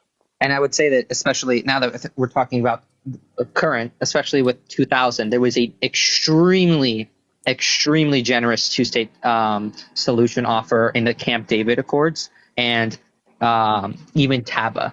And the Palestinian side decided to pull out without renegotiating at all. So I think that was one of the and Yasser Arafat is known as the what's the name? I'm trying to think of the word. He was someone. It was extremely generous in that it required the full demilitarization of Gaza. Yeah, of course. Of course, there was going to be a demilitarization But of like, Gaza. you need to start from like a reasonable stance and then The go same into way the that super Nazi Germany brainwashed was not stance. allowed to have a military after what they did. Then it should have come, if it was super fair, it would have been a full demilitarization of Israel as well. No, because Israel is under threat from hundreds of countries. Say they want to genocide you. And what have they done to Gaza always? What have they done? Let's hear your claim. What have they done to Gaza? Tell me. Brutalized it. Consistently violated its rights. Killed thousands of them. There has not been a year where at least a few Palestinian children did not die at the hands of IDF troops. There's not been a year where more than 100 children have not died from preventable diseases or starvation due to economic blockade. Name me a single unprovoked killing in Gaza. Bro, what? The starvation of children. Where was there starvation of children? Give me a single time. There has never been a year in the existence of Gaza since 1967 to now that less than 100 kids have not died of either preventable diseases or starvation. It has been one of the most economically disenfranchised places in the world. Unprovoked? Fucking, they killed children. What do you mean unprovoked? Where did they kill children? At checkpoints specifically, right? Within the West Bank, they're still doing it. But within Gaza, they've killed children at at checkpoints because of horrendous conditions there, right? They've killed them by starvation, and they've killed them by medical equipment, and then they've also detained, right, children every year since 2000. First of all, we're including children that have, and when we say children, we're talking about like 16 and 17-year-olds as well. I'm talking about and children. There has been 16 and 17-year-olds that have done literal suicide bombings on Israelis. Do we agree to that? Yeah, there are 12 to 17-year-olds that are detained. So yeah, I think a 12-year-old's innocent. But how many? I'd like to get a number on the amount of 12-year-olds. I would love to get the number on 12-year-olds, but they have had 12-year-olds detained. But my point is children are dying from starvation, right? Like children are dying from preventable diseases. Okay. And when you have an economic blockade on someone, right, or you've economically disenfranchised them, or you consistently cut why did the blockade come? I have a question. Why did the blockade come? That's okay. It's not provoked from the children though. You can't like half blockade. You can't half blockade. No, I know, but it's not. So it's just it is the attack on children is unprovoked. Yes, it's not an attack on children. All attacks on all violations of children's rights are unprovoked. Okay, it is not an attack on children, when you do a blockade because there was literal suicide. When there was literally nearly suicide bombings. Yeah, the Jewish children that were slaughtered from suicide bombings also had their human rights violated. Yes, absolutely. I agree. That's the thing but the thing is, I don't. You eventually you have to. I don't know, but the thing is I don't think that Israel, the state of Israel's actions, justify Hamas's actions against civilians. But you are clearly justifying the state of Israel's actions against the Palestinian children. How is it not justified? What should they do instead? What should they do instead? But for the same reason that Hamas's actions against civilians are not. What should they do instead? Give me a different thing that they could do instead. The Hamas should do instead is accept the peace deals. They should do nothing. No, they should accept the peace deals. They should accept. But the peace deals. The peace deals require complete. The peace deals require complete trust of Israel. You can renegotiate that another country has to guarantee them trust, or that they didn't even renegotiate. But so they've attempted to negotiate, like at the Oslo Accords they negotiated. Okay, you're really cherry picking there. They have made offers to Israel. To be clear, David, in 2008. To be clear, the Oslo Accords, they made offers, right? And in previous treaty dealings, they made offers that Israel denied. Okay, so there were offers made by the Palestinians. There were offers made by the Palestinians that were denied by the Israelis. It's totally a lie. And the Palestinian side is the losing side. So the idea is that Israel is giving generous negotiation. They're not generous. They're not generous. They're genocidal. Extremely. They're not generous. How are they genocidal? Not a single offer by the Israelis has given equitable arable land by population. Not a single one. It gave 93% of the entirety of the West Bank, including forcibly removing Israelis that live there. Good. They remove them areas from the that Sinai. They can do it. I don't care. But no, David, you keep repeating these facts. It doesn't actually downplay what I said. None of them have given you. You're starting from what we have right now as if it is pretending to be fair. No, what we have right now is, number one, illegal occupation of the West Bank. It is not. It should not even be on the table for Israel to keep any of the West Bank. It is illegal. Their occupation of the West Bank is illegal. It is in violation of treaties they signed. So that's not the negotiation. The negotiation is you start with a Palestinian. Hold on. I disagree. Because I have to debunk this. The treaty that they signed was on the condition that the entirety of the Arab states had to recognize the right of Israel as a sovereign state, and then the other half. I'm referencing UN 242. What? UN 242. No, I'm referencing just joining the UN in referencing human rights charters that deny the right to occupy unjustly and the recognition of territory. Sovereignty of territory of sovereign states recognized by the UN. I'm not referencing a specific resolution by the UN. I'm referencing the general territories required, Article 1, 2, and 3, as well as the articles of the Human Rights Charter. Their occupation of that area is in violation of that. And it has been rightly condemned on the basis of that. So when I'm saying they violated treaties they signed, right, I'm saying they violated the Human Rights Charter. They violated Articles 1, 2, and 3 of the UN charters. So no, they've illegally occupied that area. You're in a group of the world where the entirety of the countries around you are committing constant war crimes and are constantly breaking UN charters and are constantly that. And somehow I don't support funding any of them. Crazy. What? Wait, David. By the way, I actually agree with you. I don't think that U.S. has to fund Israel at all. I don't give an F about that. I just disagree with the facts of the matter and how they're being portrayed. But what fact have I misportrayed? First of all, I'd say the Gaza war. What would you call the Gaza war? Just to clarify. I'd say it's a continuation of an Israeli-Palestinian conflict. It's probably the most accurate way to describe it. The continuation of the Israeli-Palestinian conflict. Okay. I'm trying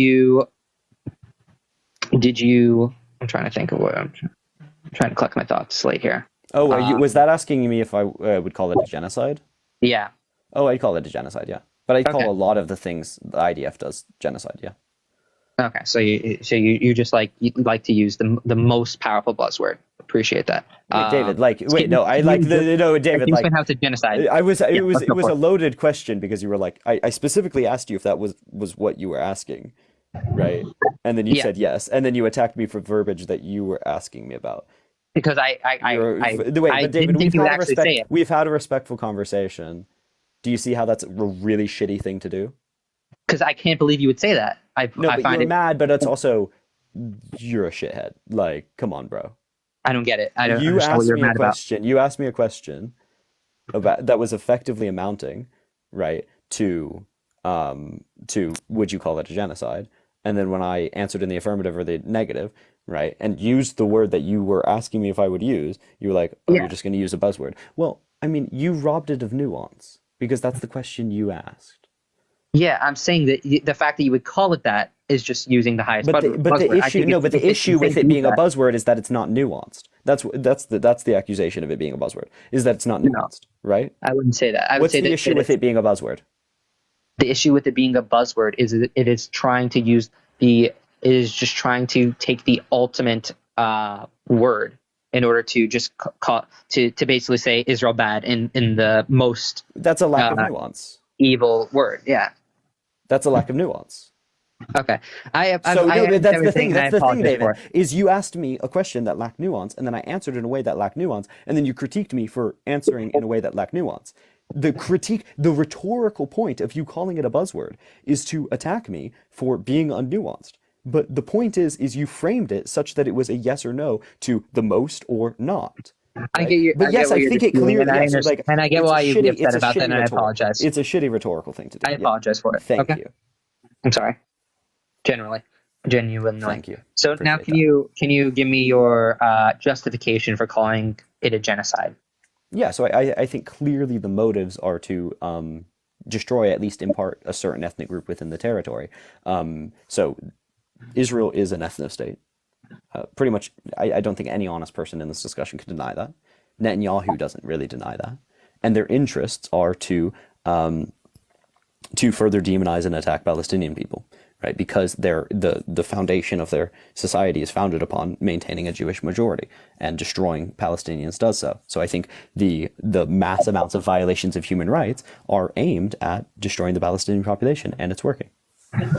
I would say that you need the entirety of the word genocide. You have to prove intent. The claim of genocide is 100% they're doing it intentionally. When they deny the Nakba residents on the basis of a demographic threat, that is ethnic cleansing.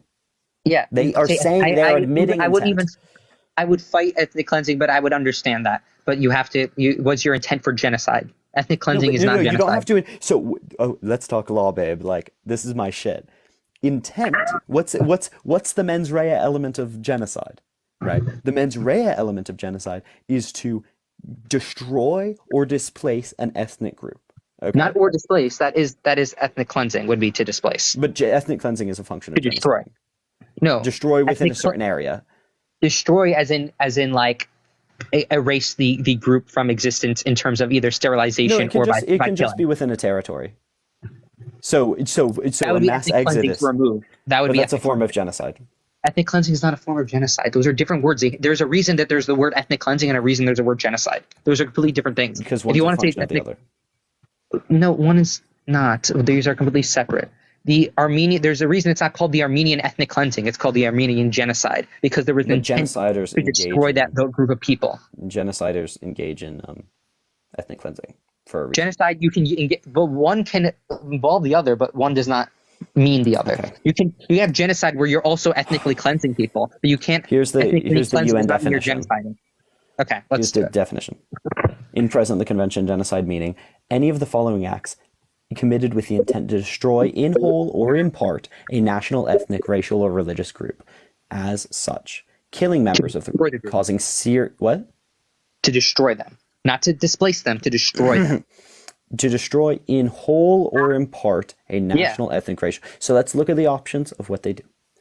Killing members of the group, causing serious bodily harm or mental harm to the members of the group. Deliberately inflicting on the group conditions of life calculated to bring about its physical destruction in whole or in part. All of these things are measures with the intent to destroy. Imposing measures intended to prevent births within the group, forcibly transferring children of the group to another group. Okay. The mental element, so let's talk mental element, because this distinction isn't even relevant to the discussion we're having, which the mental element is the intent to destroy in whole or in part a national, ethnic, or racial group. Do I think that the Israelis want to destroy the Palestinians, at least within that land? Absolutely. They're Palestinian because they're in that land. The physical element is killing members of the group. Are they killing members of Palestinians? Yes. So do they intend to get rid of Palestinians? Yes. Do they kill them? Yes. Genocide. No, do they intend to destroy them? Not do they intend to displace them? Yes. Oh, do they also kill them? Okay, genocide. That's not what that means. Wait, but this is intent. If you intend to destroy this ethnic group so as to not have them in your country anymore, right? So that's a secondary intention. That's not destroying them. That is not destroying them. That is wait. You are destroying in part. No, that's not in destroying in part. Destroying in part would be you are trying to get rid of the group, and you end up destroying part of the group. No, but you intend. No, that's consequence, not intention. Yeah, you're intending to destroy them, as in you're intending to genocide them, as in you're intending to get rid of the group from this planet, not from. It doesn't not say from that. Michigan. Are they intending to destroy in part Palestinians? Yes. If you want to consider, I agree. They want to genocide Hamas. They should genocide Hamas. But that's not a national, ethnic, racial, or religious group. It could be considered a religious group, so maybe they are. But not properly. It's obviously a political group. Do they want to destroy, in part, Palestinians? Yes, I do believe they want to. Why do they want to? To maintain a Jewish majority within Palestine. They do not want to. And how do they end up doing that? because of killings. All your Or do they argument have the intent that boils they down want to, to David. destroy This is Palestine? where my law degree comes in big handy. Is intention. So like there's this classic example of like, okay, if I get on a plane to go to another town and shoot my mother, did I intend to get on the plane or did I intend to shoot my mother? Well, I intended both, right? So proxies, right, the intention is still holding, right? Or if I shoot someone so as to go through a door, did I intend to go through the door or did I intend to shoot the person? Well, I intended both. Okay. In this case, all you're arguing is, well, they intend to destroy, in part, Palestinians because they don't want them in their territory anymore. So really, the No, not intention is destroy they them. don't They want them in intend to territory. displace them, and they are not currently intending to displace them. Wait, I but understand that wait. They intend to destroy them. No, not destroy. They don't intend to They destroy are. Palestine. Well, I think the reason that they're being ruthless and evil within the Gaza Strip is because they want to kill Palestinians. They don't want Palestinians in their territory, and they do They've been that better both than by any other displacing and government. destroying them. Can you name me? Can you name me a single war in history where someone has been more conscious and more preventative of civilian deaths, where they've implemented more things in order to prevent that? Yeah, pretty much every pre-medieval war. What pre-medieval war? Name one. So the vast majority of feudal wars were fought army to army. Okay, but the Hamas does not want to fight army to army. They don't want to come out and have a military. So you were fight. wrong, They embed David. themselves That's what in the that population. is. No, You were first of- incorrect. you literally just talked about pre-medieval, or were you talking about like the You I don't asked me even know about what time period it history. is. Okay, in the past 200 years, has It's just there been a goalpost moving. better? No. I asked you for a single country that was more preventative England of versus civilian France, deaths, Portugal and you gave me something versus back. Spain, inter-Germanic tribal wars. I mean, you can go on. Most wars that have been fought throughout history have been army to army. Okay, but non-army to okay, sorry. Maybe let me specify a non-army to army war. What Every has war been is army to had army. tried to prevent more deaths than Israel? But every war is army to army. Not every war is army to You army. don't think Hamas has an army? Isn't the goal to kill Hamas's army? Yeah. Okay. When I hear So you it's an say army to army-to-army army, war. I think you mean marching. When I hear that, I think you're referring to marching out and having an actual war where you don't hide among the civilian population. Well, yeah, but the point is most of them. Yeah, that is what I'm describing. Well, when you say non-army, But that's to army, not their case. right? What that means is they don't have an army. Like, it is not civilian versus civilian. What's happening here is there are different tactics now, and I agree with that. But to say it's just, I mean, your claim was wrong. I'd make a different claim, bro. Like, your claim that Israel is doing more than anyone has ever done is just categorically wrong and ahistorical. Okay, Israel you has can done say more it's like the flagrant lie that is spread by like actually dirty propagandists. You can say that they're doing more than most modern states would. That's fine. It's not true either. Why is it? Because I mean, if you look at the percentage of casualty death, for example, in Ukraine versus Russia, there has been lower casualty death. But we're talking about politics and things that the actual no, but the things on the policy ground, not just stats. The policy obviously, is can we being both agree predictable that and where Ukraine? Can we easily predict that Russia and Ukraine is completely different in terms of there is not civilian populations and military operations that are military outposts that are embedded within one another, and that they are not hiding under hospitals and not hiding under churches and well, there's no synagogues in Gaza, but mosques. Would you disagree that they are? Thing is y'all, it's different. So your policies are going to be different. Yeah, so, and they're even. So and you they're get, even but the thing is you get no credit, David. I don't. The thing is, you don't get credit for actively trying to. No, I don't, because the thing is okay. Let's say that we compare Ukraine, where it's a lot more, military versus military, rather than military in civilian areas. The civilians are still being killed when it's military versus military. Yeah. So the thing is when it's going to be more separated. We're just talking about the degree of separation of civilians versus military, right? Well, if the military is further away from the civilians, right, we need different policies. So obviously within Gaza, the military, at least Israel, claims that the military is like literally the closest one conceivably can be to a civilian. It's not even a claim. I mean, do you disagree that they're? No, I'm just stating the facts as they are. Okay, so you agree. So why would you say Israel claims that? I mean, Israel claims that. I haven't independently verified it. That's why but I'm accepting the claim. Okay. So when they claim that they are the closest possible together, then of course we're going to expect different policies to take reasonable care of civilian deaths. You'd expect but that's in line. But the thing, yeah, you would, but you don't get credit. Like it's a sliding scale. The only time you get credit is if you go above and beyond in comparison to that ratio, or you get condemned for going below in comparison to that ratio, right? So you don't get credit just for doing anything. It's a comparative to that. Do you understand the ratio thing I'm describing? I get what you're trying to say. And what I'm suggesting is Israel's not going above and beyond. It's actually drastically failing its international relations.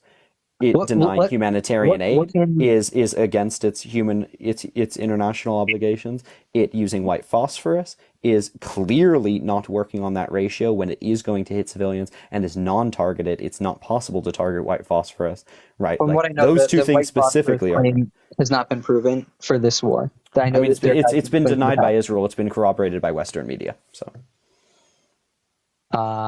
yeah, and also. What were you just saying? Sorry. So like those type of things, right? The reason that we have war crimes and the reason that we have limitations on war, like the limitations on white phosphorus, right, is to get this ratio right. And what I'm saying is Israel really hypes up. It really pushes really hard for a lot of things, where it says, look at all we're doing to go above and beyond this ratio. But it's actually not, as is evident from the massive amount of civilian casualties, and as is evident from literally all of its actions, including the use of white phosphorus, its denial of humanitarian aid. Humanitarian aid, there's no reason to cut off. Zero. Literally zero to deny the Red Cross entry. No, zero. Red Cross. Why would you deny the Red Cross entry? They deny the Red Cross entry. There's actual zero reason to not allow food, for example. Yeah. They're not going to throw bread rolls at you. I called out Israel on the blockade of food and water. I called food and water is like, and that I would call a collective punishment, and that I literally condemned in front of anyone who asked. Yeah. So it's like those type of things. I don't really care that you bomb the roof and then bomb the rest of it, where you're not getting this ratio right. And when they take those actions, it loses all credibility to me, right? That's where it's like, okay, it's not just them doing some things wrong. It's those actions tell me a lot more about their intentions and goals and how much power they think they have. Because the only reason they do any of those actions is to appease the international community, right? Like I think any good faith person can recognize that they don't give two shits. I think like they don't actually. You wouldn't bomb children that you give two shits about, right? You can say, you just wouldn't have the heart to do it. So I don't. Wait, I think a lot of those actions do it. How do you not incentivize people to use human shields? What? How do you disincentivize people from using human shields? That's a really wild question. I mean, my solution, like, are you just saying solution to terrorism, period? Not that, but like, if you specifically give immunity based on the fact that, based on the fact that because eventually, at some points, Hamas will literally prevent civilians from evacuating, right? Do you agree that that's something that happens, that Hamas prevents civilians from evacuating? I mean, I haven't seen the verified evidence for that either. That is a disputed claim.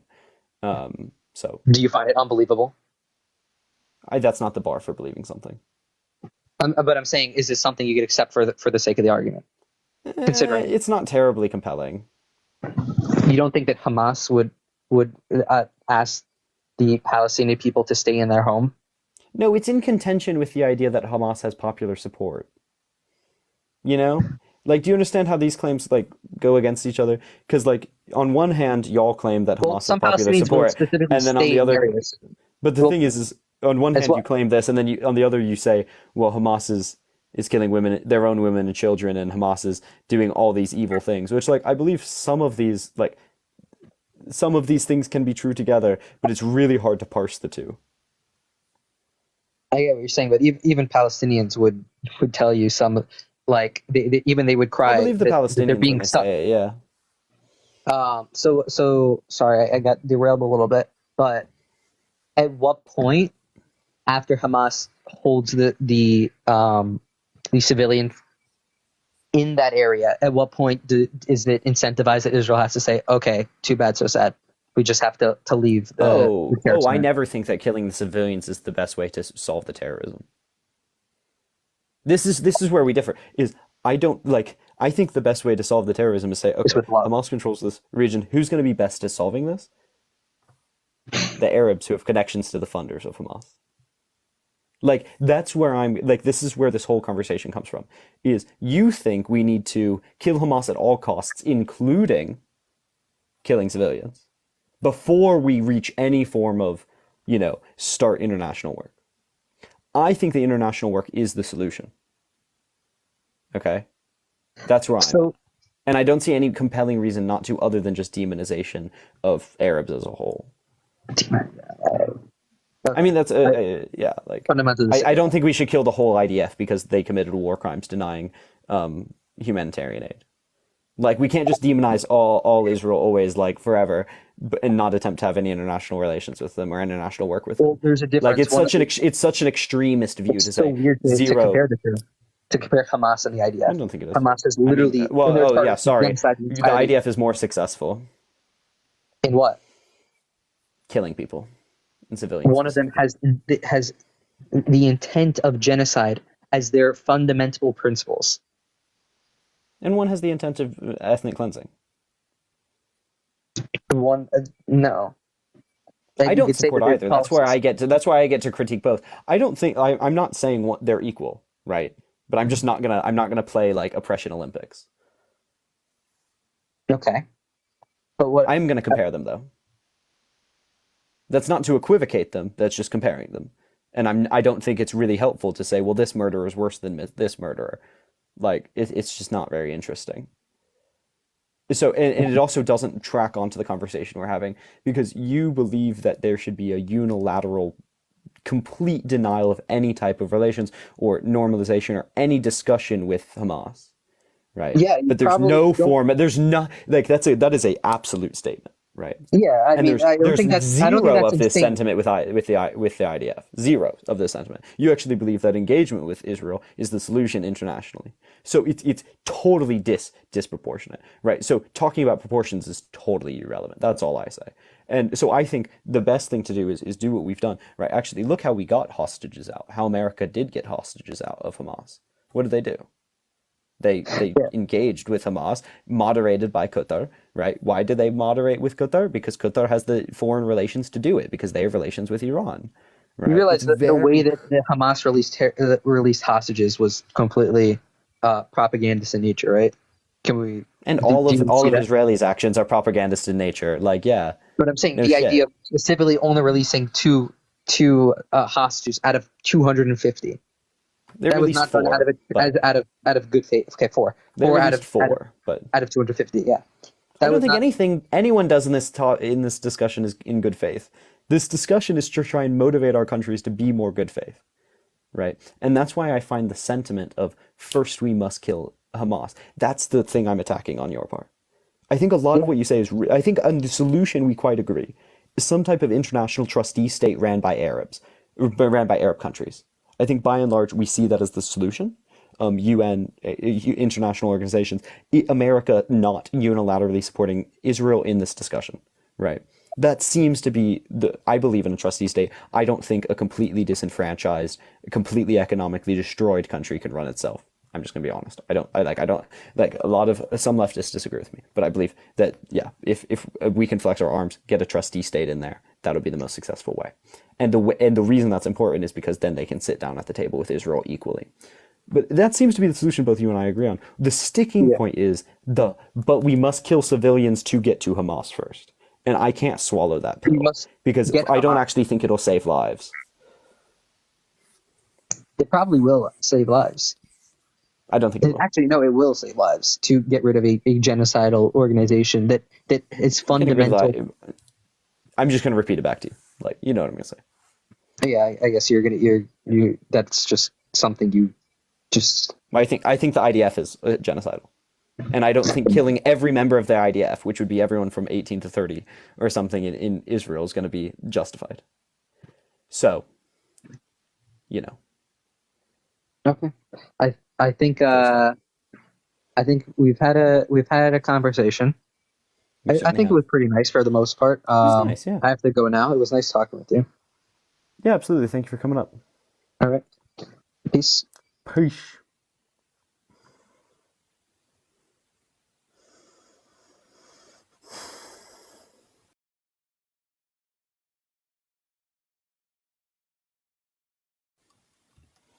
What did I just get sent?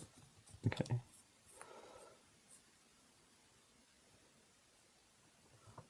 I'm very worried. Oh.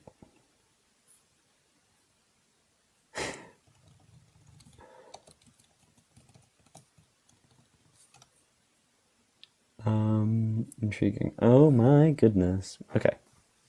I'm not supporting Hamas. I denounce Hamas. I don't support Hamas. I've said it before. I'll say it again. Okay. Okay. Okay. So I'm losing steam, but I do need to take I need to take a part 2 piss break.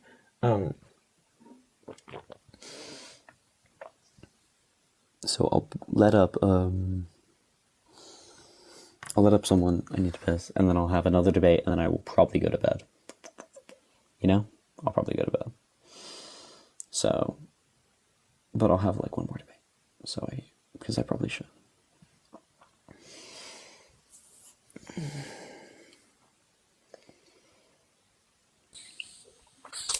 Yellow, you pro-Palestine? Okie dokie. Actually, I'll just take a second. Okay. I'm gonna run. Chill out. Take this second to go off and follow my YouTube. I think something like 20 of y'all followed my YouTube, so thank you so much to everyone who did. We're gonna hit 1,000 subscribers soon, and I'll live on. I'll be back.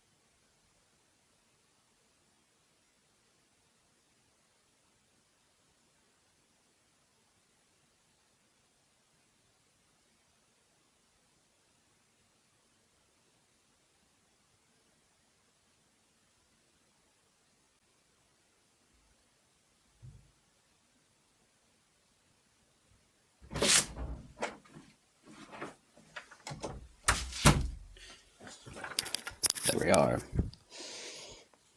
I do upload my live streams. Thank you so much for asking. It is, so my live streams are uploaded to YouTube in portions of them are, some of them are. And I do wash my hands, dipshits. Yeah. And then some of them are uploaded to Patreon. All of them are uploaded to Patreon, eventually. Just takes a second. Because I'm a bit lazy.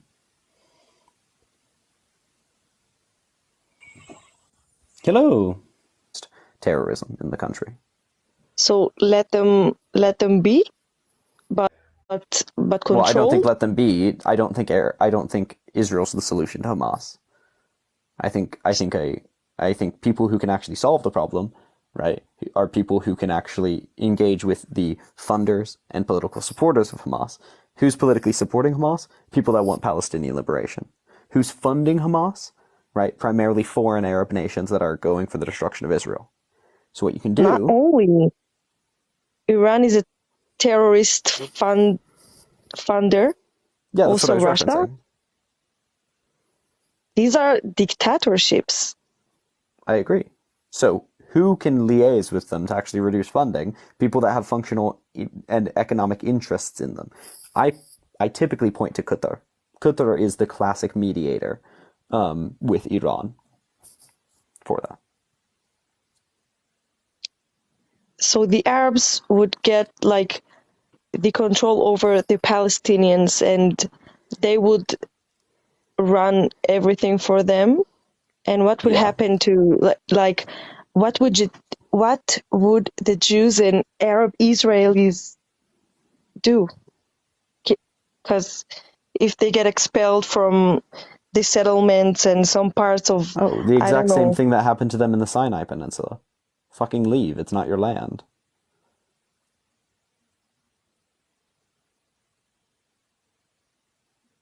Mm.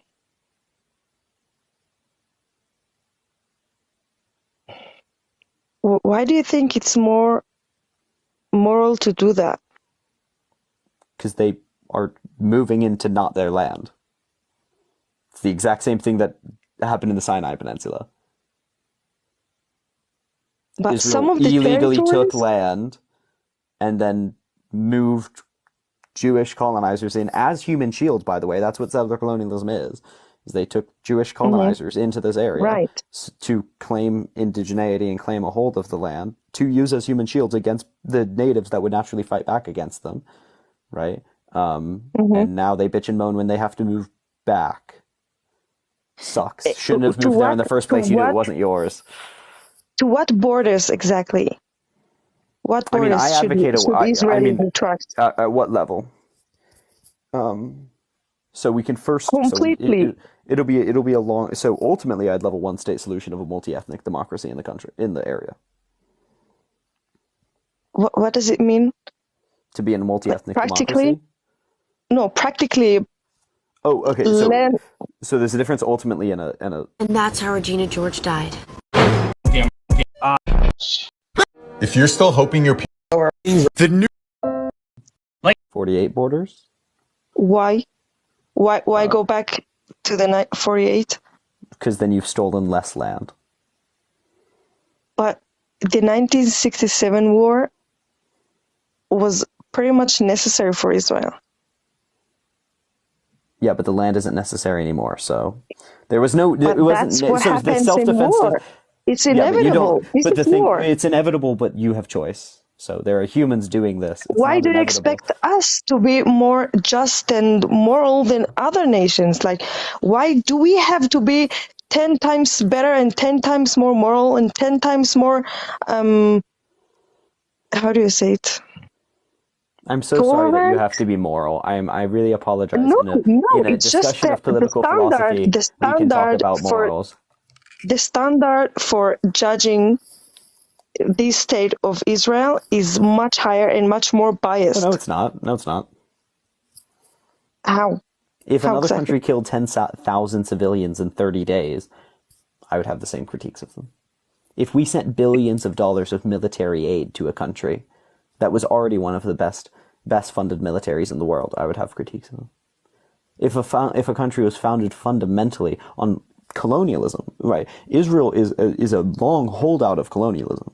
Lots of other places have been successfully decolonized. Israel is a continuous holdout of active colonialism, of having its original roots back in colonialism.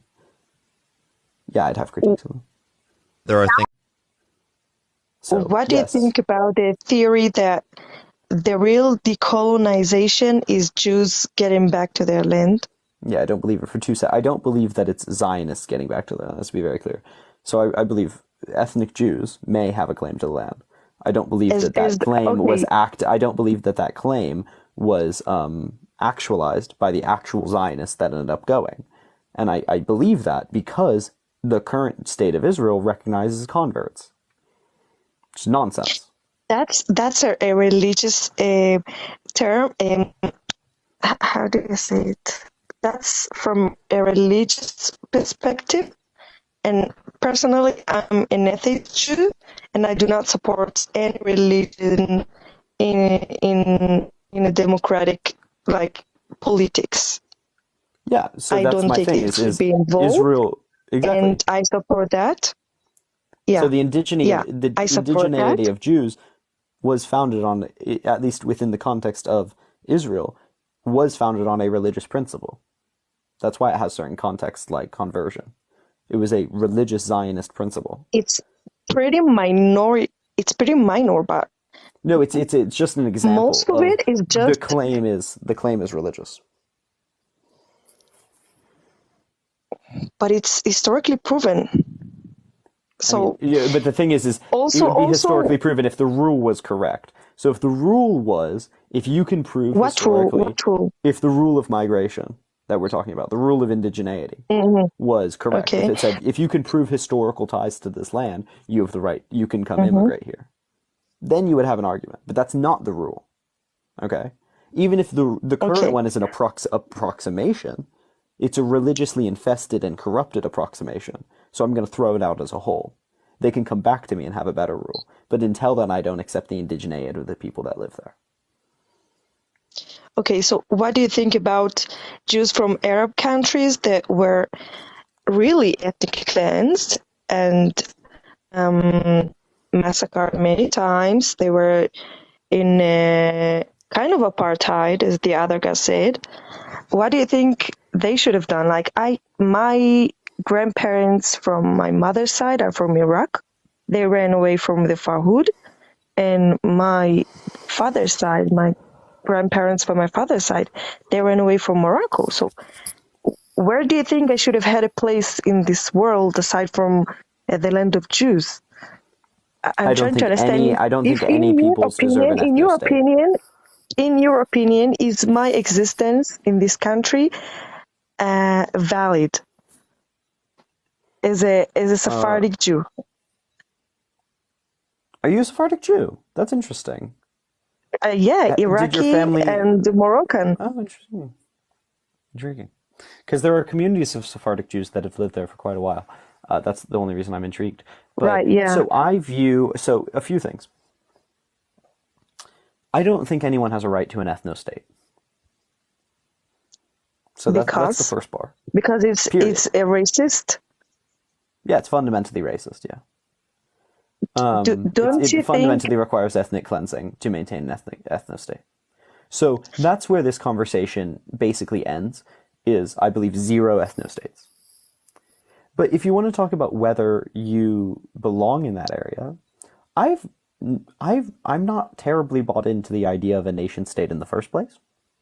Like this very vague idea of like cultural or historical connection to the land. But even if we did, right, it gets very political very quickly and very complicated very quickly, right? So yeah, sure. I'm not going to tell people that the place they've lived for 2 generations they have to leave. Necessarily, unless they are there as a function of an ethno-state.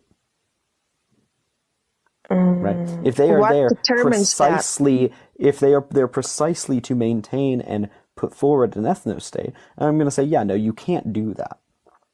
Actually, and Israel uses its people to do that. And Israel uses its immigration to do that. So what do I think the solution to this is?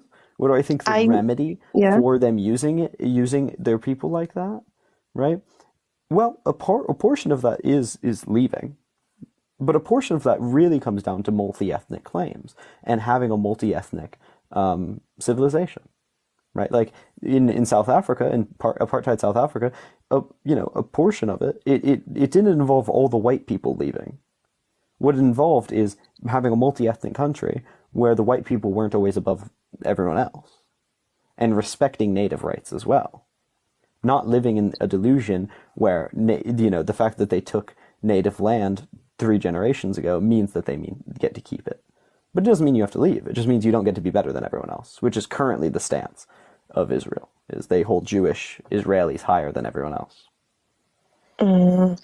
I could say you are right to some extent, especially with the government that right now is in control. The politicians that are in the what's the opposite of opposition? Just the government, I believe. Yeah, the government. But it's not that extreme as you describe it. As a person that lives here, I tell you, it's not that extreme. I do not feel entitled. I work with Palestinians. I come in contact with them on daily basis. I don't feel like. Have you ever been here? Like, I don't think people really understand the reality of our lives. I know it sounds very extreme, and I do not say we are like innocent land of angels. I'm not trying to live in a bubble, okay? But I think you view this situation here to very extreme level than what it Well, is. Israel makes it look a very extreme level, doesn't it? I They think attempt to describe Palestinians in the worst possible terms. And then they try and describe Israel in the best possible don't they terms. refer to Hamas by that and other terror groups like PLO? Yeah. Why? That's interesting, though, that they refer to the PLO as a terrorist organization. I agree that it is, but they don't refer to the IDF as a terrorist organization. So, where they do very similar actions. So maybe your Very spectrum for what similar, is like they extreme. come into a house and shoot a baby at his head. They pluck out an eye of a dad in front of his children, decapitate Look, her. they may be less gruesome about No, it. they are. But they may be less gruesome about it, but they're a shit ton more effective. And I care a lot more about them being effective than them being gruesome. So an effective terror organization is a lot scarier than a gruesome one. So, from my view, the fact that the IDF absolutely kills civilians, absolutely does everything, basically do they target civilians. them? I mean, What it doesn't proves really that? matter when you. It doesn't really matter that you target them if you kill them anyway. If you're in between me and a person I want to kill, and I your shoot through solution. your head, but the thing is if you're in between a person I want to kill, and I shoot through your head, and the bullet just happens to go through your head, and then hits the target, it doesn't really matter that I targeted you. I had to kill or them. I had to kill you to kill them, right? So no, But I don't care about this idea of targeting. I don't. It's up for debate, but they'll lose. It's up for debate, but the IDF will lose. You don't kill that many civilians without having a choice as to doing it. It's a great term. Your missile, your responsibility. And I think the IDF works really hard to work against that. But your bomb, your responsibility. And you really have to justify every civilian casualty. I have another question. I agree. Now I have another question. Do you really believe that most of the Palestinians in Gaza are not sharing the same radical ideologies about Jews and are not sharing the same ideologies with Hamas, even though they do not like this organization? Don't you think they are not, like, people are making them peaceful people? I saw so many videos of them celebrating on 7th of October. And so let me answer that. I do not believe that someone's ideology justifies killing them. If I believed that someone's ideology justified killing them, I'm talking, and that I'm would not be a talking about really killing. big problem for most Israelis. Right, but I'm talking about, you said, a multi-ethnic country. So how would we get along? Well, people ask the exact same thing in apartheid South Africa. Because do you really compare it though? Absolutely, because the apartheid South Africa, the people who worked against apartheid compare it, and people and slavery in America. People said the exact same thing about slavery in America. Well, do you see these violent slave revolts? They're going into masters' houses, killing the women and children. They did it? And celebrating it. Slave revolts were violent. They killed civilians. They killed women. They killed children. So you do not justify no, I'm not it? saying, I'm not, but you get lost in this. I don't justify those actions. What I'm saying is the violent actions are going to be the loud actions. So when we're looking at these groups, Palestinians tried peaceful protests a lot. They just didn't get the attention that the violent protests did. And who are the people that are going to be doing violent protests? They're going to be the desperate people. And the desperate people are going to be extremist people. So what does that end up doing? That ends up meaning that the desperate and extremist people happen to be the most loud people because they are the most violent people. So the view that you get of this side are the desperate, extreme, loud, and violent people. And then you characterize the whole peoples as desperate, extreme, loud, and violent. But if you didn't have to make them desperate in the first place, they wouldn't be as violent, and therefore they wouldn't be as loud, and therefore you wouldn't have this view of them being desperate, extreme, loud, and violent. Okay. So that's the view. Yeah, I also have another view of this situation, that it's in general, radical Islam is not a minority like you make it look. It is absolutely a minority. Most Muslims are peaceful people, 100%. Most Muslims are peaceful. If most Muslims were not peaceful, this world would be fucked. The fact that they're peaceful doesn't mean that they don't share some of the ideologies. I think it's a spectrum. It is a spectrum, but I don't care about someone's ideology. I care about how they act. Because once again, if someone's ideology justified actions against them, if someone's ideology justified actions against them, then Israelis would have a really big issue. Okay, so a person living very great in the West, being a dentist, or I don't know, I'm not Islamophobic, okay? This is just out of control. I am stating people in the comment are telling me that I'm Islamophobic. I'm stating a real problem. It was an Islamophobic statement, yes. The idea that Islam is a fundamentally violent religion, any more than any other religion, such as Christianity or Judaism. I did not imply that. Well, when you say that it's not a minority. It's very evident. It's very, I don't know how to describe it, but... It's not very evident. I disagree. Numerous terrorist organizations that have done... Do you know how many Christian terrorist organizations there are? No. The IDF is composed of Jewish terrorist organizations. So, where are we at? You calling the IDF a terrorist organization is also up for debate, especially... It can be up for debate in comparison to Hamas, ISIS, Al Qaeda, Taliban. All of these are also terrorist organizations. Yeah, but comparing the KKK is a terrorist organization. That's Christian.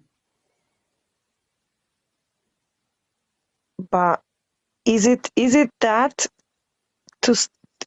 that extent in the Christianity compared to Islam? What do you mean? I mean that there are large percentages of Muslim people that either participate or Incorrect. I mean, most Muslims are peaceful people, and most Muslims do not support violence. By saying large percentage, I mean like 20%, 50%, maybe just higher. Making shit up. By what backs you up? So what percentage do you think it is? It's extraordinarily low. It's less than 2%. What backs you up? I mean, there was a Pew research study that looked at American Muslims and their support of violent extremism. Only American Muslims. Most Muslims are not in America. That's the citation I have directly in front of me. I can get other citations if you need, but you've come with nothing. I have listened to Brigitte Gabriel. I know she's a little bit extreme, but Bridget Gabrielle. she's been through a civil war in Lebanon, and I think she's, Are we of thinking course, of the her same views. person? That By the fucking way, psychopath. She's crazy. No, she's crazy. She's actually. Wait, good. Is she on Twitter? It's not my Yeah. only source. Is it the Twitter that I follow? That is her. Oh my god. Oh my god. Oh my god. Yeah, what? Bridget Gabrielle. Guys. Okay, I have to have a little fun in my Did you life hear a sometimes. story, or did you I don't just care. read? So here's Bridget Gabrielle. But she has. So let me just for impeachment of evidence. I've tweeted about this before. I knew I recognized the name. First of all, she wears like lightener as a makeup, which is problematic itself. But she also, this is her. It's irrelevant. This is her header. She has a quote from herself next to a picture of herself on her like Twitter? header of Twitter. Yeah. Have you ever read this? I think I did. I don't remember though. It is the most unhinged. So y'all know what I'm talking about. Like on the Twitter profile, you get your profile picture and then you get the header thing. She has a quote of herself, which is like rogue. And here's the quote. And it gave me like 5 strokes when I read it first. 2% of the passionate will always rule the 98% indifferent. Bridget Gabrielle. What the fuck does that mean, Bridget? Doesn't she mean like the extremists? 2% of the passionate will always rule the 98% indifferent. There are like 5 places you could put a comma, right? In that would make it make sense. But she was like, actually, no, I'm gonna do none. It's just a period, babe.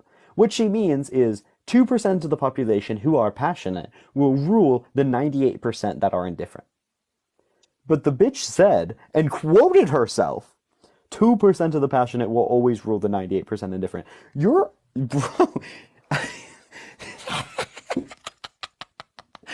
Oh, she's so dumb. Yeah, no, I don't. What in the world are you listening to Bridget Gabrielle for? Literally one of the dumbest people I have ever seen. She posts AI propaganda. Like her Twitter. Yeah, the Trump ones. So much. Yeah, she's crazy. I've seen the Trump ones. Genuinely a psychopath. Genuinely a psychopath. Genuinely don't care what she says. But also like I cited like an internationally recognized body of like research, and you cited Bridget Gabrielle, whose best quote she could put on her header was of herself. But you know, dismissing a person for being cringe, but there could be not a chance cringe, stupid. Okay, also stupid doesn't mean that everything she says is wrong. It does, actually. It's a damn good indicator. Not always, but 100% efficient. If I ever want, so I have 2 sources for all of my views. Not really, but like in a fun way. If I ever want to see what to think about any given issue, I'll first go to Sinn Féin in Ireland, especially on foreign policy. They're pretty damn good, especially with Palestine. So I'll look at what Sinn Féin is saying and read their rhetoric, and I'll be like, cool, that's what Sinn Féin is. And then just to double check that I haven't missed anything, I'll turn to Bridget Gabrielle, and anything she is agreeing with, I will disagree with. And it works 100%. I've never gotten a bad take from this method. It works 100% of the time. Anything she is saying is wrong is correct. Every time. She is crazy. She's a crazy person. But the way you express yourself about her sounds a little bit extremist.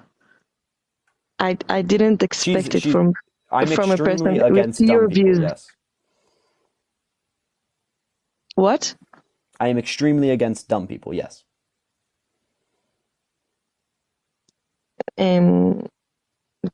Define dumb.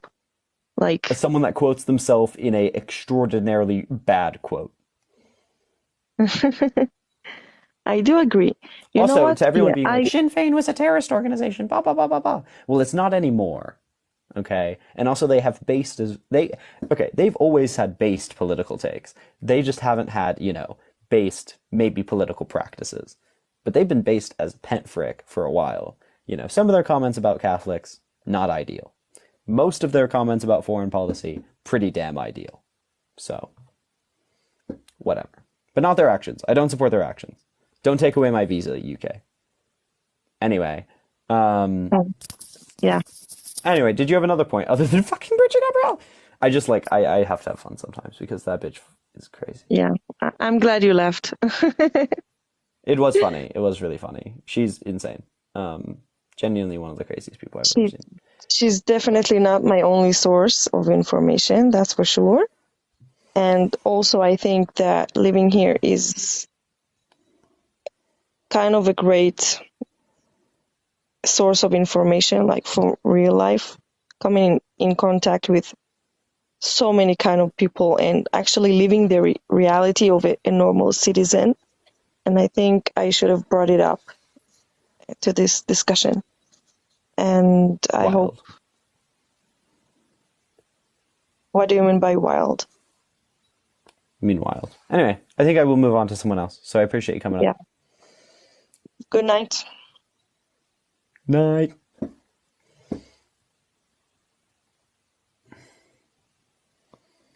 Okie dokie.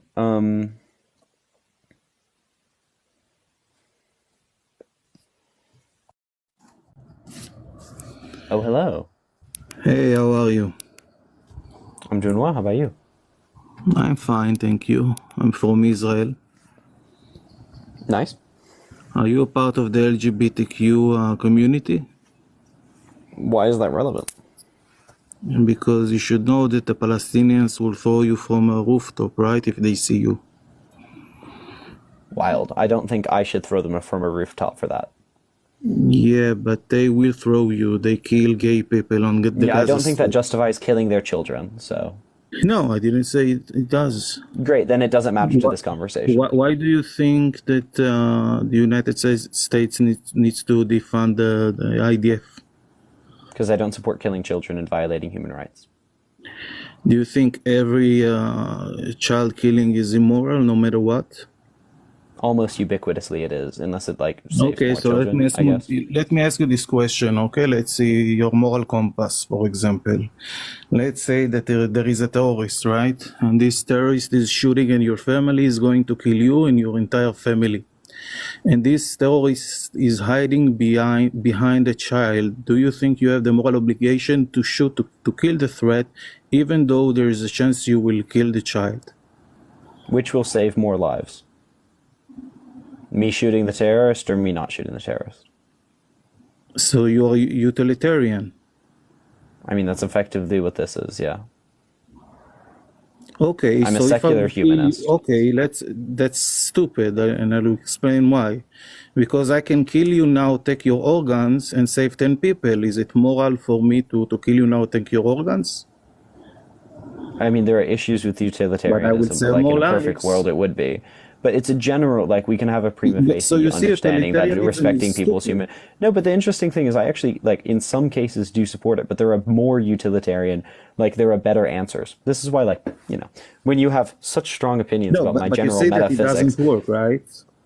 Well, no, I said it does. The comparison would be, should we go around and start killing people to take their organs? Or should we go through some other social process that would actually solve the issue of deficiency of organs? Like, for example, where they barely have a deficiency of organs in South Korea, because they have opt-out organ donations, and then you're at the lowest of an organ donation list for that, right? But I'm showing you that your morality is No, not but you've shown me in an isolated system. But when we apply it to real life, almost always. I've shown you that utilitarianism doesn't work. Okay, now I'm going back to my question again. What is your moral compass? Kill Palestinians? Even though, do you have the moral obligation to shoot at a terrorist to eliminate the threat, although there is a chance that you will kill the child? Will you shoot the terrorist? As I said, I'm just going to apply whatever saves more lives on average. Will you shoot the terrorists? Just answer my question. Whatever saves more lives on average. So you aren't going to answer. I mean, I need more That's a yes or no question. I will say you have the terrorists shooting at you and your family. Okay. Okay. I've so given you an let's say, answer. Do you want to answer? Do you want to ask it a third time? Okay. Okay. Let's put it like this. Okay. Let's say that the terrorist is hiding behind 10 children, and your family makes 9 people. Okay. Are you still going to shoot the terrorist, or you will let your family die? Oh yeah, I don't think my family's lives are more valuable than other people's lives. So you just stand there and die, right? I mean, if I had a choice as to whether letting my family die or killing letting 9 people die or killing 10 people, of course, you will just stand by and let your family die, and you will die because you don't want to shoot back. Is this a weird analogy? Your family is Israel, and the 10 children you don't care about are Palestinians? Because this is just okay, bro. Are you interested in things that I say? Yes, because I'm showing you. Do you want to have a two-way conversation? Do you want to have a conversation? You know well that you will shoot back. You're not well. Okay, you're not right? welcome on this live to monologue. Would you like to have a conversation? Yes, of course. How old are you? But please be sincere and answer my questions. I'm 36. You're 36. So you're a fully grown adult. Yes. Yep. Mm-hmm. Can we act like one?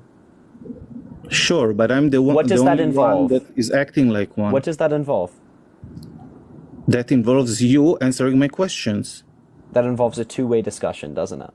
Yeah, but part of wonderful. Then let's try and do that. Do we understand how that functions? One side is asking a question, and the other side is actually answering. Great. So I did answer your question. So I ask you a yes or no question. So wait. Okay, it's very difficult if I'm not allowed to have a sentence. I will kick you if you're acting like a child and not like the adult you are. Do you understand how that functions?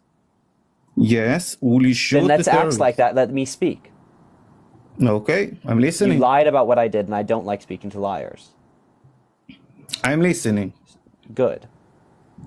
I did answer your question. If you had 2 brain cells to put together for critical thinking, you'd realize that me saying it depends on which would save lives is a conditional yes and a conditional no. Do you understand what a conditional is? Yes, so basically Wonderful. Then you're just a liar. You're either dumb or a liar, and I don't like speaking to either. So let's move on to the next point. Okay, so you what, claim that you debunked because you don't have a good utilitarian. answer? Yeah, you're not welcome to speak. You claim that you debunked utilitarianism. I was attempting to don't want to answer my stop question. speaking. You claimed you debunked utilitarianism. I attempted to explain to you, right, how utilitarianism applied in real life tends to fall along the lines of the principle of autonomy, which can be used to approximate utilitarianism, right? You were not willing to listen to that. So once again, you're either dumb or disingenuous, neither of which I love to speak to. So do you have an actual argument other than the racist one comparing? Do you have an actual argument other than the racist one saying that Israel's your family and saying that Israel's your family and children you don't care about are shoot back the terrorists, and you're not sincere enough to admit it. I'm sincere. I gave an answer. If a terrorist will shoot you and your family, and you and your family are going to die, you will shoot back to eliminate the threat. You will not stand by because the terrorist is not getting immunity because he's hiding behind the civilian, right? I do not believe in killing more people than I'm saving. Yes, but will you shoot the terrorist? I'm waiting for for an answer for you. If it saves more people than it costs, then yes. Okay, I gave you a different. I've already answered this. Hypothetical, right? I gave you a different example. If it costs 10 lives and it saves 9, I'm not going to shoot them. I've already answered this. If there are 10 children and your family are 9 people, you won't shoot back. You let your family to die, right? Yes, and your I've already answered it. Are we there were 10 or children stupid? there. I'm sorry, my family. You're now going to die. Yes. Yeah. I don't believe you. I'm sorry. Okay. I just don't believe you. Cool. You don't believe yourself. You know well that you will shoot back and eliminate the threat because you care about you, and your family. This is exactly what is going on Gaza. Children are unable to understand other people's perspectives. Or the Hamas terrorists cannot get immunity because they are hiding behind civilians. If you're not going to engage in my perspectives, you're not going to speak.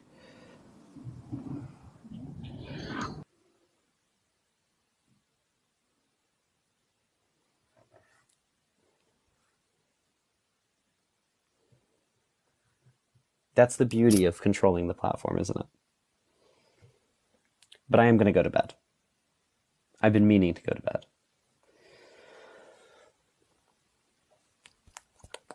I love you all. Go get out, support Palestinian groups. BDS, boycott. We're boycotting Starbucks, Coke, Costa Coffee, which is owned by Coke, every derivative of Coke, so many things. Look at BDS, scan your products, bro. Support the boycott, support the stop, the strike against them. Call your congressperson. It's not that hard. There's a good website. Some of my friends have it listed. Do that. But I appreciate everyone's support on this. I'm just trying to get more eyes and ears on the issue. I appreciate everyone that sent gifts. Like, I'm a human. Not only does it boost the live quite a lot, but I also am a college student. So spending my time is really, like, I'm a very busy guy. So I appreciate being able to economically justify coming and doing this. It's what I love. I love speaking to people. I love being able to advocate for things I care about. I love being able to speak passionately about people. So thank you so much to everyone who sent gifts. Thank you so much for everyone who followed me. Thank you to everyone who follows my YouTube as well, because TikTok doesn't like me as well. So love you all. BDS, boycott, defund, sanctions. That's the big anti-Israel work. So yeah, much love. I'm going to go to bed now. But I'd love to see a bunch of people. Follow me up here, baby. Follow me up here. Click that little button right there. Click that little button. We can do it. We can click that button. If you don't already, click it. You know, you're a cool guy. But, okay. Bye-bye now. I love you all.